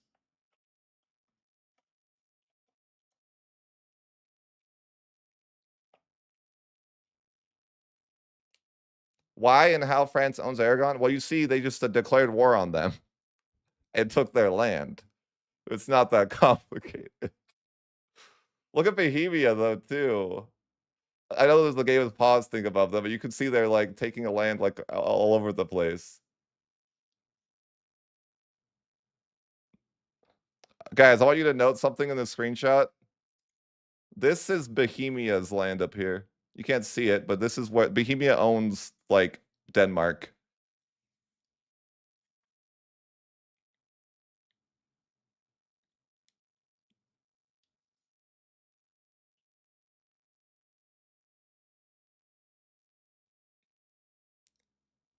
Yes, I'm allowed to show this. It's a teaser. No, there's not a limit on the video length. Well, no. What happened to Brandenburg? I think Leuenberg happened to Brandenburg. That's what happened to Brandenburg. Leuenberg was like, I would like that land. And then they got it. That's what happened. Yes. I'm not going to be banned. This is all like legit. Like it's all, you know. I don't really know the Mamluk, or you mean Egypt, but yeah, not that I know of. I don't know what they did, but they didn't seem to do a ton.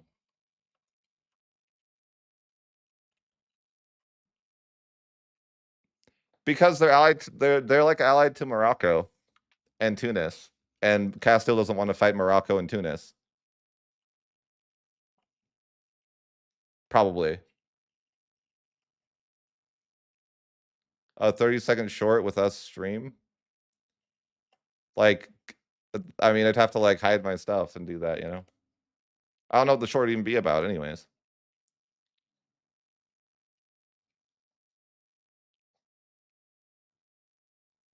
My population here, you can see it's 11.8 million.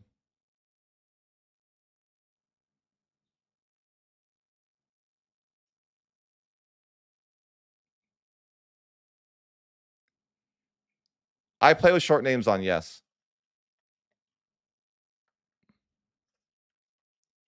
This is true. I play with the short names on.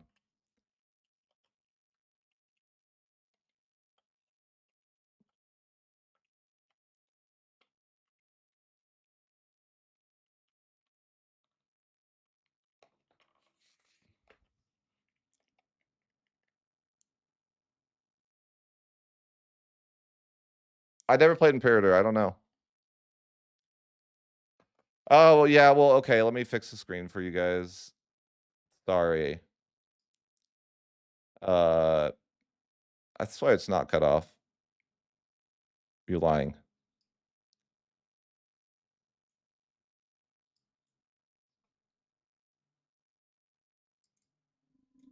Hold on.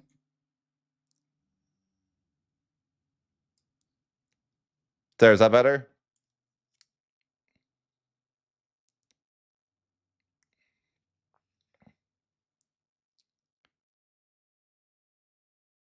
No. It's not on purpose. It's like totally just a screenshot. It's my teaser screenshot, guys.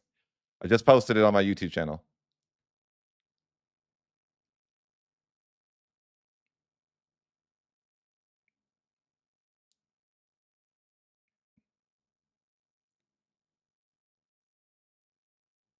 Lithuania is dead. Rest in peace, Lithuania. Sorry, bud. You didn't make it.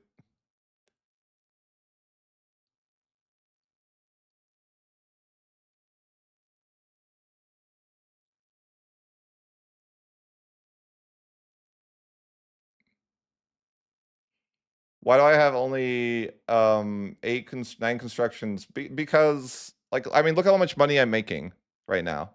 That's like I just haven't bothered. Like you know, like I make 790 a month. It's like that's not that much. I haven't saved my money that long. You know, like it's fine. Like you can't judge me for not building. Like you know what I mean? Like I just haven't spent my money in a second. I moved my capital to Rome for you guys. Okay.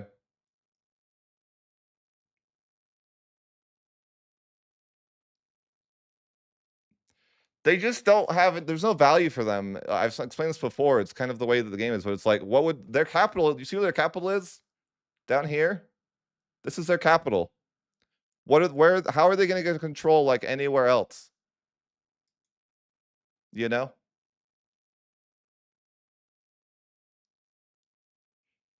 Now, I was going to form Rome in this run, but I don't know that that will be that interesting for you guys. So I'm second guessing if I want to do that. But, yeah. Also, the screenshot's taken from an earlier build, but it's mostly the same. This is like the 16th build. Probably, yeah. It's just not worth them for them to blob. Yeah, like until later in the game. Maybe like not in this age. There's just the roads aren't good enough in this age We're in the age of Reformation, right? They only have level 2 roads. That's a setting. I think. I don't know why it's doing that, but it's a me thing. It's not like that's not how the game looks all the time thing, right? That's a setting that I have enabled in the game. Well, the problem with your capital being here is like, where do you go from here, right? As these guys, that's the issue with them. It's just like, okay, where do you go from there? There's some. I mean, again, these things are easily fixable, but I'm pretty sure that the Ottomans and the Mamluks like have decent relations with each other in this game. You know, so they're not like that interested in like killing each other at the moment. Make sense? Like, I don't think they're like actively want to kill each other that much. But that's just, yeah.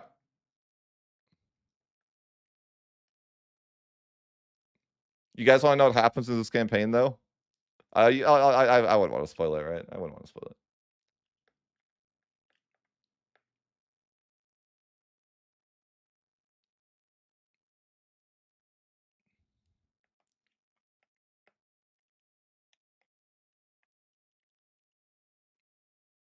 I won't spoil it. I won't spoil it. But the question is, like, here's my debate. I don't know when I'm editing, I'm like, this might be like 2 hours into the video and it might be time for me to end the video, right? Like, if I want to form Rome, it might be like too long of a video. Because to form Rome, I'm gonna need like way more land, right? Like it's way, way more land. You guys can imagine that, right? Like I don't have even a portion of the land that I need to form Rome. Like, it's harder to farm Rome in EU5 than it was in EU4. But maybe I could just like, you know, skip ahead to the end, but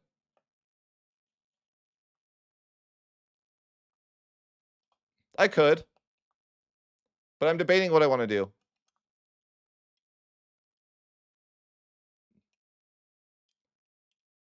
Yeah, I'm gonna do a full live stream on the second. I don't know what I'm gonna play yet, but I'm gonna for sure I'm gonna do a full live stream on that day.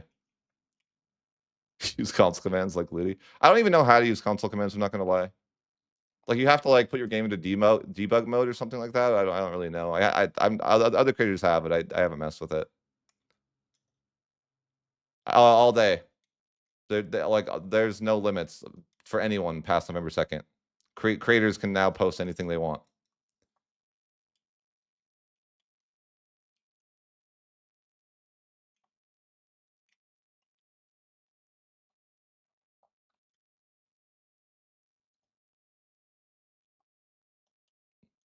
Okay.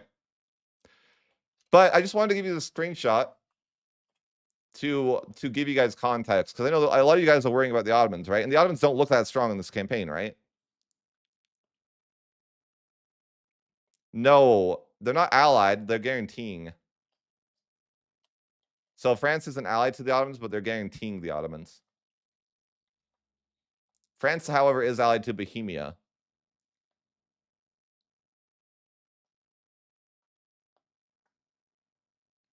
Yeah, like the November 2nd content lockdown's over. It's free for all. Yeah, they're making bank. I could not fight the Ottomans and win right now.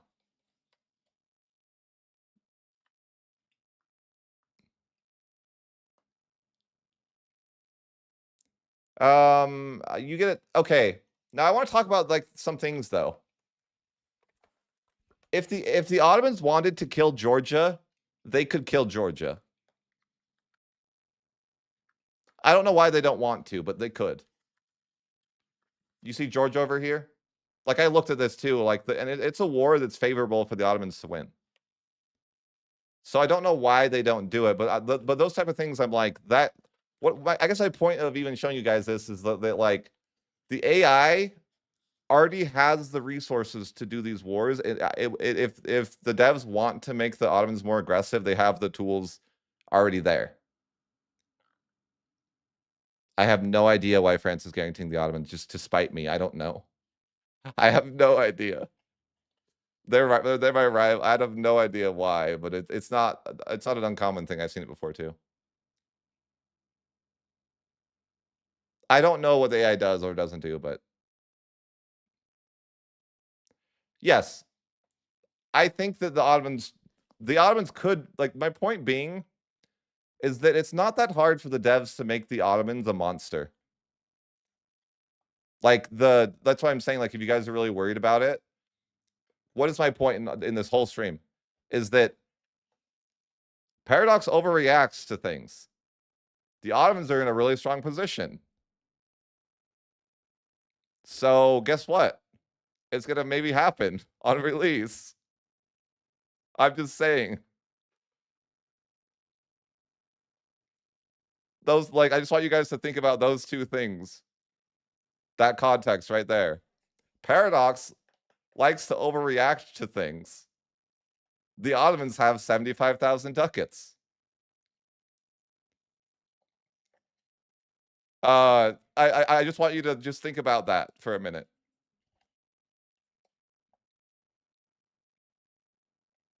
That's all. That's all, guys. I'm like, oh, guess what's gonna happen? I'm just saying that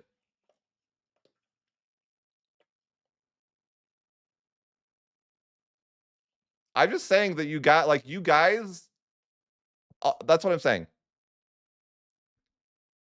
The Ottomans have a ton of money in the screenshot. They can build tons of armies. They're also sitting on like 300,000 manpower. If the Ottomans so decided to just murder me right now, they could. They have the resources to do it. I'm just saying, like, I am playing pretty well, and I'm Italy, right, in 1586. But what I'm saying is that if the devs so desired to make the Ottomans just like fight me and build up their nation with their money, I probably would lose. Because I don't have a, like, you can see I'm making I have 8,000, I'm making 800 a month. But they're making 1,300 a month. You know? And guess what happens when I start losing to the Ottomans? Guess who's going to declare on me when I start losing to the Ottomans? I'm just saying that if they make the AI like that much better, we're probably cooked here because we're going to get decked by France after the Ottomans deck us.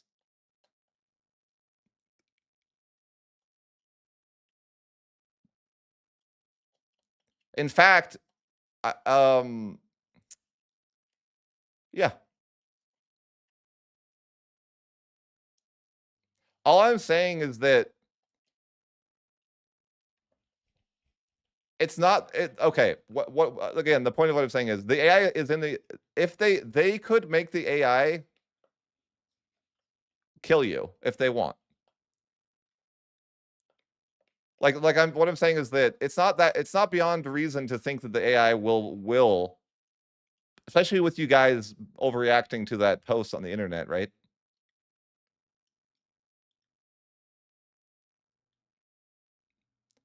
No, it's fine. My point being is that you guys are worried a little bit too much about the AI. Don't alliances save you from this though? Like, who am I going to ally? Maybe you're not overreacting, but I guess my point being is like, it's very fixable for them. I wouldn't like. I think people that are overreacting are like, oh, the game needs to be delayed. I'm like, you don't know that this isn't already fixed. Like they have that. Like what I mean is just, it's not that hard for them to fix the AI at this point. They have the money, they have the economy, they have the manpower, they have everything they need to be able to do what they want. If the devs decide that the Ottomans are going to invade Georgia or Bulgaria, like the Ottomans will win. And they will be able to do that. Like I guess what I'm saying is like you could definitely see the game being in that state. Like I don't know how it's going to end up, but what I'm saying is that it's very possible that the Ottomans, if my guess is correct, the developers are going to see how people responded to the AI situation, and they're going to make the AI much more aggressive. And then people are going to complain because the AI is too aggressive. I'm calling that is my official prediction about the future situation here. We'll get an overreaction or something like that, and then people will or then people will be mad because the AI is terrifying, more or less.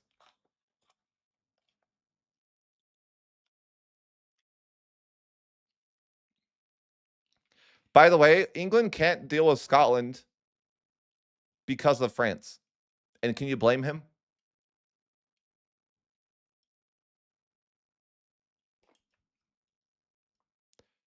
That's what I would ask you. Like I get that he can't like England can't deal with like England can't invade Scotland, but like what are you going to do? I don't know that that's like any fault of the AI, right? Like how do you deal with Scotland who's allied to France in this scenario? I don't know. I don't know what the AI could do about that.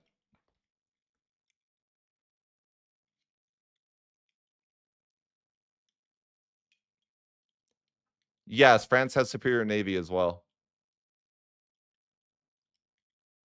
In fact, I played a different campaign as Austria where France invades London and takes London. Just so you know.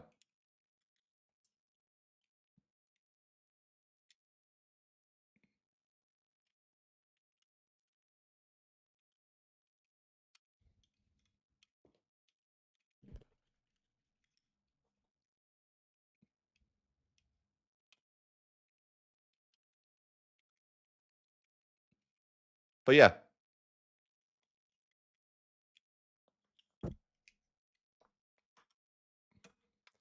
I'm saying I would lose if the AI decided to attack me. I would lose. Like it would be in trouble. I have about 1,000 hours. Yeah, but a lot of that's like a lot of those hours are like not really important because a lot of the build was changed. You know what I mean? It was like I was playing. A lot of those hours are like on a different build that is kind of irrelevant now. So it's not quite the same as if I had 1,000 hours on like an official version of the game or something, right?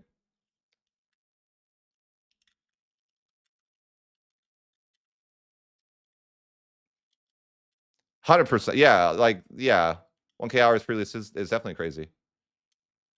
100. Yeah, but I want to be good at the game so when it comes out, I'm not the blind leading the blind, right? How strong is this Castile? Not very.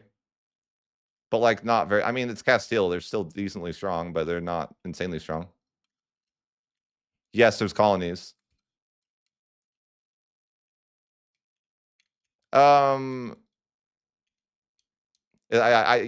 exactly. I don't have a problem, guys. I don't have a. I'm not addicted.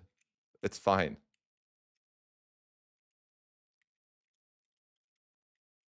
I don't have a problem. I could quit whatever I want.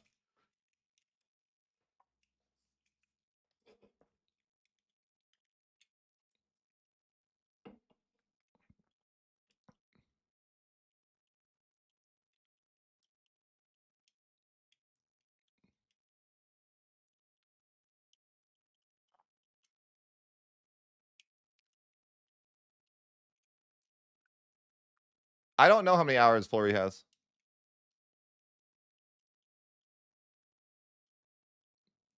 I mean, I've had the game a lot. I've had the game a long time, or and I played in a lot of different builds and stuff. But the game's addicting. Like, there's no denying that, right?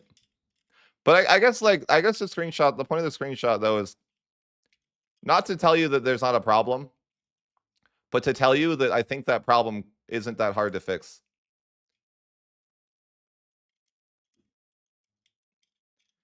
Well, the reason they're not, I think that again, I think it's the AI doesn't. The AI isn't aggressive enough. I like, and you'll be like, but again, like this could be fixed because again, the Ottomans could invade Georgia and they would win, right? This is unnormal. This campaign's on normal. But the point being is that the Ottomans could expand and they would win. In fact, I tagged into the Ottomans and saw that Georgia doesn't even have that many allies. Like they are favored. The Ottomans are favored to win. I just don't think they're weighted in a way that the AI wants to invade. Probably because their capital is here and the AI is like, how am I going to get value over there? You know, like they're probably not going to get a ton of value if they do that. I don't know. I don't know about that. I don't know about that.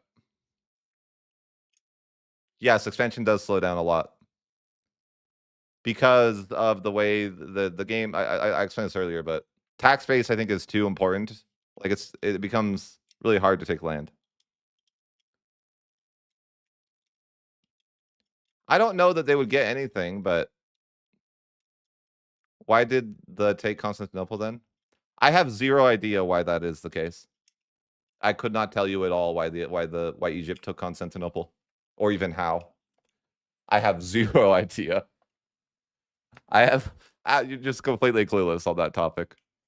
I don't know.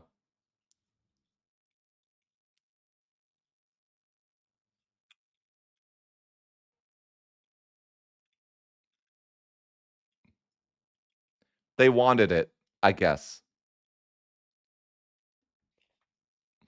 No, there's no way for the Ottomans to, and there's no special event to conquer the Mamluks in one invasion.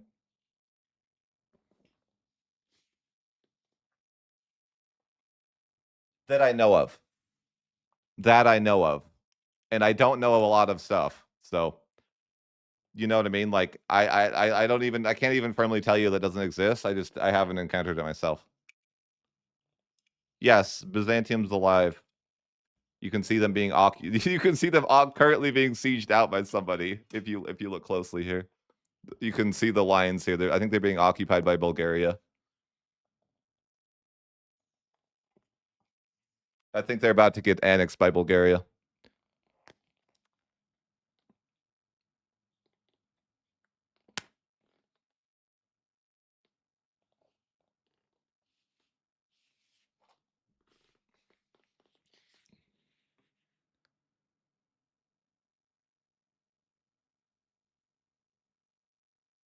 As a Turk, what are you saying?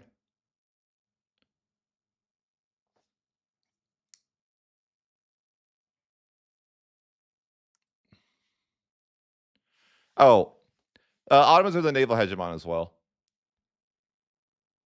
in this game.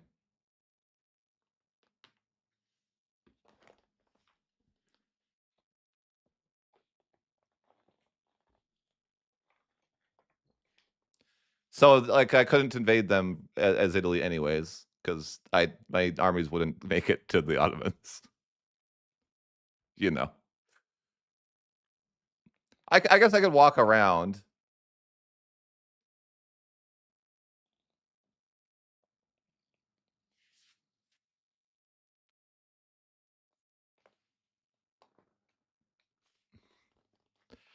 But yeah, that's there you go.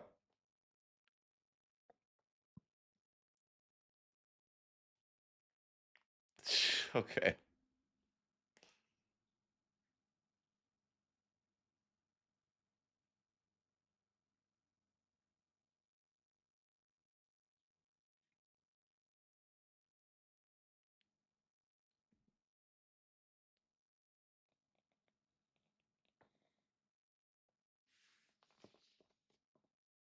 We're so back. We're so back. Yeah. Um. Yeah. What can we look about this campaign? Oh, I recently got 20,000 of my army sack wiped in Bulgaria. In this screenshot. I used to have a third stack of guys, but then I lost them in Bulgaria. Yeah, you hate to see it, but that's what happened. They got stack wiped.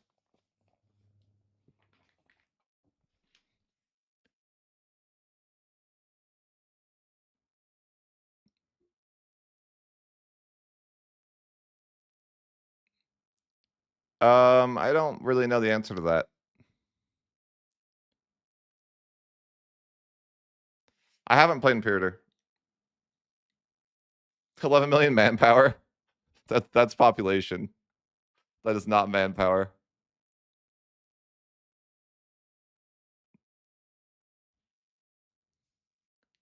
I only have 36k manpower left. You can see if I'm at half manpower because what were you doing in Bulgaria? Bulgaria had land in Italy that I wanted, and so I had to invade Bulgaria to get it because I wanted the clean borders. But yeah, Bulgaria had some of Italy.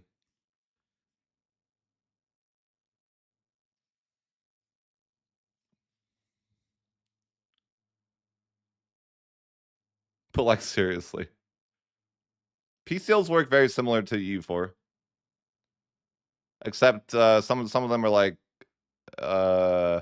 yeah, similar. How the fuck Italy farmed? True. True.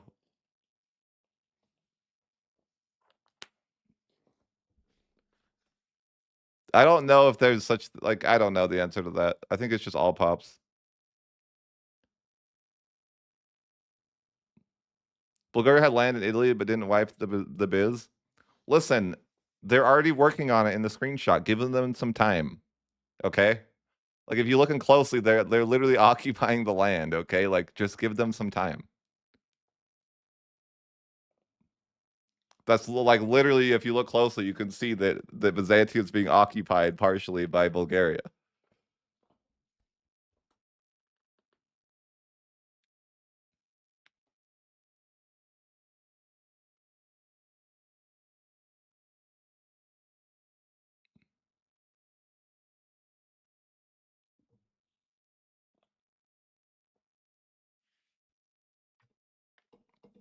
But no, I just thought I'd pull up I thought I'd make this my screenshot. This is my campaign I'm literally going to be This is the campaign that I'm going to be showing off to. I started as Milan, of course.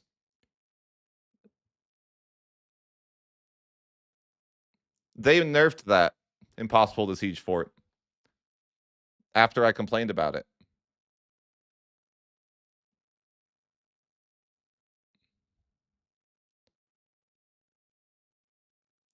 The 31st.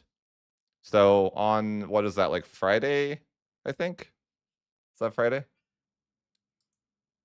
Yeah. So this Friday.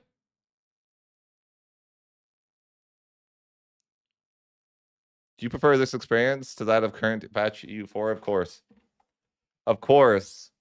EU5 is it's just a new game. It's a new experience and things. It's like a more, yeah. I definitely. I can't go back to EU4. I'm an EU5 enjoyer, and unfortunately I can't. It's bad for my career right now because I'm not making videos, and that's what I'm supposed to do, and so I'm failing at my job. But I'm hoping to stop failing at my job soon. That's the dream. I've made like the least amount of money this month than in the past like year. It's been a bad month financially for me because I haven't made any content, but hopefully that'll pay off next month.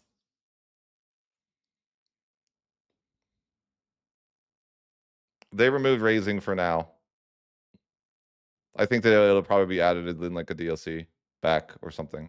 No, I don't have a J job. This is my job. I live in America, yes.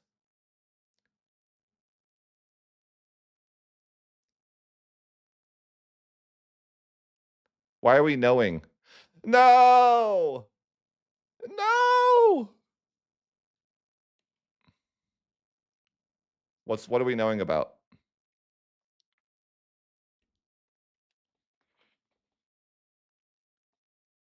Oh, yeah. I'm not saying that's 100% the case. I'm just saying like that's my guess. Like raising was the thing originally, and then they just removed it. I don't know that that's a DLC, by the way. I'm just guessing. I'm just like it's speculating. Honestly, I felt like raising was pretty balanced when it was in. I don't know why they removed it. Does artwork bug me? No.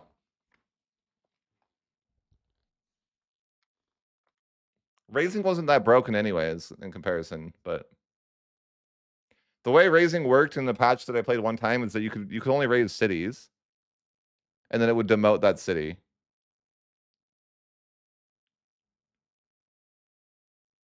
I don't know. I think it's fine. I uploaded like 15 days ago or something.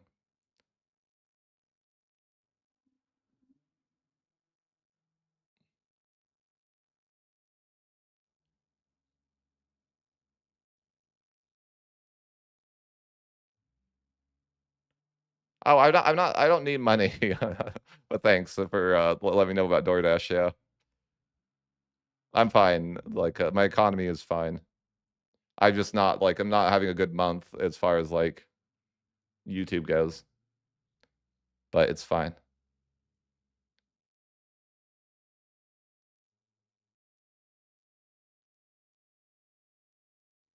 Yeah, I'll just do a Tiwi video if money's tough.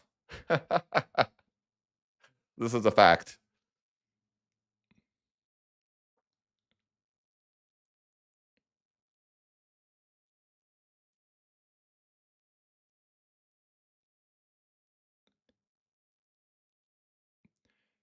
So I have been added by a dev regarding Brandenburg, and that my feedback led to them getting changed, but I don't get to know if that changes until tomorrow. So that's the only answer. Like I don't know. They said they're changing it, but we're not going to get it until, of course, tomorrow.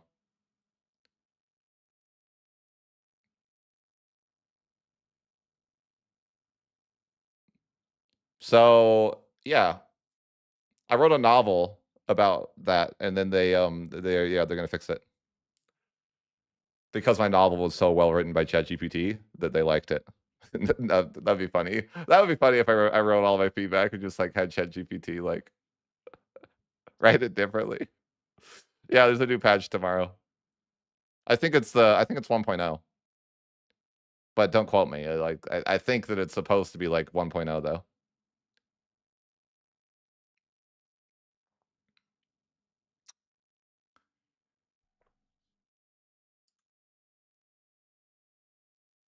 Do a EU5 stream or a Brandenburg.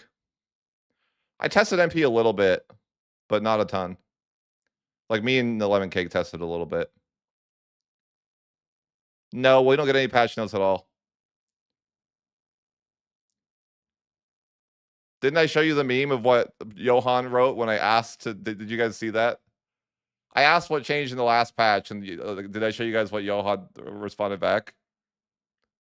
I'm pretty sure maybe some of you guys saw it.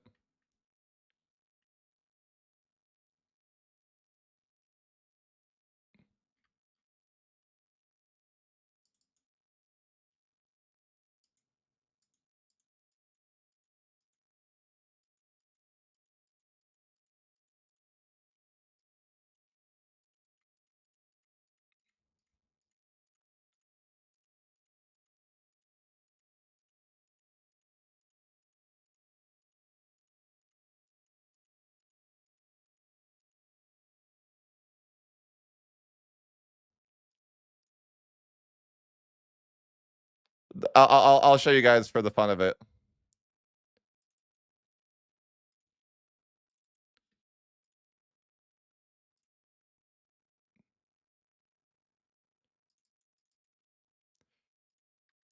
This is the response when I was at. I asked Johan what changed, or I didn't ask. I didn't even ask Johan. I just asked in the Discord what changed with the new patch. Here's the answer. I said, "Hello, people. What does this new patch do?"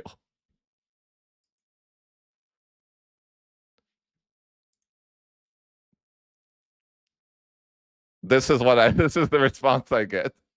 Just hello, people. What does this new patch do? You know, this is the answer that the lead developer gave me about what this patch does.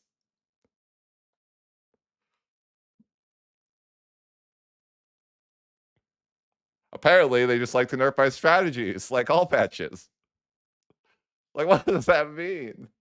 Nerf your strategies as all patches.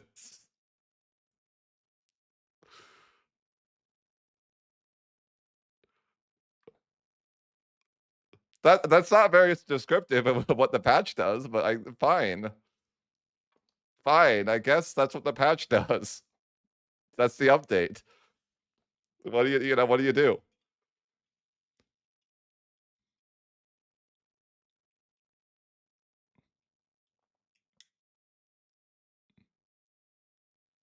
Yeah, I haven't made any more videos for him. So what is he gonna do now? That's the question. Like, what's the patch gonna do if I haven't made any new videos? Yep, yep.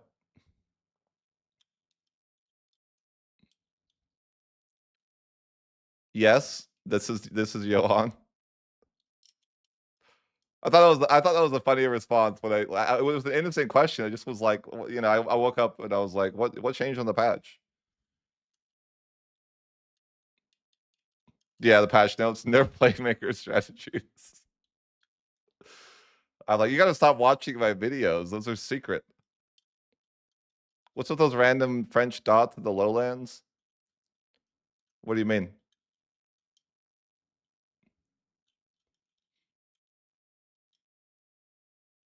I don't know. I don't know what you mean.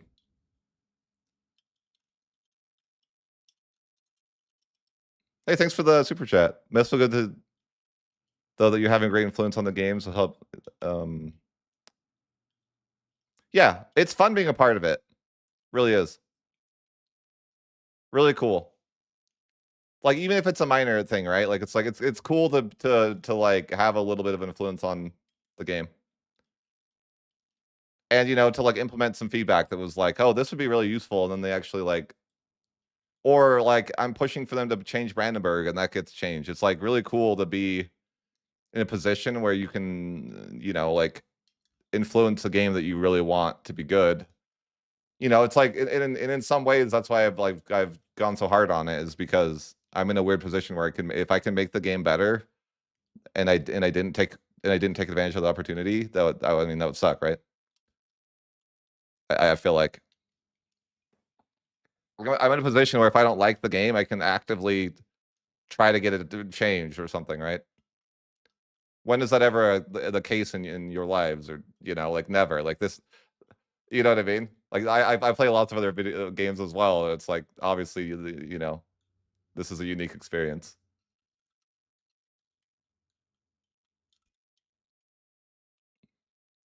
I think that's a thing. But I guess what I'm saying is that like I don't know if you guys should be giga worried that the AI doesn't blob. It's probably okay. But yeah, but at the same time, I guess like if the devs want to if the devs wanted to make the Ottomans be more aggressive, they have the resources to be more aggressive. So like in one end of the spectrum, I'm kind of like, yeah, like it can be changed.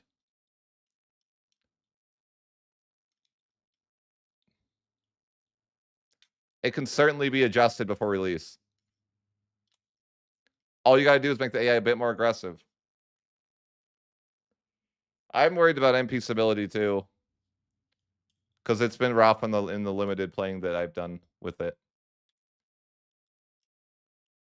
So I don't know how stable it's gonna be. Like, but that was just me and Lemon Cake and like Lambert and stuff. But it seemed to be like some issues with desync. No, I've not seen the AI form the Ottoman Empire. Well, I don't know.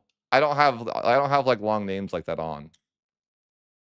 Like I think they even might be the Ottoman Empire. I don't know. To be fair, actually, I don't have the answer to that.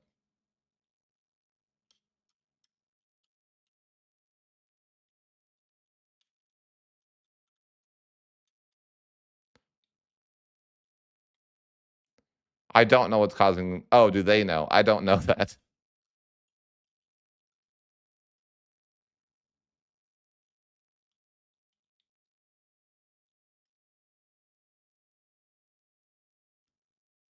I think they're probably the Ottoman Empire in this game. I don't know. I just don't like having big names on. I prefer to shorten the names because like it would be called like the Kingdom of Bohemia, right? And I like the short names on. Yeah, they have 9 million pops. Well said, and to be fair, the game does seem to look in a good spot from what I've seen, and it will have issues on launch, but alongside is fairly stable. And the good devs, yeah. No, I think that we're in a good spot for the release. I think that this isn't going to be the victory really, like, this isn't the victory launch. I didn't really play, like, maybe Connor knows more about Vic 3. I don't know what made the Vic 3 launch so bad, to be fair. I wasn't someone who played Victoria 3 on release, so I can't really speak on that, but to my understanding, I think the game's going to be pretty good at launch, from what I can tell.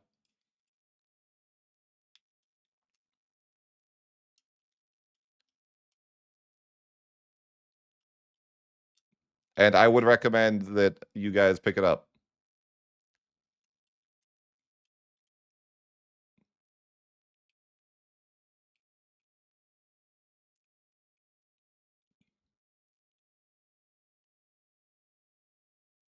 Like you only started playing the Vic 3 like after a year it came out. Okay, yeah. So I don't know how the launch was either. Should you pre-order? I think that you should. Like, I don't think you need to pre-order. Like, if you guys are worried about it, like, wait for the like. I'm gonna be playing live all day on the 2nd and 3rd before the game comes out. Like, and others, right? And lots of content's coming out on the 31st. So like, wait until that. If you need to, wait until you've seen some of that to decide if you want to buy it or not, right? That's what I would do if I was like on the fence. But for me, like, I love EU4 so much that I would probably buy whatever garbage was EU5, even if it was, like I love EU4, and I probably would play EU5 regardless of what it was like. But I'm happy that it is the game it is, of course. But it's like I'm one of those people that would like, I'm too committed. You know what I'm saying?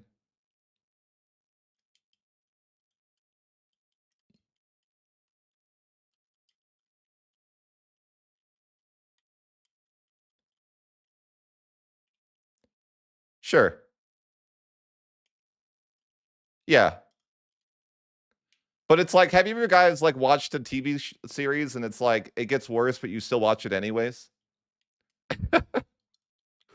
I think no matter what, even if it was bad, like I would be in that scenario where it's like I'm too invested. But I don't think it's bad. That's not what I'm saying. But um, I'm like I would be like too committed to no matter what the game was.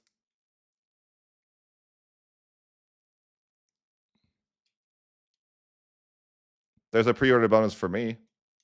If you pre-order with my code, I get some money, and I'll answer you one question. You know, that's what it is. No, if you guys want to, as I said, when the game comes out, feel free to throw me on like a side monitor and ask me any questions you have. While you're playing. Like I'll totally like I'll try to do the best about answering any questions like on the release day.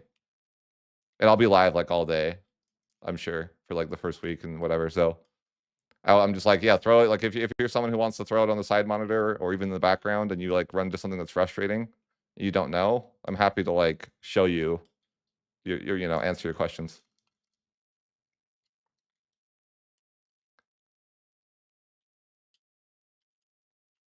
So I'm just like, I would recommend that if you guys, not even just as like a resource. It doesn't have to be me either. Just like, use there's creators out there that are willing to help you. Totally fair. And like I don't, as a content creator, it's like it's not that important for you to have ordered it through me. I'm not. It's not like it's awesome if you do, but like my main gig is YouTube. You know what I'm saying? But I'm just happy to you know like I think I'm excited. I'm as excited as you guys are for release because I get to do content again, and it's kind of like I love playing live. It's fun.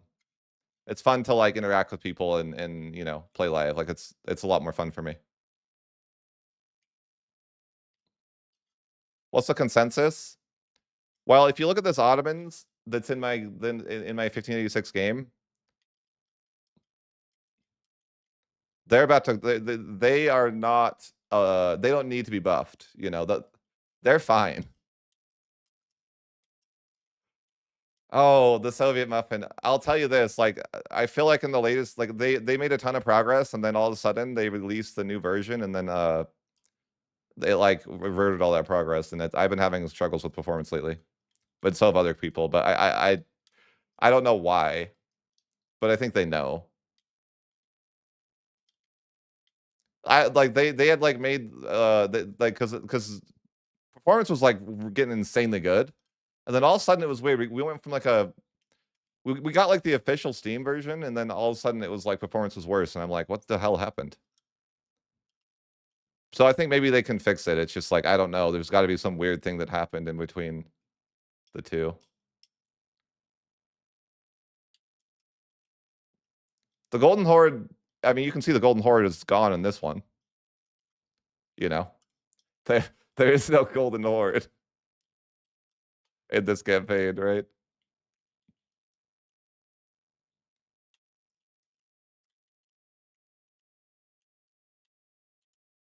I can't actually ally to France or the Ottomans in this campaign because I am a great power and so are they. Or rather, I'm a hegemon.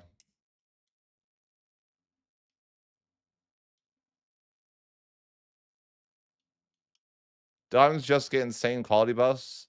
Looks like they wouldn't have a crazy economy or size. Yeah, you would think that with the land they have, they're not that powerful, but they're actually like the richest nation in the game. They're like, yeah. The AI just kind of plays tall because like the AI understands that to get value, you don't really need to conquer a lot. What hegemony is France? I think the diplomatic. Hey, thanks for the super chat. I appreciate you. I know England will be my first game, so colonizing, what's that like? Kind of annoying, or is it better than EU4 was? I guess I'm going to try to form the British Empire. Um, colonizing's on this topic. If you want a very challenging experience, okay, a very, very challenging experience, start as England and play and release as a colony of England and try to break free. It's not a boring thing. It's very actually like interesting. Like it's actually like a run I'll probably do at some point, but it's very very hard because you have been playing England the whole time, and you're about to play and release as an English colony, and you have made you have made Giga England, and now you have to try to break free from your basically the AI playing the nation you built up, and it's not easy. I tried it.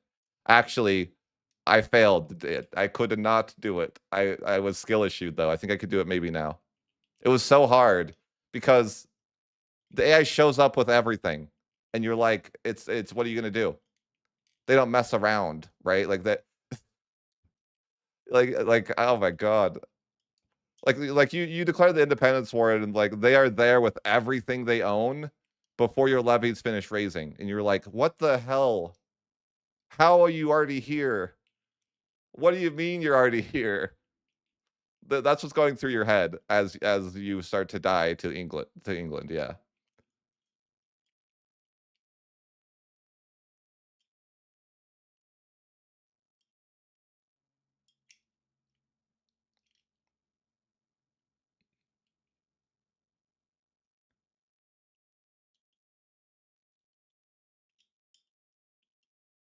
Am I allowed to share this pic? Yes, because this is my official teaser screenshot for my upcoming sponsored campaign.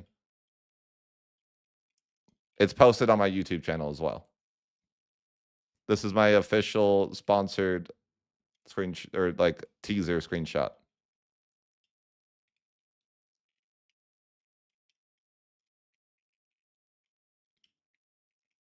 Right?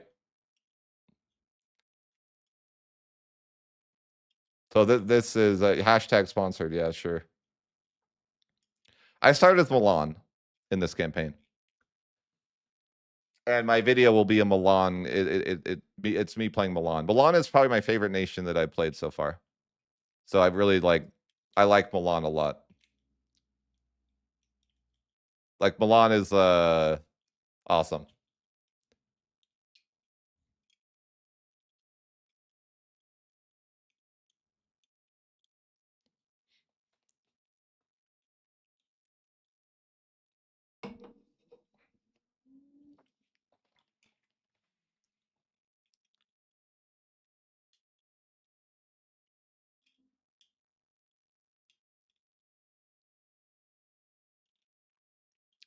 I thought Naples was the Italian hegemon. Why Milan over them? I think I like the idea of starting over the smaller nation and building up more than I would like as starting as the strongest one already. Like, I think it's just fun.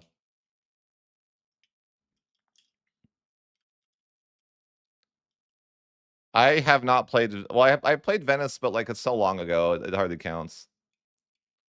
But I haven't like played Venice recently, so I feel like it's probably like not fair for me to even talk about it at this point. I played as the Timurids, if you count that as a horde. What are the notifications up from top to left to right? Sure. This is the Protestant Reformation. This is the I'm getting targeted by a coalition. This is that my buildings are lacking something. Like, so they're not like some of my buildings aren't. I think it's some of your buildings aren't profitable, is what it is. This is that I have disloyal subjects. This is something to do with privateering. This means that my population has needs that I don't have. This is means that I have rebels, but this isn't this is like the yellow version of the rebels, meaning that they're not above 80%. I don't have a my heir isn't married, my leader isn't married. This is the buildings aren't profitable one.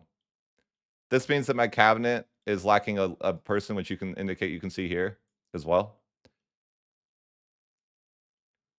Yeah, I just play. I just play with all these notifications up. Yeah. Yes. I'm very good at ignoring notifications. Okay. This means that your RGOs don't have enough people. I think this is like the same. This is the truce timer. This means that I'm at my max diplo, like you can see here.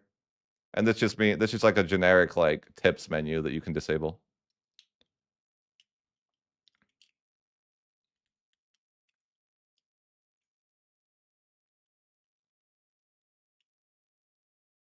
The UI has improved a ton, but you wouldn't know that unless you played it, I guess. But the UI is looking much better.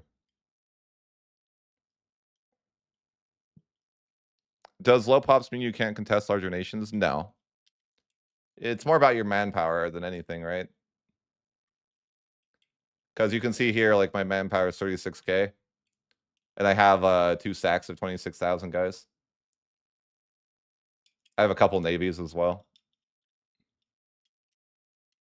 I haven't tried Genoa. I've only played Milan as far as Italy goes. Why did I pick Milan? I couldn't tell you. I have no idea. I don't know, but I like really enjoyed them. Did I miss the part where they allow you to show in-game screenshots? Yeah, you did. You did miss that part. This is a teaser screenshot for my upcoming video. I posted on my YouTube channel as well.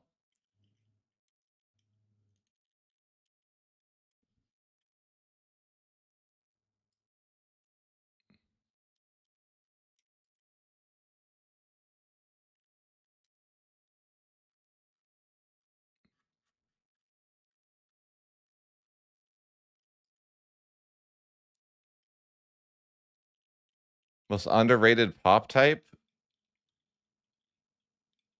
Underrated? What's that mean? I don't know what that even means. Underrated? The peasants. The peasants are the most underrated, okay? They're actually the most important people. Religion's good. Can you show gameplay? No. Of course not. That's illegal. Top 3 pop types. Yeah, it's definitely the commoners, like the working class, like the soldiers in the working class, the peasants in the working class, and like I don't know. Yeah, and like the soldiers. Yeah, soldiers. Can't remember the rest. I don't know. What stops non-Europeans from colonizing? A setting in a setting that says Europeans, or like literally a setting. Just so you know, like a game setting is what, and you could change that so that the non-Europeans can colonize if you want. Was it like playing with the papacy starting in going? I don't I don't know. It's not any different. It's like game board. I don't. Sorry, I'm making fun of people's English. That's rude. I'm sorry.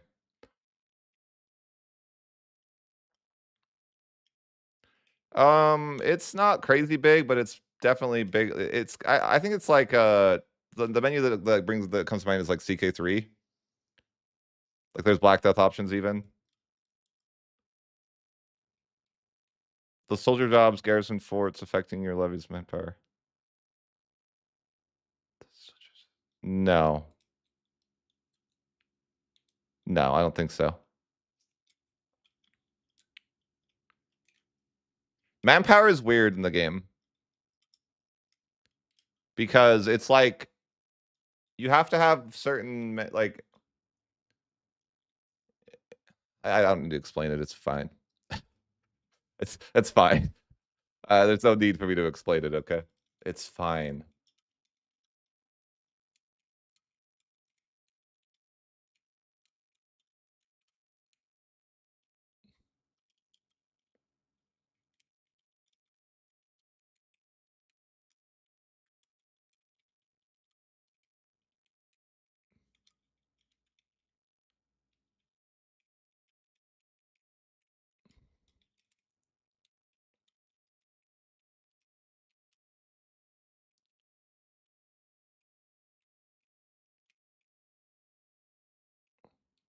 No,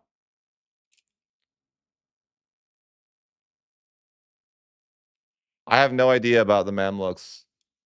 I haven't really played the Mamluks really, nor do I know that. I don't even know that you can build the Suez period.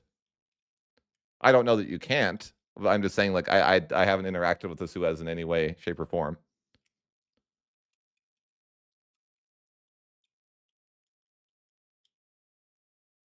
How fast is campaign at max speed?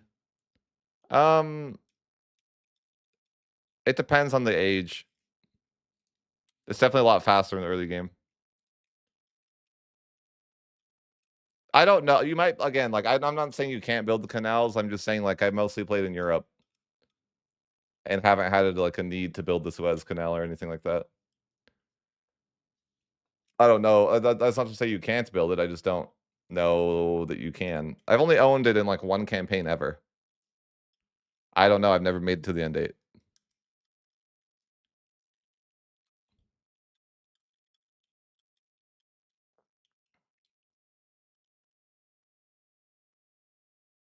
Have you tried the Germany run?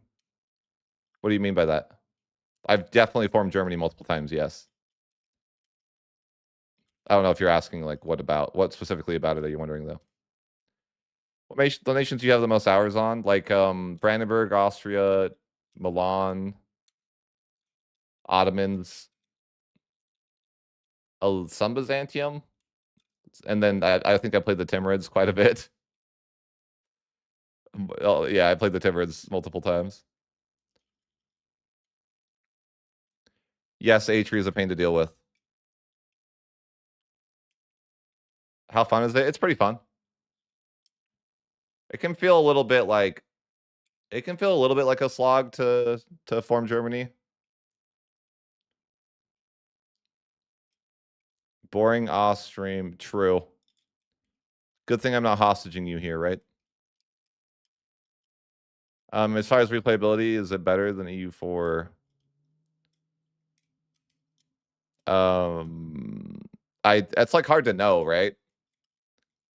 Because I haven't played I like so far, yes, but like that's the sample size of somebody that, you know. I don't know how long it's gonna be, but it might be like too long if I'm not careful, right? Like, you know, like what do you think is like the limit of how long you want how long do you think how long would the video would you like the video that I released to be? I'll ask you that. How long is reasonable to you to still enjoy a video?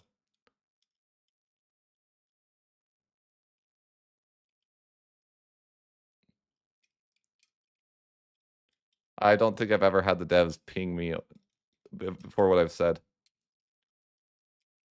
Yeah, the Friday video. I played. Okay, wait, no, no, no. I played Vajaniger, a full campaign. Vinny,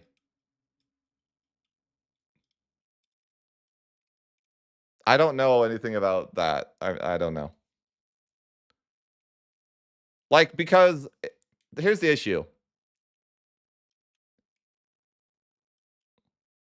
Um, I lost my train of thought. F. You guys distracted me. Your conversation distracted me. Oh, how long did the Vajaniger campaign take me? Like the same length as any campaign. No loans. You don't really take loans in EU5.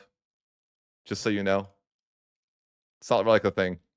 Like you do like on accident, but you don't like it's very devastating to take loans. You don't really do that. You like loans are not you. It's not EU4 when it comes to loans. You pay 10% interest and then you lose crown power because your states have been lending you the money. So it's like really bad. How long is the video allowed to be? I asked and they said, quote unquote, within reason. I have no idea what that could mean.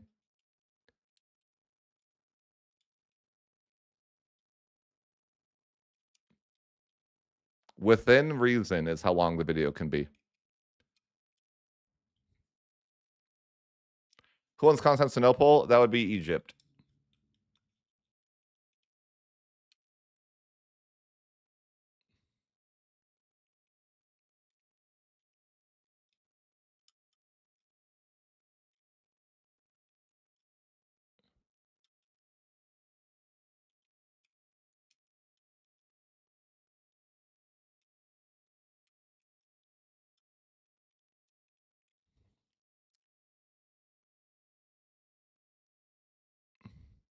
It is. Truly. Truly, that is the big Georgia hiding behind the outliner. This is a fact. Yep. Yep. Any plans to try Mesoamerica again? Like, not. No. Maybe, but like not for a minute, probably. But not anytime soon. Like Mesoamerica is kind of impossible. Like, if the AI starts attacking you, I don't even know that it'd be possible.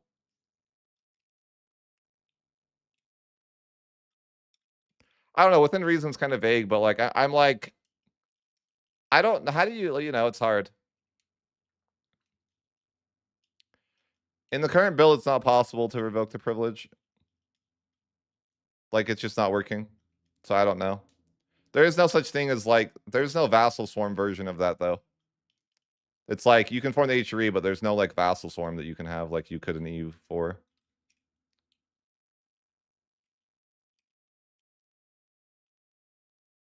So yeah, that's why I think that like originally I was gonna try to form Rome, but I don't think I can fit that much into one video. And so maybe I won't do that.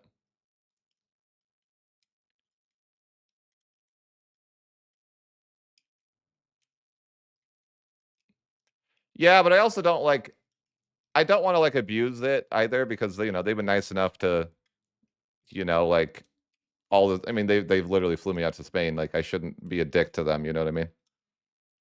Like probably wouldn't be cool of me to do something like that.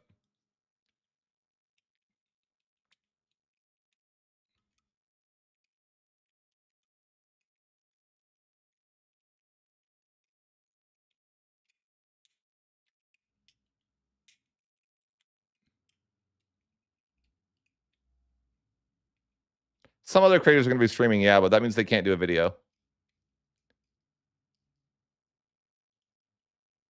Well, the problem is that if it's already like it already could be really long. Like let me give you some context. I've edited about a fourth of the gameplay, and it's already like 45 minutes long. So I'm like, I don't even know what to do now.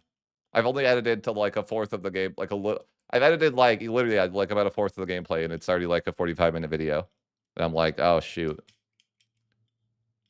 they're gonna stream for 8 hours, or they can. That's what they said.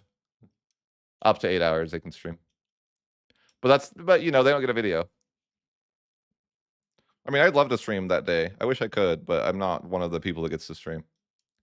Because they value my videos more, which is fair. I'm not like a super popular streamer.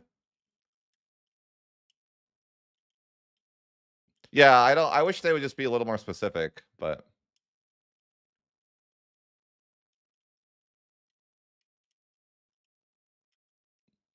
I don't know. I probably could double check and ask them what within reason means. That's what I think too, Connor. It's hard because I'm like I've edited a bit of my video and I'm like it's already long. It's already like like, there's no way that I could try to form into Rome without like without it being like a 5-hour video. And you're like, I don't know if that's within reason. I don't know what within reason exactly like indicates, but I'm like probably like an hour and a half at max or something like that would be my guess. But EU5 is there's just so much to cover.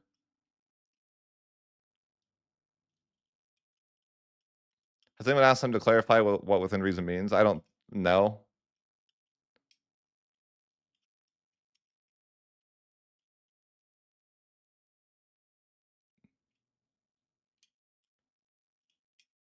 I don't know what I'll do yet, but I have to. I'll start editing my stuff now and then figure out what I like, how far I can go.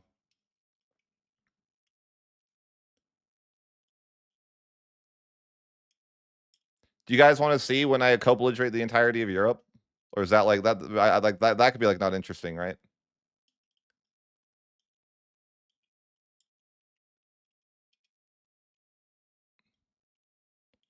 Yeah, I was gonna play Austria originally, but the H3 doesn't work until tomorrow, and I didn't want to wait until this Wednesday to start recording because that feels like it's too late. So I asked to switch to Milan, but I originally was going to do an Austria video. I did declare on 161 nations at some point in this campaign. You know? Yeah, that's why I wasn't gonna do it because like tomorrow I get to build tomorrow and I have like I just don't have enough time to play, anymore. So what's the strongest European country? France, probably. I hope EU5 would have less war. I think it can.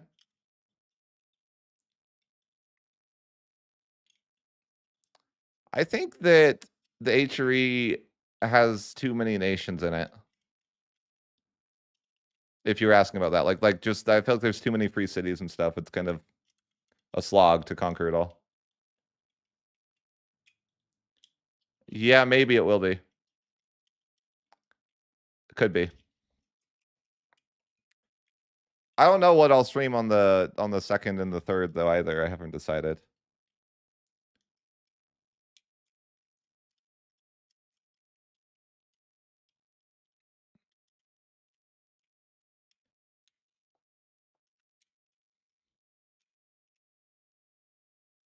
Bohemia is the strongest early, but they don't have very good like long-term modifiers. So that's the downside with Bohemia is like, but they probably start. I mean, I haven't played France, so it's not like fair for me to be like this nation's stronger than this nation. I haven't even played France, you know.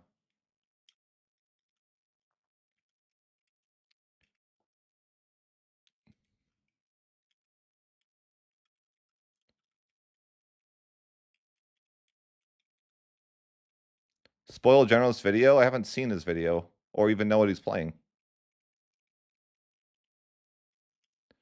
I heard some countries have around 8 alliances. Sometimes, but not so like it's not that big of an issue.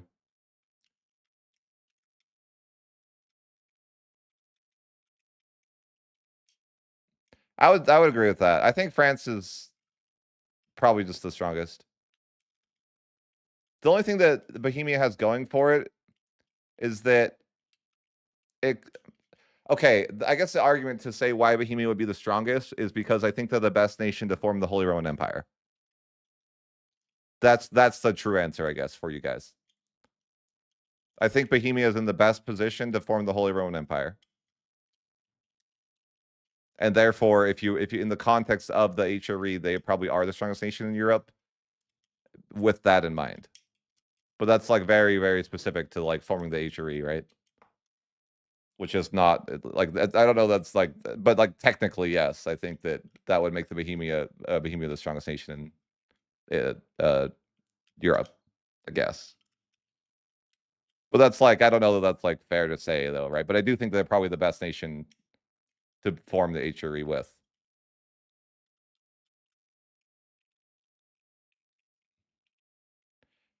The reason being is because they're strong enough that they can expand outside the HRE and add land to the HRE much easier than Austria could.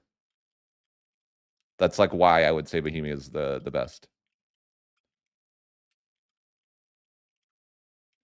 You can't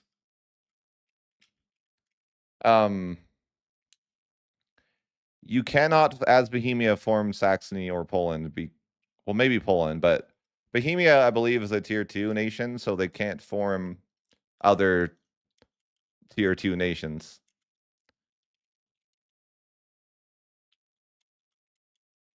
Subjects, I don't know. I think subjects can form nations, yeah. But it's not like it would be pretty weird to or hard to get specifically the requirements to do so. But I have seen I only have like one sample size where I think that is this still your game? What does that mean? Is this still your game?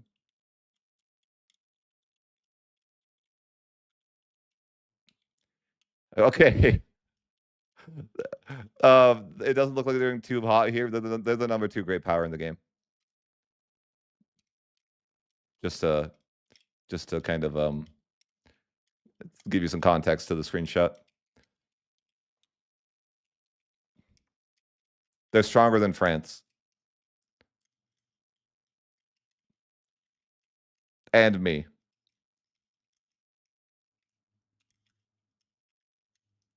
You dare me to unpause? It's a screenshot. I can't do that. What do you mean? You can't unpause a screenshot. It doesn't work that way. I'm not in the game showing you something.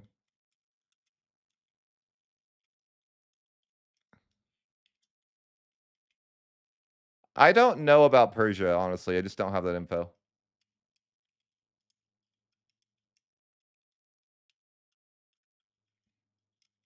Yeah, you would think that the Ottomans were weak here, right? That's why when people like worry about online, I'm like, it's actually it's yeah, AI can unpause the screenshot for sure, yeah. I think I'm playing on medium at the moment in the screenshot, but I can't remember 100% because the screenshot was taken like a bit ago. But I believe I'm on medium settings.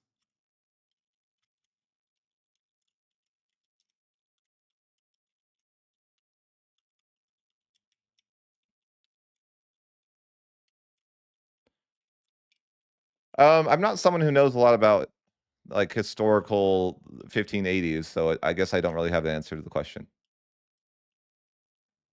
I've just been playing on normal set or yeah, like medium settings. No, I don't care about the portrait on the top left at all. To be honest with you, I don't mind it at all. It's a button that you can click that gets you to a menu, and I like it. I would rather that I had a button that I can press that gets me to a menu. than not. You know? Like, that would be the simple answer that I would tell you. It's a button that I sometimes press. Yeah, well, not all the content creators, but yeah, most of them. Anyone that like, anyone that's sponsored.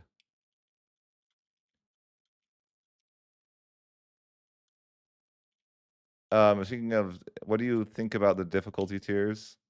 I think that for now, like, I think that very hard isn't hard enough of a different or big enough of a difference, personally. Like, I think that I'd like to see very hard be a bit more challenging.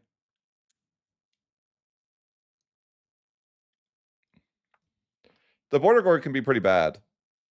Like, Bohemia owns land, like, up here, like in Denmark or something. Oh, really, Connor? Or you messing with me? He's messing with me, I can feel it. I can feel it. Um, I just think that they don't give the AI enough, but like, the difference isn't, like, staggering.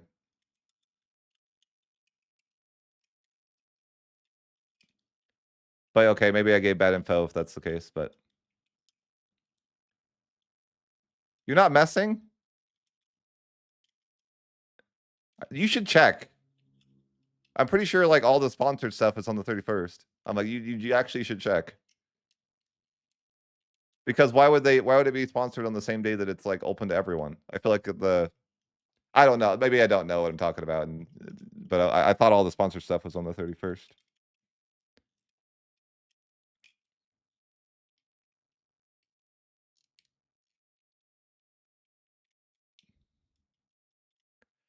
But who am I to know, right? You could be I was under the impression that all the sponsored stuff was on the 31st. I've seen some of the achievements, but it doesn't show you on the Steam. Like, the Steam shows 0 of 1 or something, like, on the Steam version. It just shows, like, the royal marriage achievement. So it doesn't really show you all the achievements.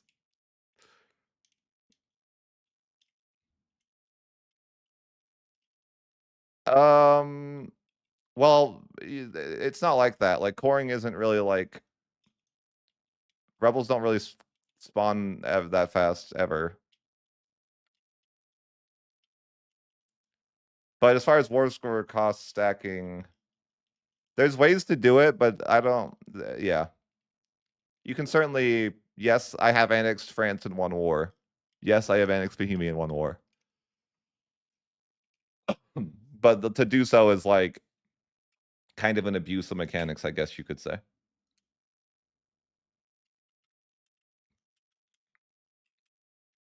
I don't know the answer to that.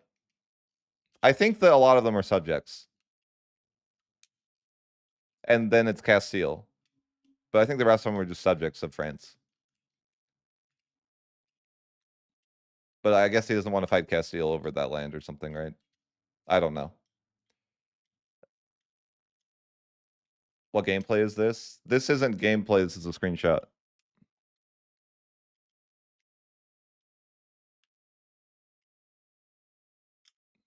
No, I've never seen the Ottomans take the Mamluks' land over.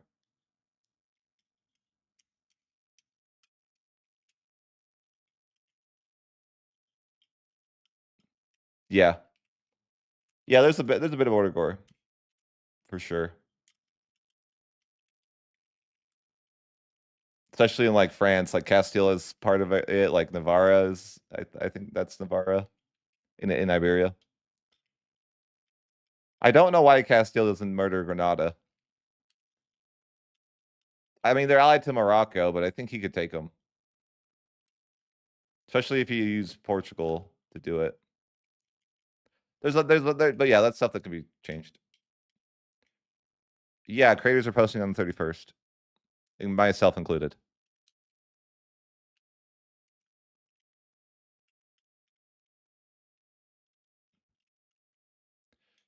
Yeah, I think the AI is a little bit too timid to declare war, I would say. I don't know, yeah, that could be an issue too. Yeah, they're pretty friendly, like, the Ottomans and Mamluks are just kind of friendly in this campaign. They're not I don't think they're allies, they just have, like, really good relations with each other, so it would be like a stab hit for the Ottomans to declare on the Mamluks in this case. I don't know the answer to that. Yeah, I don't know. Why doesn't France just eat all the smaller nations? I don't know. Because then people would complain about it, maybe?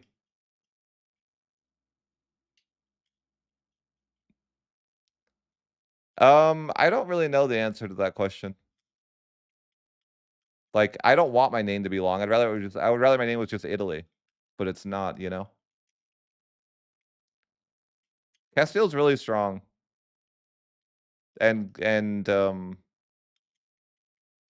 yeah. Colonization is not my favorite mechanic. I guess, in short.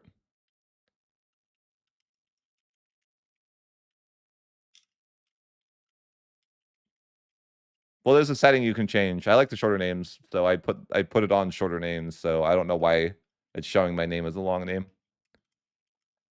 I guess because technically I'm not Italy, I'm the Imperial and Italian Republic, that's why. Is colonization worth it? I don't think so. It's worth it for the roleplay, I guess. No, I don't think it's worth for the economy. Did Sweden died? Yeah. I don't know. No. No, Sweden did not die.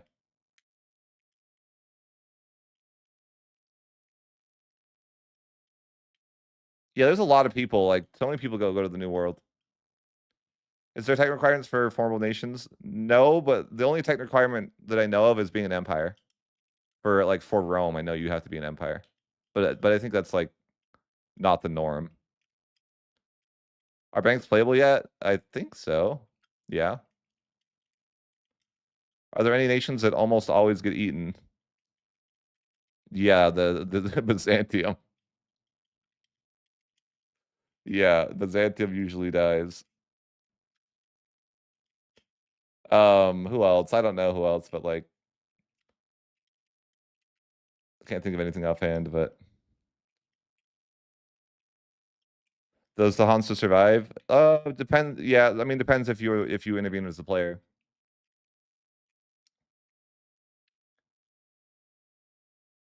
No, no. Being an empire is not tech gated. I'm saying that forming into Rome, for example, requires you to be an empire.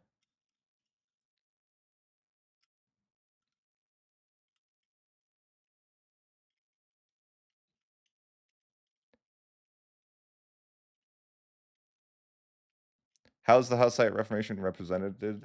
It's a situation that happens that if you go Hussite, the Pope gets really mad and makes you fight a lot of Catholics.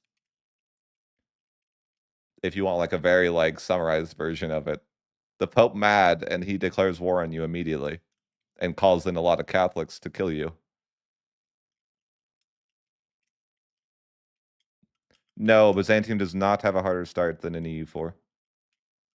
It's much easier in EU5 to play Byzantium. Byzantium is a very strong nation to start. They are a great power.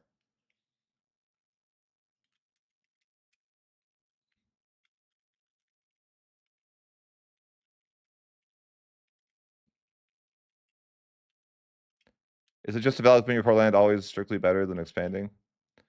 I don't think like it's better, but I think you should be doing both, though.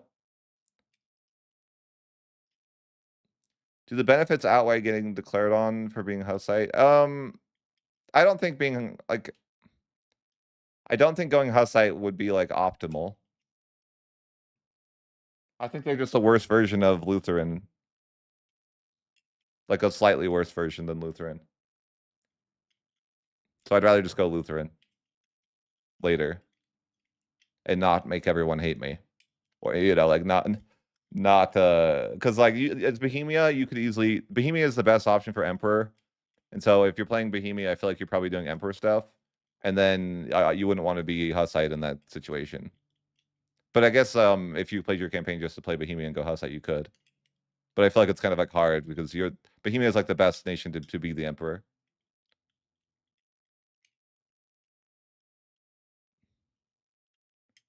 Yeah, playing tall is way better in EU5. And you'll go through, it's like, even as a wide player myself, you go through periods of playing tall as a wide player, right? Like you like expand a bunch, and then you want to like consolidate your nation and like build up your nation a bit, and then you go back to like playing wide, right? It's kind of like a back and forth of playing wide and tall, for me at least.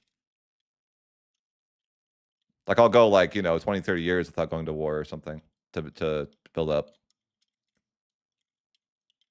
How viable strong is Poland? Austria is not that strong. If you're, I wouldn't like Austria is not anywhere near as strong as Bohemia.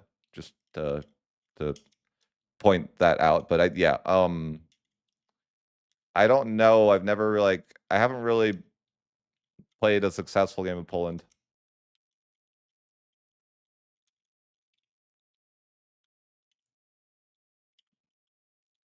What type of mods am I excited for? I would want a mod that removes Parliament. That would be my day one mod.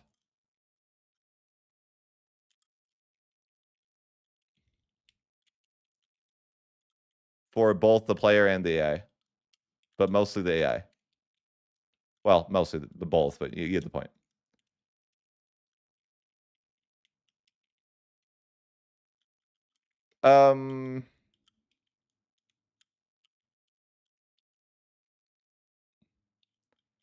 Other than Rome, what are some of the unique newly formulas you found?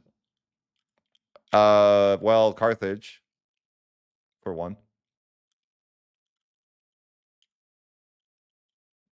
There's some formula that formed my game that I didn't even know existed in one day. It was like 2 letters. Something down in Italy with 2 letters. I can't remember what, but it was weird. Yeah, it's definitely fun.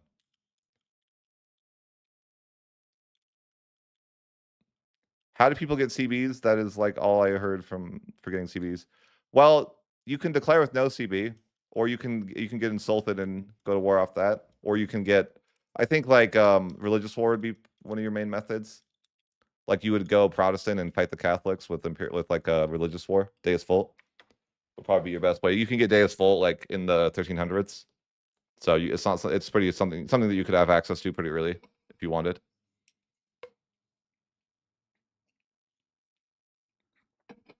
Nothing, just remove it.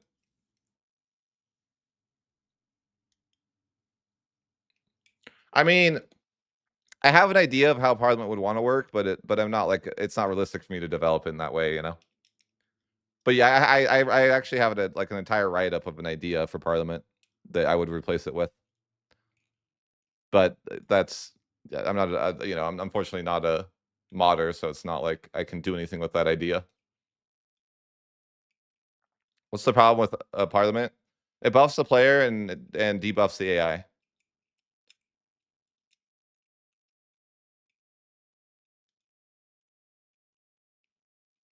Would be like my simple version of why I don't like Parliament. It's a bonus for the player that negatively impacts the AI. So it gives an advantage to the player and a disadvantage to the AI, which I think is bad.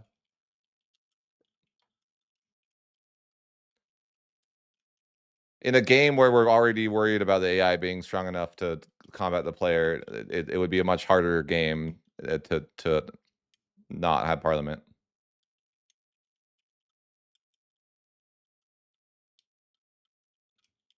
Sure, if the AI was so strong, I guess, but it's not. The AI does not understand how to use Parliament. Yes, that's correct. So it actively hurts the AI because the AI will give out things to the AI will change laws and not realize what they're doing. And also I think that I think Parliament takes away from the game itself. Like there are modifiers in the game that exist to make no CB better, but Parliament negates those modifiers anyways. Right? Like literally there's research for cost of no CB being cheaper. So I think that like there's I think that no CB would be like a fine thing for like the AI already has to know CB, by the way. Why shouldn't you? You know what I'm saying? That's my logic there. It's like what why am I giving like I get Parliament and I get an advantage over the AI? Like I don't really like that. And then I can change my laws and be like super optimal and overpowered immediately, right? I can min-max my nation immediately for free. But is overreaction about just bad AI or historical nations? I think it's like the idea that the AI won't be strong enough to contest you in later parts of the game.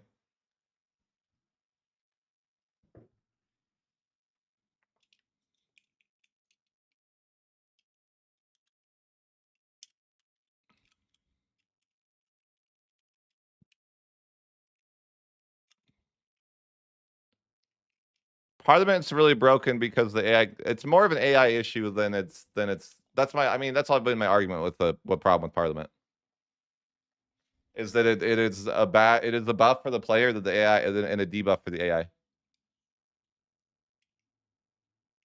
Imperialism is a thing but imperialism only shows up in 1737.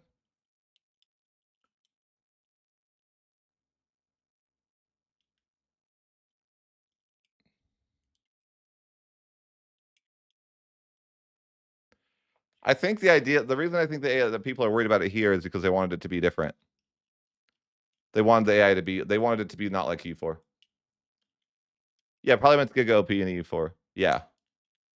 So I think that like I just don't like Parliament for a lot of different reasons, but yeah, you have less time with imperialism. You don't get imperialism, but it's actually better though, because it's like negative 50% CB. So it's like you get it. You don't get it as long, but it's like it basically is like nationalism everywhere, right? Like the EU4 equivalent of nationalism.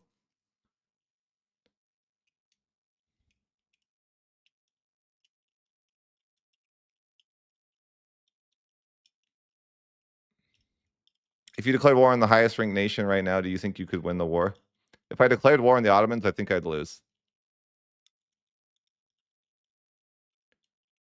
For sure. Like right now. A, because they're being guaranteed by France, but B, because I couldn't invade them very easily because they're the naval hegemon. So yeah, that would be tough. How do you get the imperialism CB? It's just a thing that you can start fabricating immediately once you hit the 1737 date. Like it's not something that you even have to unlock through research. At least that's how it was when I got. I haven't actually got to that time period for a while though. So take what I say with the, you know, this is how it worked originally. I don't know if it's the same, but it's just something that you could start doing. No need to unlock anything. It might be if you hover over the Age of Revolutions, like a this thing, the top left or the top right, you might see it actually. If you just like hover over this menu, it actually might say that.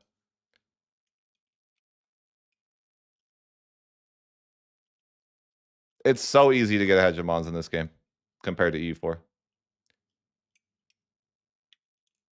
How viable are OPMs compared to EU4? Probably about the same. I don't know. Not much different.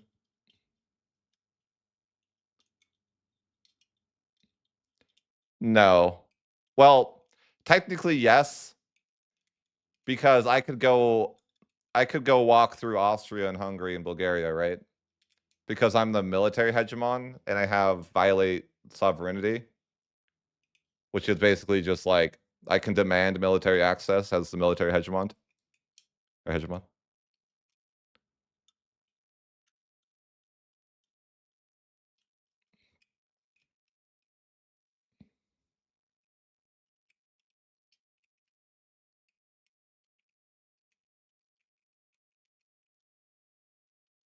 I don't think that the reformation can be triggered really.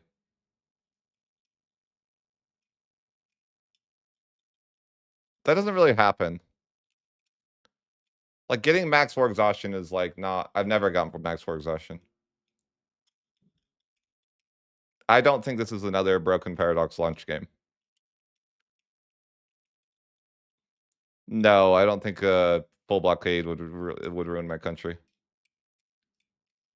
No.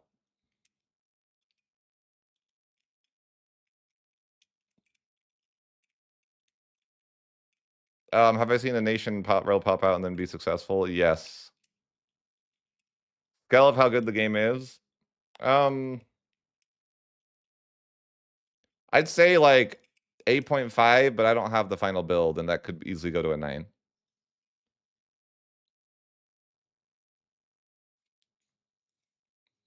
Oh, really? I haven't really hit max war exhaustion before, but I guess I. Oh, interesting. I never had that situation. I've actually been forced to peace because I didn't take the war goal for too long of a time. I've had that happen.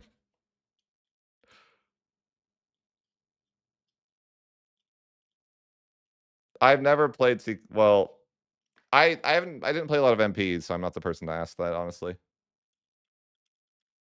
It's not hard to keep your troops supplied with food at all. It's not really a mechanic you have to pay attention to. Unfortunately.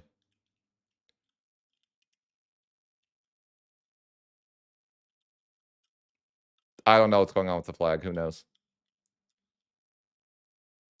You can see I have the Milan flag, okay? That's all it is.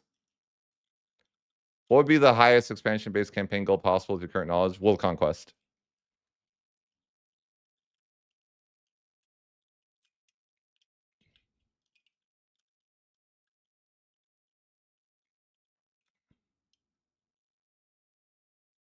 Yes, you can get cut off from supplies.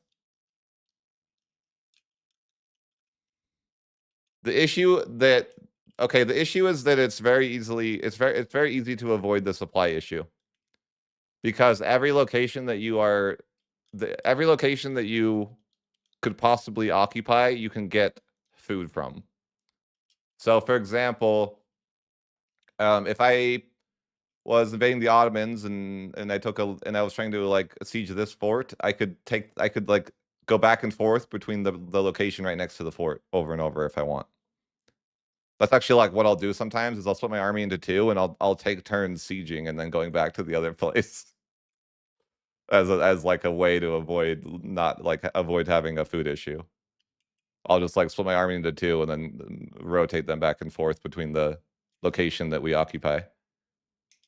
Food feels like a non-issue. Yeah. I didn't even know you could cross frozen water, but no, I haven't. I did it at one time on accident, but I didn't know that it was why. I was confused. Because I had rebels when I was playing Russia up in Siberia, and I was like I didn't know why my guys were able to get to him at one point, but then not at another point.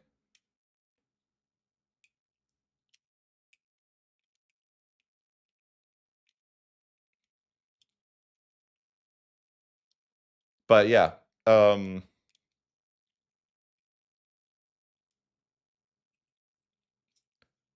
guess we're just in like the question part of the stream now. So feel free to ask any questions on any topic. Is the problem with the AI that the mechanics are too complex for them to be competent, or are they just underwhelming by default? I think that it's more of the AI doesn't desire land because they don't see the value in it, maybe. I don't really know the answer 100%. I'm just a person with an opinion, but I think maybe it's just a matter of like desire to take the land. If that makes sense.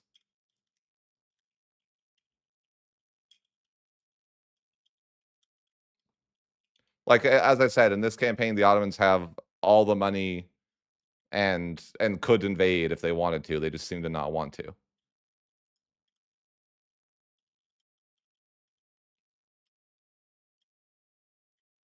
At what point would it become more beneficial to conquest rather than develop internally? I think it's always it's always a valuable thing to like the answer would be like both.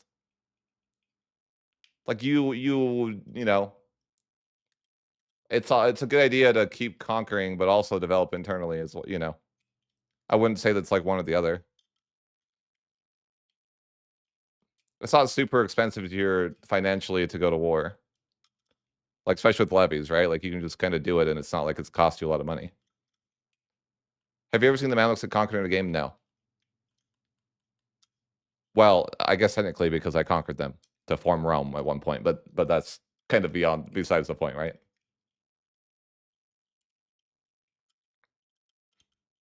Why Bohemia looks ugly? Because of the Emperor, and they just like want like they just it's like the H3 Emperor with like an EU4. No, I haven't played a Pirate Nation.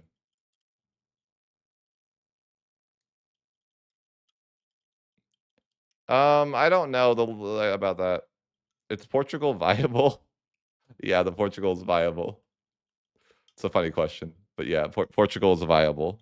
Definitely, Portugal is like insanely strong. They have like really, really insane tax efficiency modifiers, and they can tax their people to hell, and then make giga money. How's your performance compared to other Paradox games? Better than Victoria, but worse than EU4. I have never played Tunis, but I wouldn't say that I'm not interested in that. I would say I just haven't. If France viable.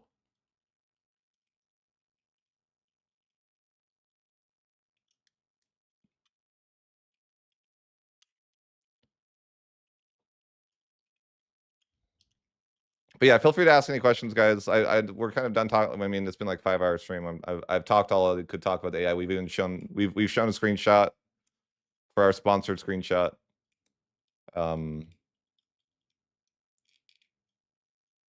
This is our sponsored run we're going to be doing, of course. A little bit of a sneak peek. Holiday to take good control. Have you tried the 100 Years Wars England? Yes, I have tried the 100 Years Wars England on very hard also. But I didn't know it was on very hard. I know it's a long answer to that question. Yes, I've tried it on very hard, but I didn't know I wasn't very hard. It was pretty freaking hard. And I had to reload my save like 20 times because I was getting cooked so bad. I was like, this is impossible. How am I supposed to win? But then I finally found like the right luck and won, I guess. Not a ton of regional formables, but some.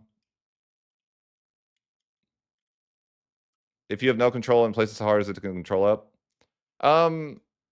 It's semi-hard, but it's more about like if you like sometimes you just can't. If you're early game and you don't have access to like certain roads, like you just can't.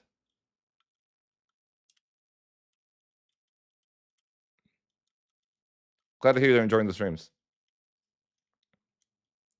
Yes, I played as Muscovy. Muscovy is my favorite, one of my favorite, probably my favorite for what's the word? Flavor. I think Muscovy has the best flavor of any nation I played. We have access to the list of achievements, but it's like an incomplete list of the achievements.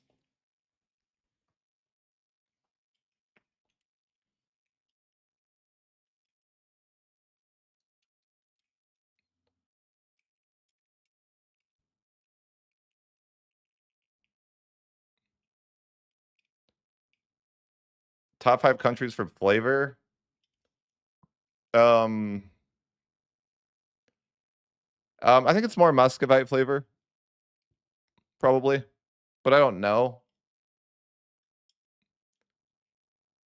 How can you accelerate tech research speed? By having more universities and, having having a higher max or a higher literacy level within your nation is part of that as well. Are tunes Iron Man only? Yes.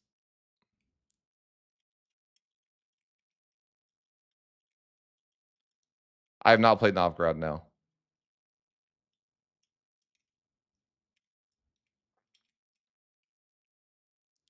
Is the Italian situation fun as France or Castile? I think the Italian situation is like unrealistic for you to win. Like it's fun, but it's also like I don't understand like it they want you to like conquer all of Italy within 50 years, which is like an insane amount of antagonism. So I feel like sometimes it's like a little bit impossible to actually win. But it's not like, but it's still fun if this is a scenario. But yeah, it just feels like it's like, how are you supposed to actually do that without being coalitioned by the entire world, right?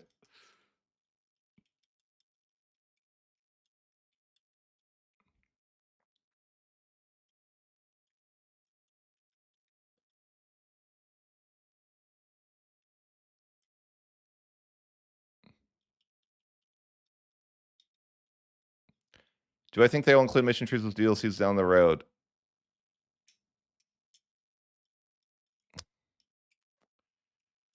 I I don't know, honestly.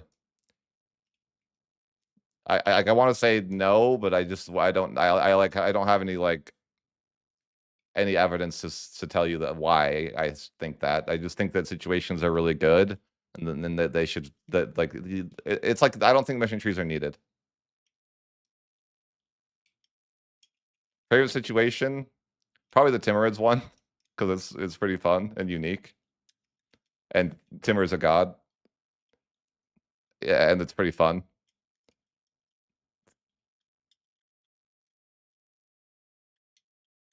Maybe they will. I don't know. I almost feel like though they like you don't really need mission trees. I think what they need. I think what I would prefer is like Victoria style journal.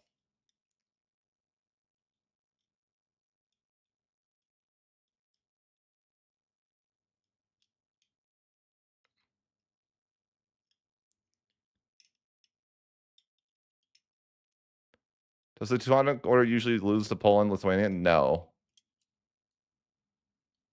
but it's not. It's not like there's a lot of variance with the Teutons. I've seen the Teutons do super well, or just get annexed. So there's a lot of variation with how the Teutons do. It's not consistent.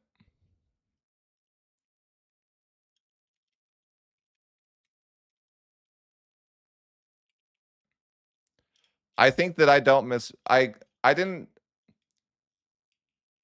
How to say this? Yeah, Connor, I agree.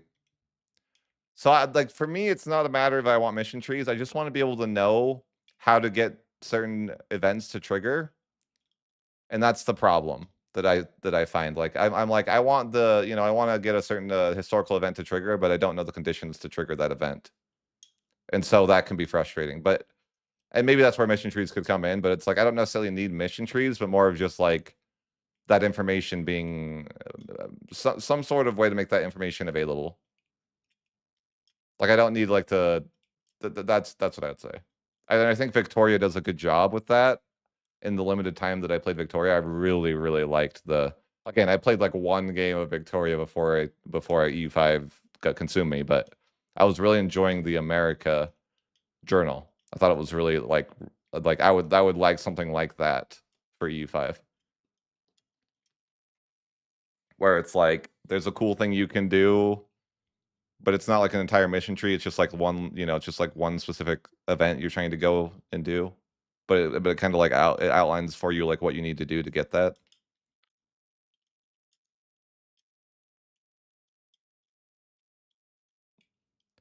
I don't think banks can raise money or raise money. God damn it. Yeah, banks can't raise money.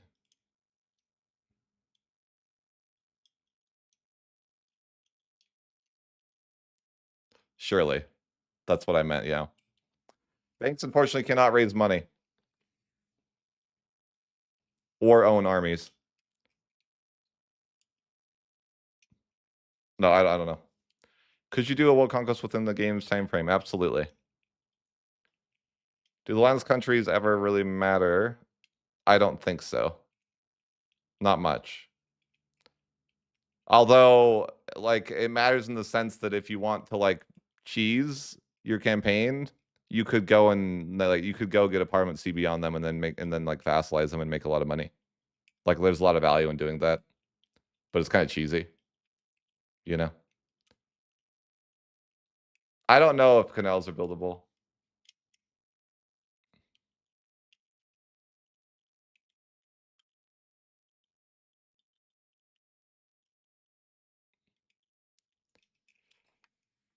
But yeah, any other questions before we wrap up the stream?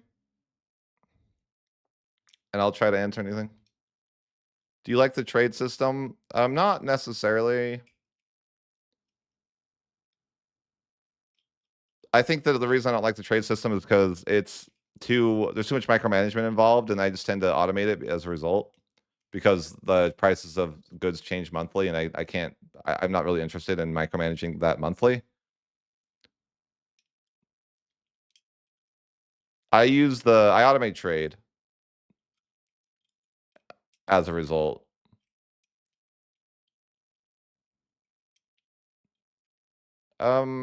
Pacing is fine, I think. Favorite and least favorite thing about EU5 so far. My favorite thing is the ability to track down armies. where you like, if you find an army and you can right click it and your guys will follow that army to the ends of the earth to kill them. I love that. I know it's like a weird thing to be like, well, that's really your favorite thing. Like, I don't know. I just really like it. Okay. I like how simple it is to just tell my armies to chase down a unit. It's amazing. Um, what do I not like the most? I guess Parliament.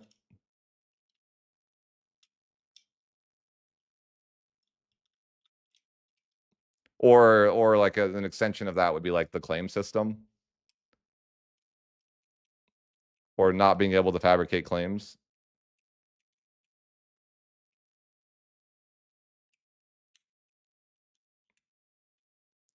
No, you can do that. In fact, what you can do with automate trade, they added recently, is you can like have it automate most of the trade for you, and then you can make like 1 or 2 trades of your own if you want. And then you can lock in those trades, and it'll be like those trades can't, like the automation will ignore those, more or less.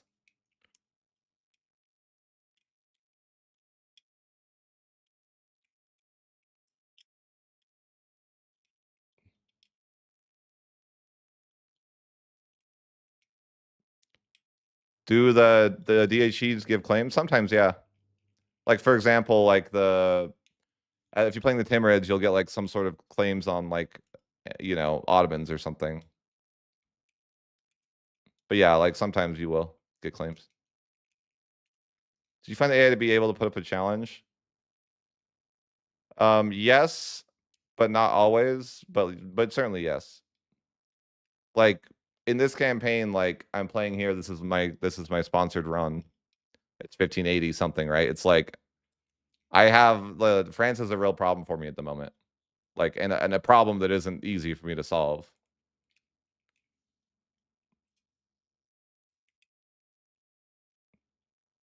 So, yeah. Like I made it forward to Italy, but it's hard for me to like do much from here. Is there any improvements you still want to see? Definitely. Definitely, yeah. I would like a lot of automation improvements. For example, I would like to be able to have my guys automate integrating land. But if I put my guys on automation, sometimes they will do things I don't want. Like, I just want them to I would like to be able to automate a particular task like that. I would also like it. I would like some sort of culture conversion automation where once you will fully core the land, the culture conversion will just move on to the next location, and you wouldn't have to like micromanage that. I would also like that you could queue diplomat actions, for example, as another thing as a wish list. Because like let's say you have 12 subjects, but you only have 4 diplomats available, so you have to like wait several months in between doing that, and I get distracted easily because I'm ADHD, and then I'll forget to improve relations or something like that. So I wish there was like a little bit of like maybe like a queue system I could do with diplomats. Or like little stuff like that though. That's like just, some QOL stuff. But if you're asking me like what things do I think that would be cool to be added, that would become the stuff I would go for.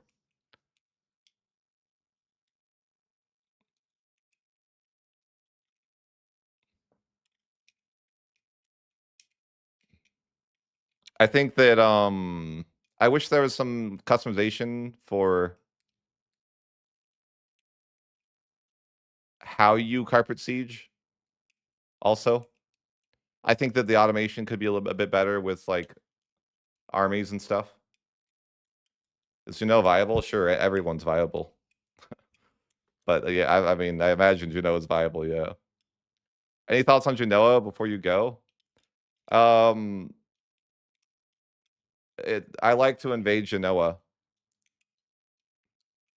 Like I feel like Genoa is my rightful land when I'm playing Milan. That's my thoughts on Genoa. Genoa is my rightful land. Hello. What about Venice versus Milan? Yeah, that I like as Milan, I think that's my rightful land. So, yeah. That's I mean, why does he have my land is kind of what I think about Venice. Naples is definitely the strongest in Italy, I would say. Yeah, Naples for sure. I think I haven't played Naples though, so I speak out of uh what like, speculation, not experience. What about the orange brown dot in Western Anatolia? Yeah, definitely viable, yeah. Is the opening Milan war really tough? No. It's really easy because it's like a coalition war against Verona. It's like a scripted war. It's a historical event.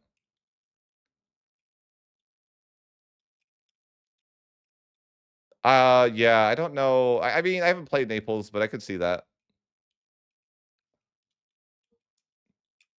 Naples looks really strong. They have like a lot of guys. Verona's stronger than Venice, but they are there's a I mean they get like coalition because it's a historical thing. So it's like I think they start stronger, but they also are gonna get attacked by a war that they can't win. Probably. I mean I don't know if they can win it or not, but it looks pretty rough.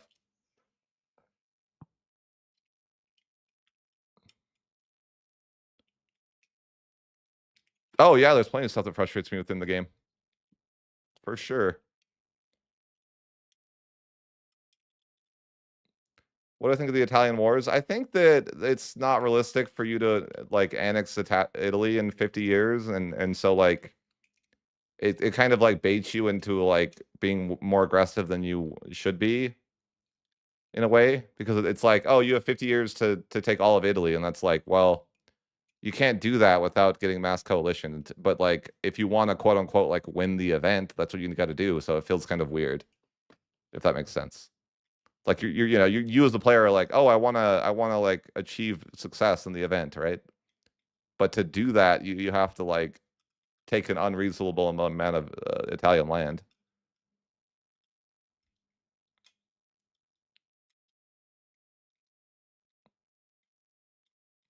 Rebels are not rebels aren't bad, but civil wars are kind of bad.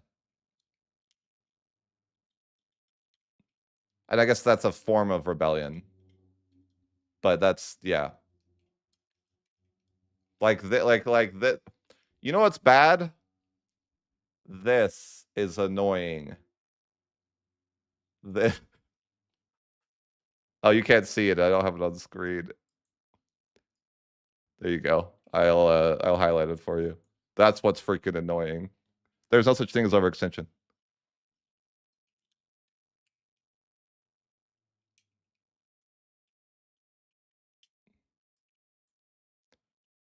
Were any of your states annoying? Yes, the nobility is always annoying. F those guys. F the nobility. F the nobility, you know? They're always mad.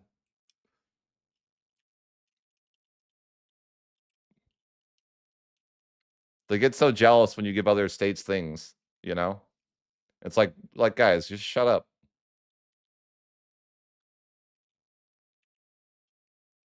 Like it's the Catholics and the nobles that are like the most annoying.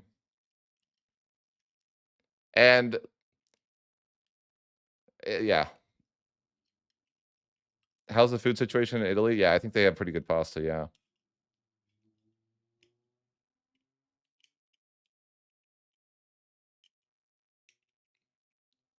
Um they're not as good at taking advantage. But like again, that's more of a yeah. I think food is an issue if you don't play correctly. If that makes sense. Like you can't just go and make Italy, right? You have to like build up your nation as you go. That's like the best way to explain it. Like food is an issue if you are too aggressive and you don't focus on your nation at all. Like you can't just like war, right? You have to like war and then like consolidate your land and build food, build some production, build, it's not like if you don't pay attention to food, it's an issue because it will cripple your economy because you'll have to pay for food that you can't afford. So it's kind of like a way that food kind of limits you in a sense of that. Like if you don't build up your food supplies, it's not going to be ideal for you. It's going to hurt your economy a lot. And then that's going to cripple your ability to like, it's like a snowball effect, right? It's like now, if you get yourself into food debt, that is not ideal. Because now you're losing money and it's hard to fix the food problem because you need money to fix the food problem. I guess that would be like the simple way I could explain food. Like if you don't pay attention to food, it's not ideal to try to fix the food problem when it's already a problem. I'll say that. Like it's one of those things like it's better to prepare for the food problem. Like it's like something that you need to prepare for, but if you didn't prepare for it, it's punishing.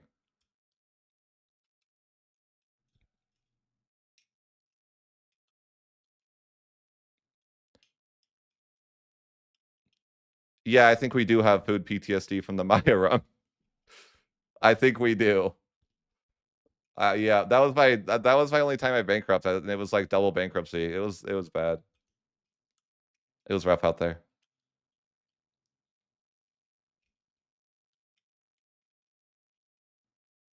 I also had a big food issue the first time I formed the HRE.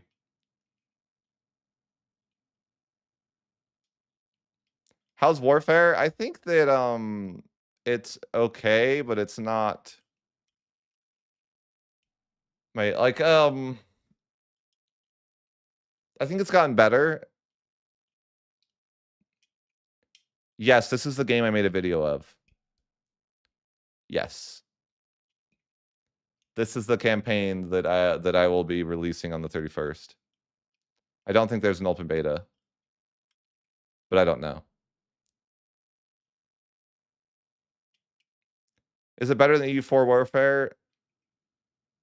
I think in some aspects, but in some aspects, no. Yeah, you can integrate the HRE. But you might be, it might be a trap. I don't know. It's really destabilizing to form the HRE, to integrate the HRE. That's all I will say.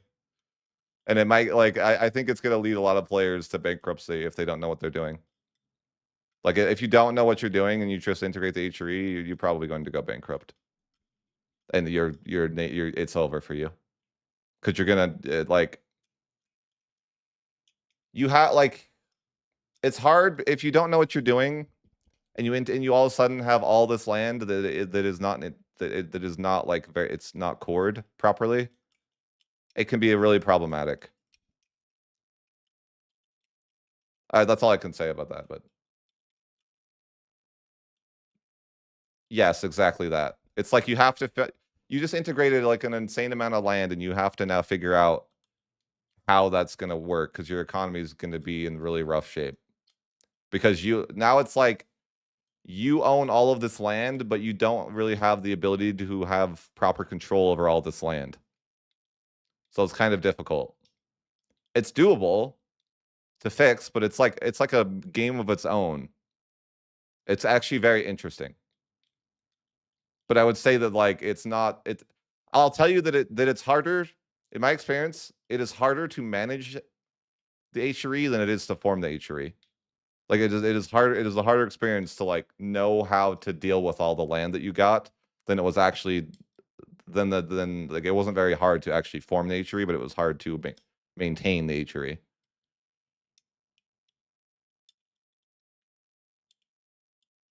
I don't know much about banks, to be honest with you, Alex. Seems like a yeah, not something I've been very interested in.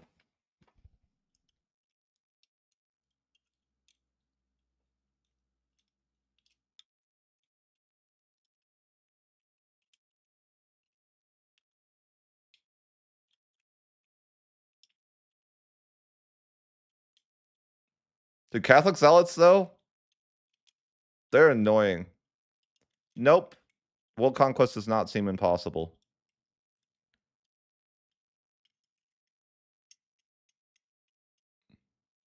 But but I guess that's in the context of like it doesn't seem impossible, but if you're not, how to explain, if you don't abuse the certain mechanics, maybe it would be like if you formed an empire, it might be impossible or painful. But if you don't form an empire, then it would be easy because you would have 30% war score cost, and that's you just annex everybody into one war, right? How much of the Americas are colonized? Not a lot. Colonization's a lot slower in this game, at least for the AI. I think world conquest would be pretty painful, though. Yeah, I think so. But maybe it wouldn't be that painful. Yes, forming an empire makes world conquest significantly more difficult. Because you now lose 30 because of the 30% war score cost malice that you would have been able to have if you didn't upgrade your government rank. But that's kind of like an abuse of a mechanic, so it's hard to really like judge that as I don't know. I've left feedback that I think they should change it, obviously. So I don't know that they will, but I have left. I like that's actually like on my. That's definitely a top 5 of maybe even a top 1 of the items of things I want changed before release. Would be the you have to pay additional war score versus smaller nations than you malice that they have. That's like the number 1 thing I want changed before release. I would say.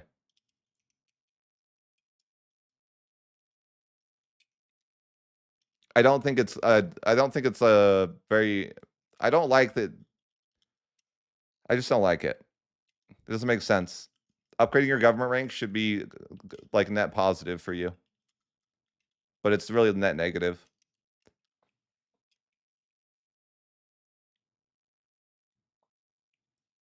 Like upgrading your government rank is like it's good in the short term, but it's really bad in the long term. You have to be the judge of that, Ted.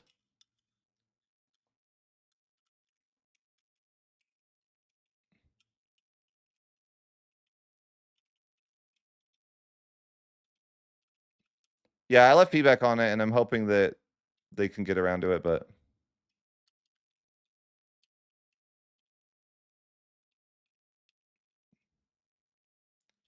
what did you miss? Lots, I guess. 6 hours of ranting about EU5 is what you missed. That's all. 6 hours of ranting. How's cultural and religious conversion?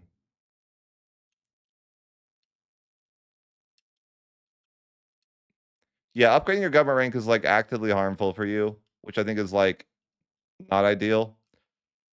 But it's kind of like a sense of like, do you like, I don't know. I always build manually. The only thing I automate is trade, really, and production methods.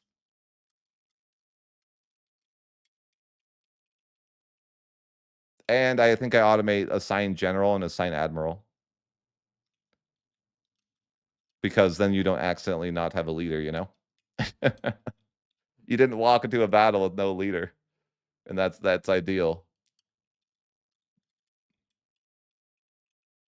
And sometimes I'll automate the cabinet, but only if I have a lot of stuff to integrate. I think the integration of the cabinet could be better, but it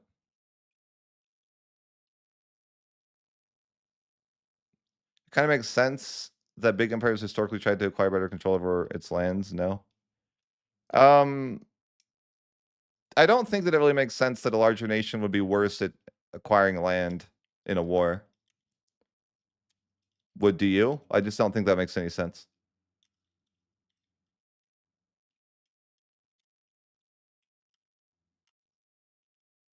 What do you think Muscovy needs so it doesn't hug box with Novgorod? So to be a historical rival, probably.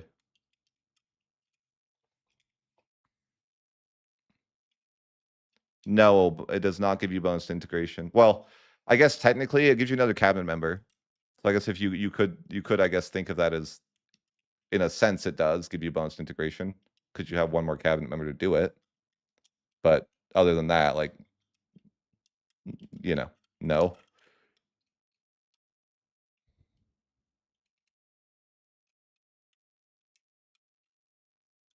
It's like I played a campaign where I just stay as a county as Milan, and it's like super overpowered, right? Like I could like one war annex Bohemia or something.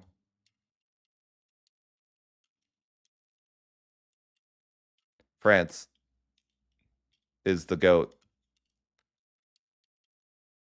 France is very consistently the hardest, the biggest issue. It's insanely hard to form their own empire because you have to have like an ungodly amount of land.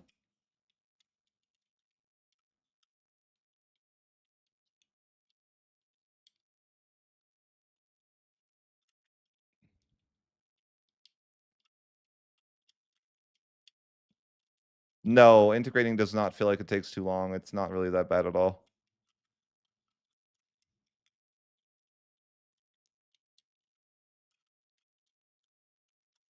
It can get a little bit tedious. That's why I would like a little bit better automation, but that's whatever. But you can Balan can integrate so fast, man. Balan has the best integration in the video game for 30 years.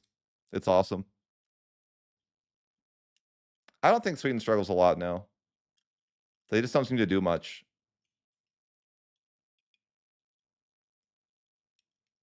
Sometimes they kill Denmark, but like they don't do much. Does Serbia feel weak to play as or to fight? Because Serbia is like the hardest nation I've tried of any nation. Serbia is definitely harder than Byzantium. 100%. To integrate, there's a cabinet action you can see here called integrate is one way. Like you can see it here. Sorry, I highlighted that weird, but you can see it there.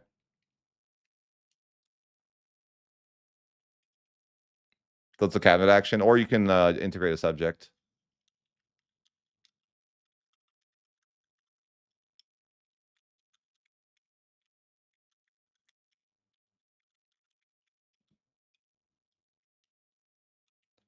To play as, yeah, I think Serbia is very, very difficult to play as. The reason being is that their capital is like right here, and it's so mountainous that it's really hard to get to propagate any control to your nation at all. And you don't really have very good expansion paths. Like, what are you going to do? Attack? Like, look at the options for this Serbia, right? Are you going to attack Hungary, Bulgaria, or the Ottomans? And by the way, Bulgaria is allied to a bunch of people over here, so it's like it feels like hopeless, right? Like I can't beat Hungary, I can't beat the Ottomans. Like, what am I going to do? I'm just stuck here. Like, what am I going to do? Invade Italy? Like even as like as the player, like I could invade Naples, but like realistically, I can't invade Naples. Naples is going to be way too strong to try to invade. So it's really hard because it feels like you don't have any options. Like you can't all your natural expansion paths, you just can't win those wars very easily. Yeah, I think you would probably just have to wait until you can build up professional armies enough to be able to like maybe, or you have to wait for an opportunity where they're getting fought by somebody else or something, right? Maybe they're getting like attacked by Austria or something. You might be able to take advantage of it. Any unusual GPs in your games? Not that I know of. Or yeah, the Ottomans. The odds, like that's actually kind of new. Like that's more like new on the recent patches, I guess. I'm gonna say Milan because that's what I'm playing in my video. Milan is great for your first playthrough.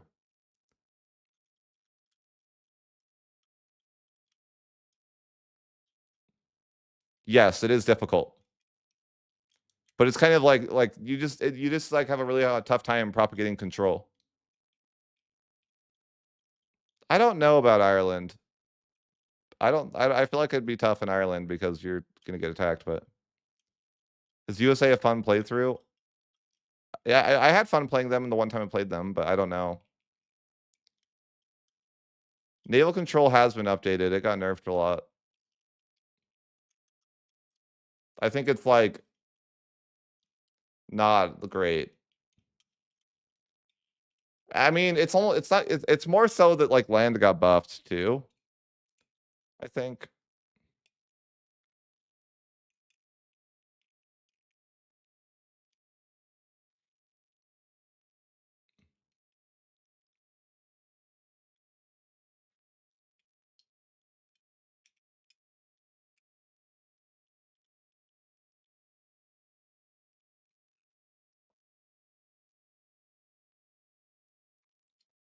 All right, guys. Any final questions before we wrap it up?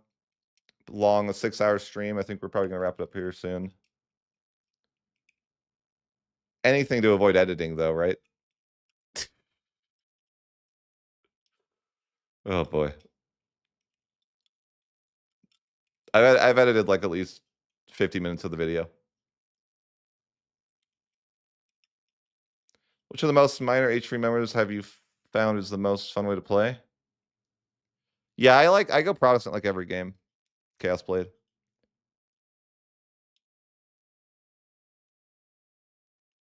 Of course. How hard does it take for the first basic institutions? It's pretty reasonable. Best intro nations. Milan. Milan. Any advice for being France in the 100 Years' War? Death stack. Stack your entire death stack everything. Death stack is the way.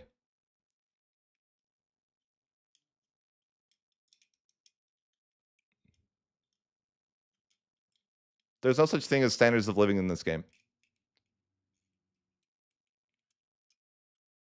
That's not a thing.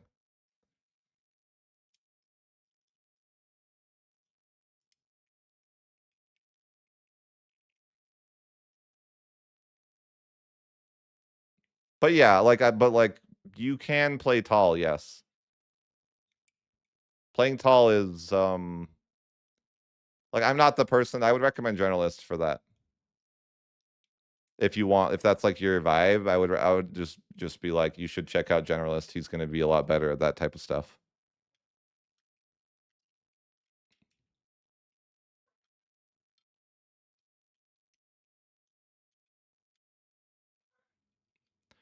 I can't speak upon I can't really speak about requirements to run the game. I only have one sample size of my own PC running the game. Can you literally throw lives at the enemy until everyone is dead? Probably not because there's like a cooldown, and that you would probably lose the war by then if you kept losing every bit of your if you lost every troop every time, like you'd eventually just lose the war. I'm sure, and they'd occupy your land, and that you couldn't keep recruiting levies. Is it good to perma attack a weak nation just to steal money? Probably not. No, because that weak nation isn't going to have that much money.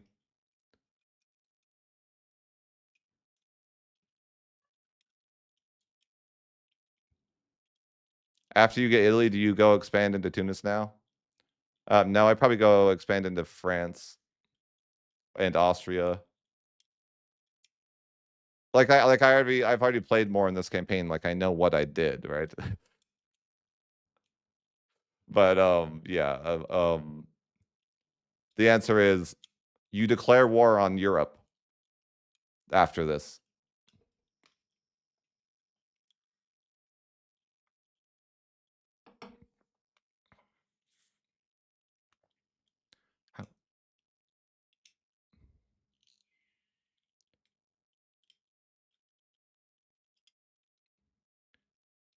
But you know, like you want to form Rome probably would be natural. Well, I don't know if it's natural, but my goal is to form Rome, so I think that just expanding via land makes the most sense.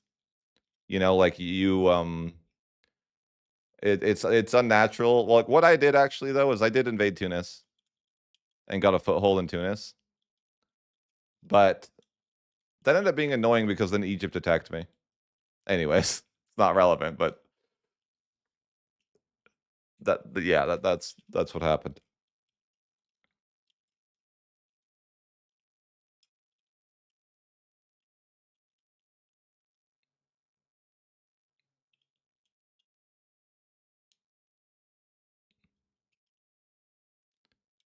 Right. I'm not like I don't really think tall. I think that like I don't know why you'd want to intentionally play tall like the whole time, I guess. Like you play like I play tall at times in my campaign, but I wouldn't want to like force myself to just do that the whole time, right? Like I like building up the nation and stuff, but then eventually I build up the nation so I can go to war. So like I feel like even like I play tall at times, but I wouldn't say I wouldn't just want to do that the whole game. I definitely like to build up my nation though at times.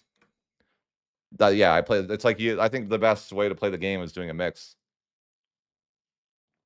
Like you can't always conquer, or you're gonna be play, or you're gonna spread yourself too thin. But you know,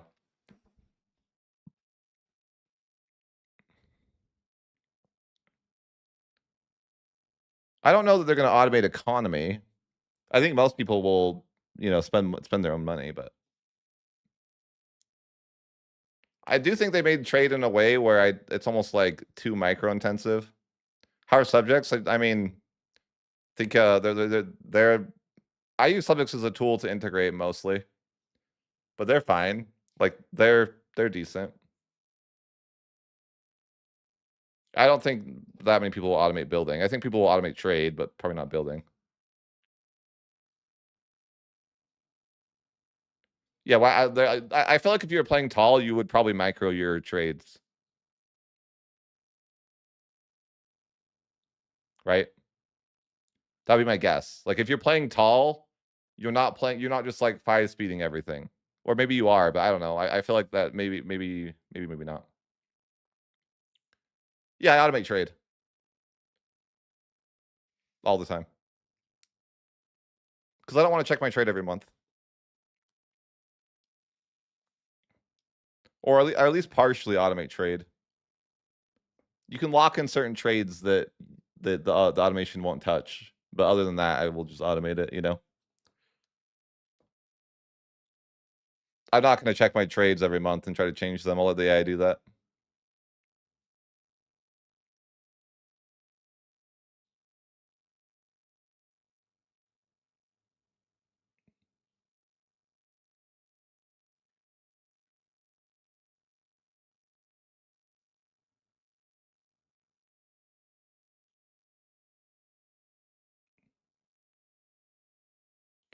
I do think that like but I think it's a good thing that there's stuff in the game like that. Like I feel like the game is really designed for like the Victoria 3 player and the EU4 player.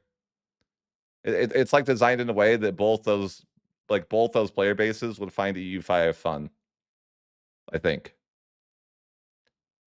Which I think is like not the case for EU4, right? Like I don't think Victoria 3 players would necessarily like EU4, but I think they would like EU5.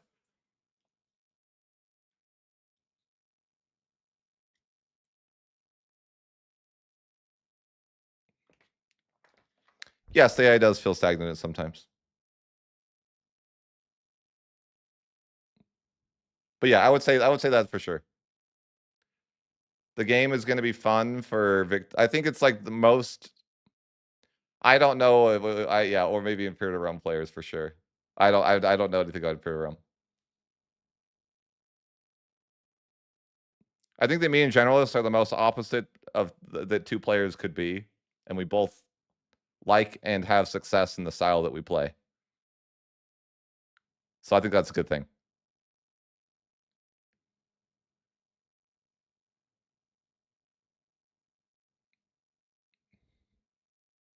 Yeah. Right. I think that like you have the player. I'm the player that cares about what my like my my success is based on what the map looks like. But some people like generalists are probably more interested in what the how much gold they make, right? Which isn't like to say one isn't more important than the other. Just I value something differently. I don't really care about how much money I make or have. I care about how much I painted the map.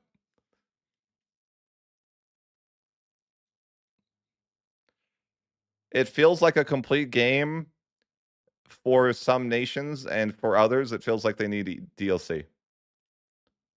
But I would say that there's plenty of nations that feel complete. To feel like that you could, have plenty of content to go through. But yeah, but like yes, that some nations will probably need DLC to feel the same. France at 10 out of 10. France every time. France is like how did Lemon Cake say it? France is like the EU4 Ottomans on very hard. I think that's what he said, right? Earlier. Oh yeah, there's no yeah.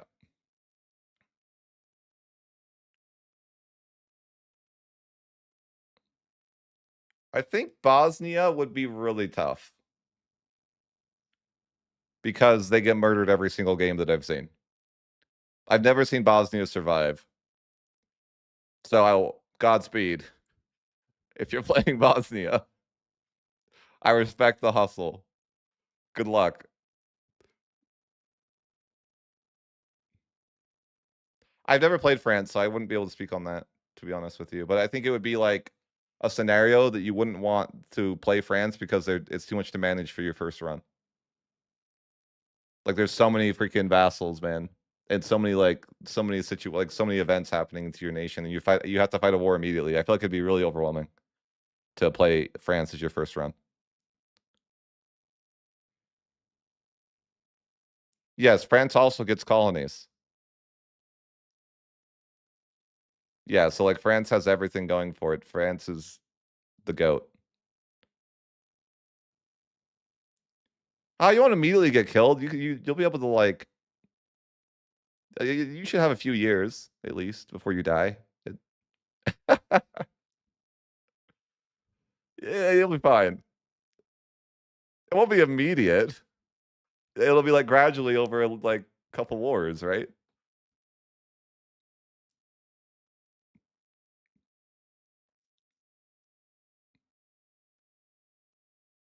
Brandenburg's getting reworked tomorrow, so I don't know. Yeah, it'll be slow and excruciating. Yeah, exactly.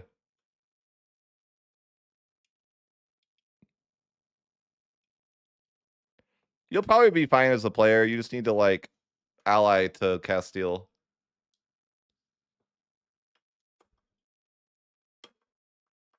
I would say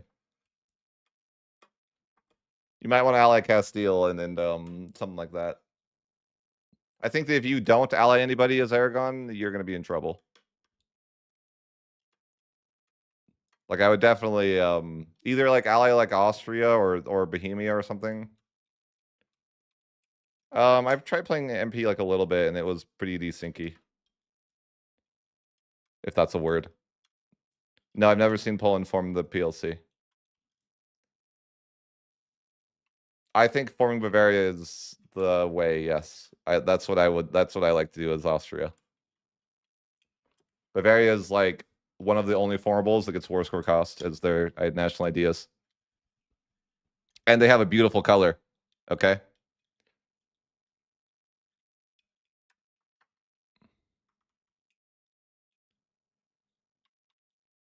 Have you seen AM Muscovy form Russia? No. The problem usually is that they're like friendly with Novgorod, and you have to take Novgorod to form Russia. Victory is more performance intensive, for my PC at least.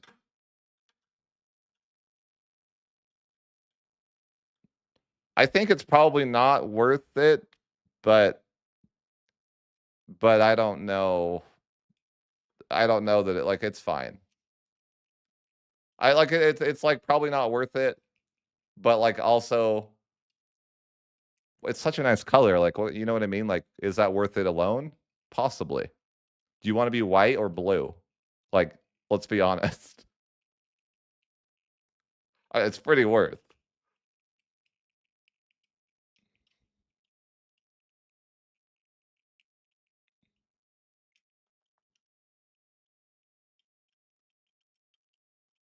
It'd be cool if Muscovy could get to that point. Yeah, I'd agree.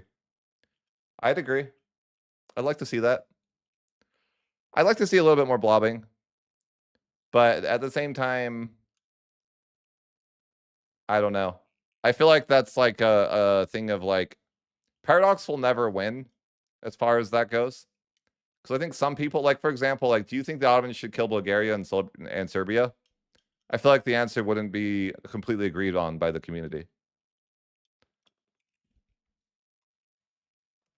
So that would be my guess. Does Prussia have crazy military buffs? Pretty good, yeah. How bad is the border gore? Like, kind of bad.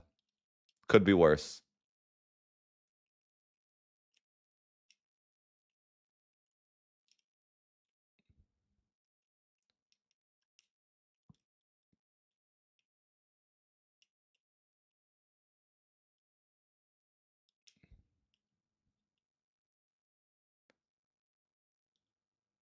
You know, I was thinking I'll do React videos on the 31st. Should I judge everyone else on the 31st? That's the way, I think, right? We judge everyone else on the 31st.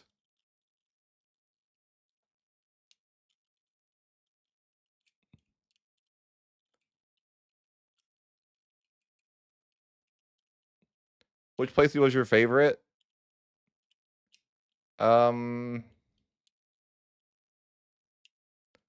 I don't know. Probably Muscovy.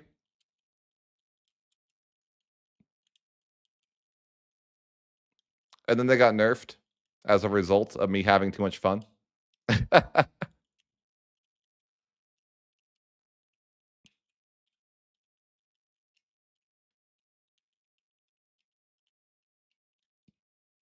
That's what happened.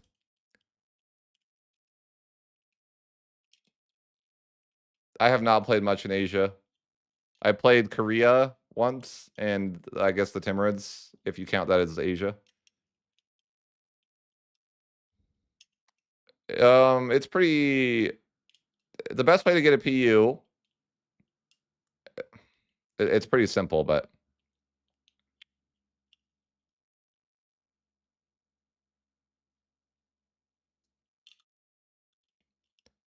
the best way to get a PU is to have a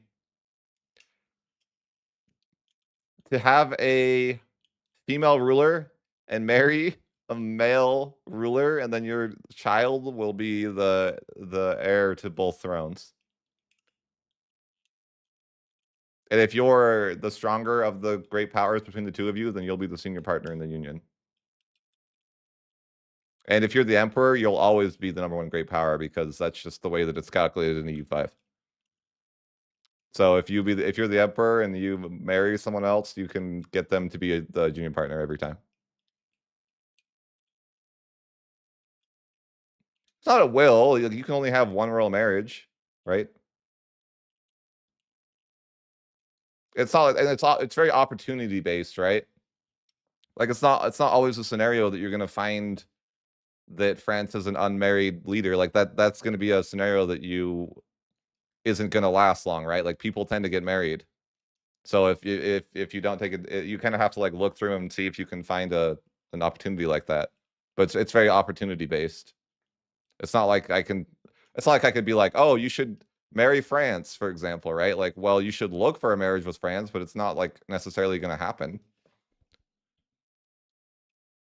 Yeah, yeah, Bohemia's does very, very well. Like, look at this guy. Like, this guy's way better than any version of EU4, right? This guy's cooking.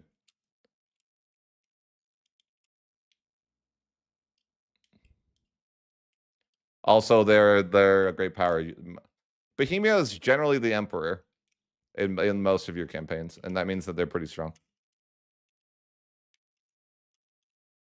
Yeah, Native Americans always survive. They never get attacked in all my games.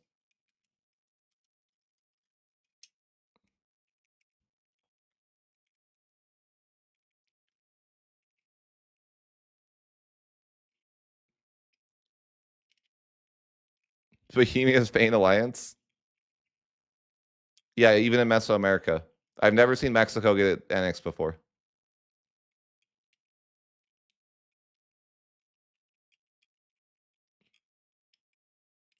AI doesn't attack Mexico. No, Russia doesn't form.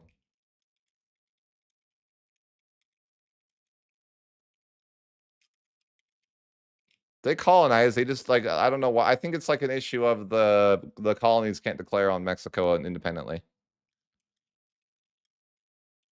Just sending troops across the desert more forgiving. I don't know the answer to that. I don't know the answer to why they don't attack them, but I'm pretty sure that will either be fixed now or shortly after release. I can't imagine that will stay around long, or even make release. I feel like the natives are going to get attacked.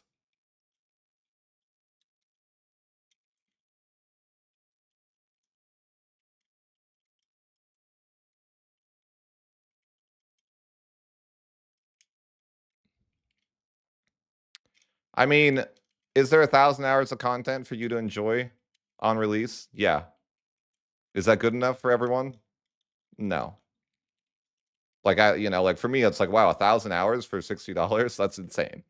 That's so much value. Like I can't even like I pay a monthly subscription to WoW, then you like you know what I mean? Like I'm not getting 1,000 hours of value from that. I just like play with my friends occasionally. But I like as far as money, like value, it's insane value.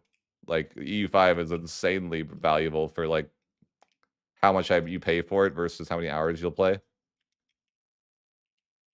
Yeah, like insane value.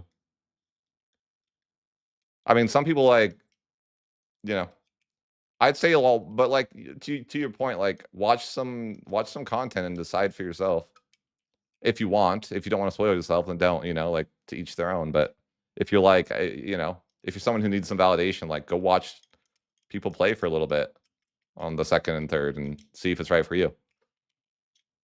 Like see if what they are doing looks fun.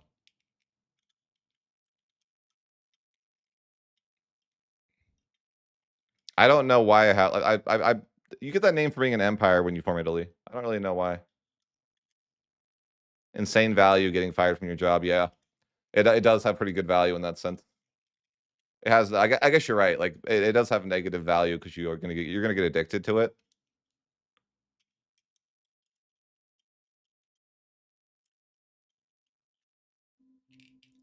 It's funny that you say it looks like a good France game, but the Ottomans are actually the number 2 great power, and the France is 6.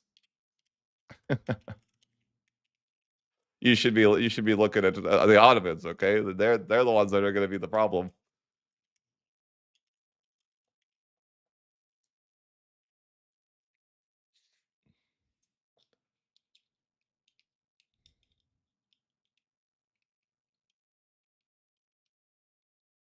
I don't really know because I don't pay attention to Asia. They're too far away.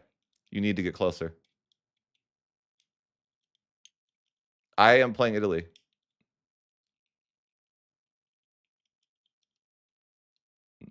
As you can see in the top left, the Imperial,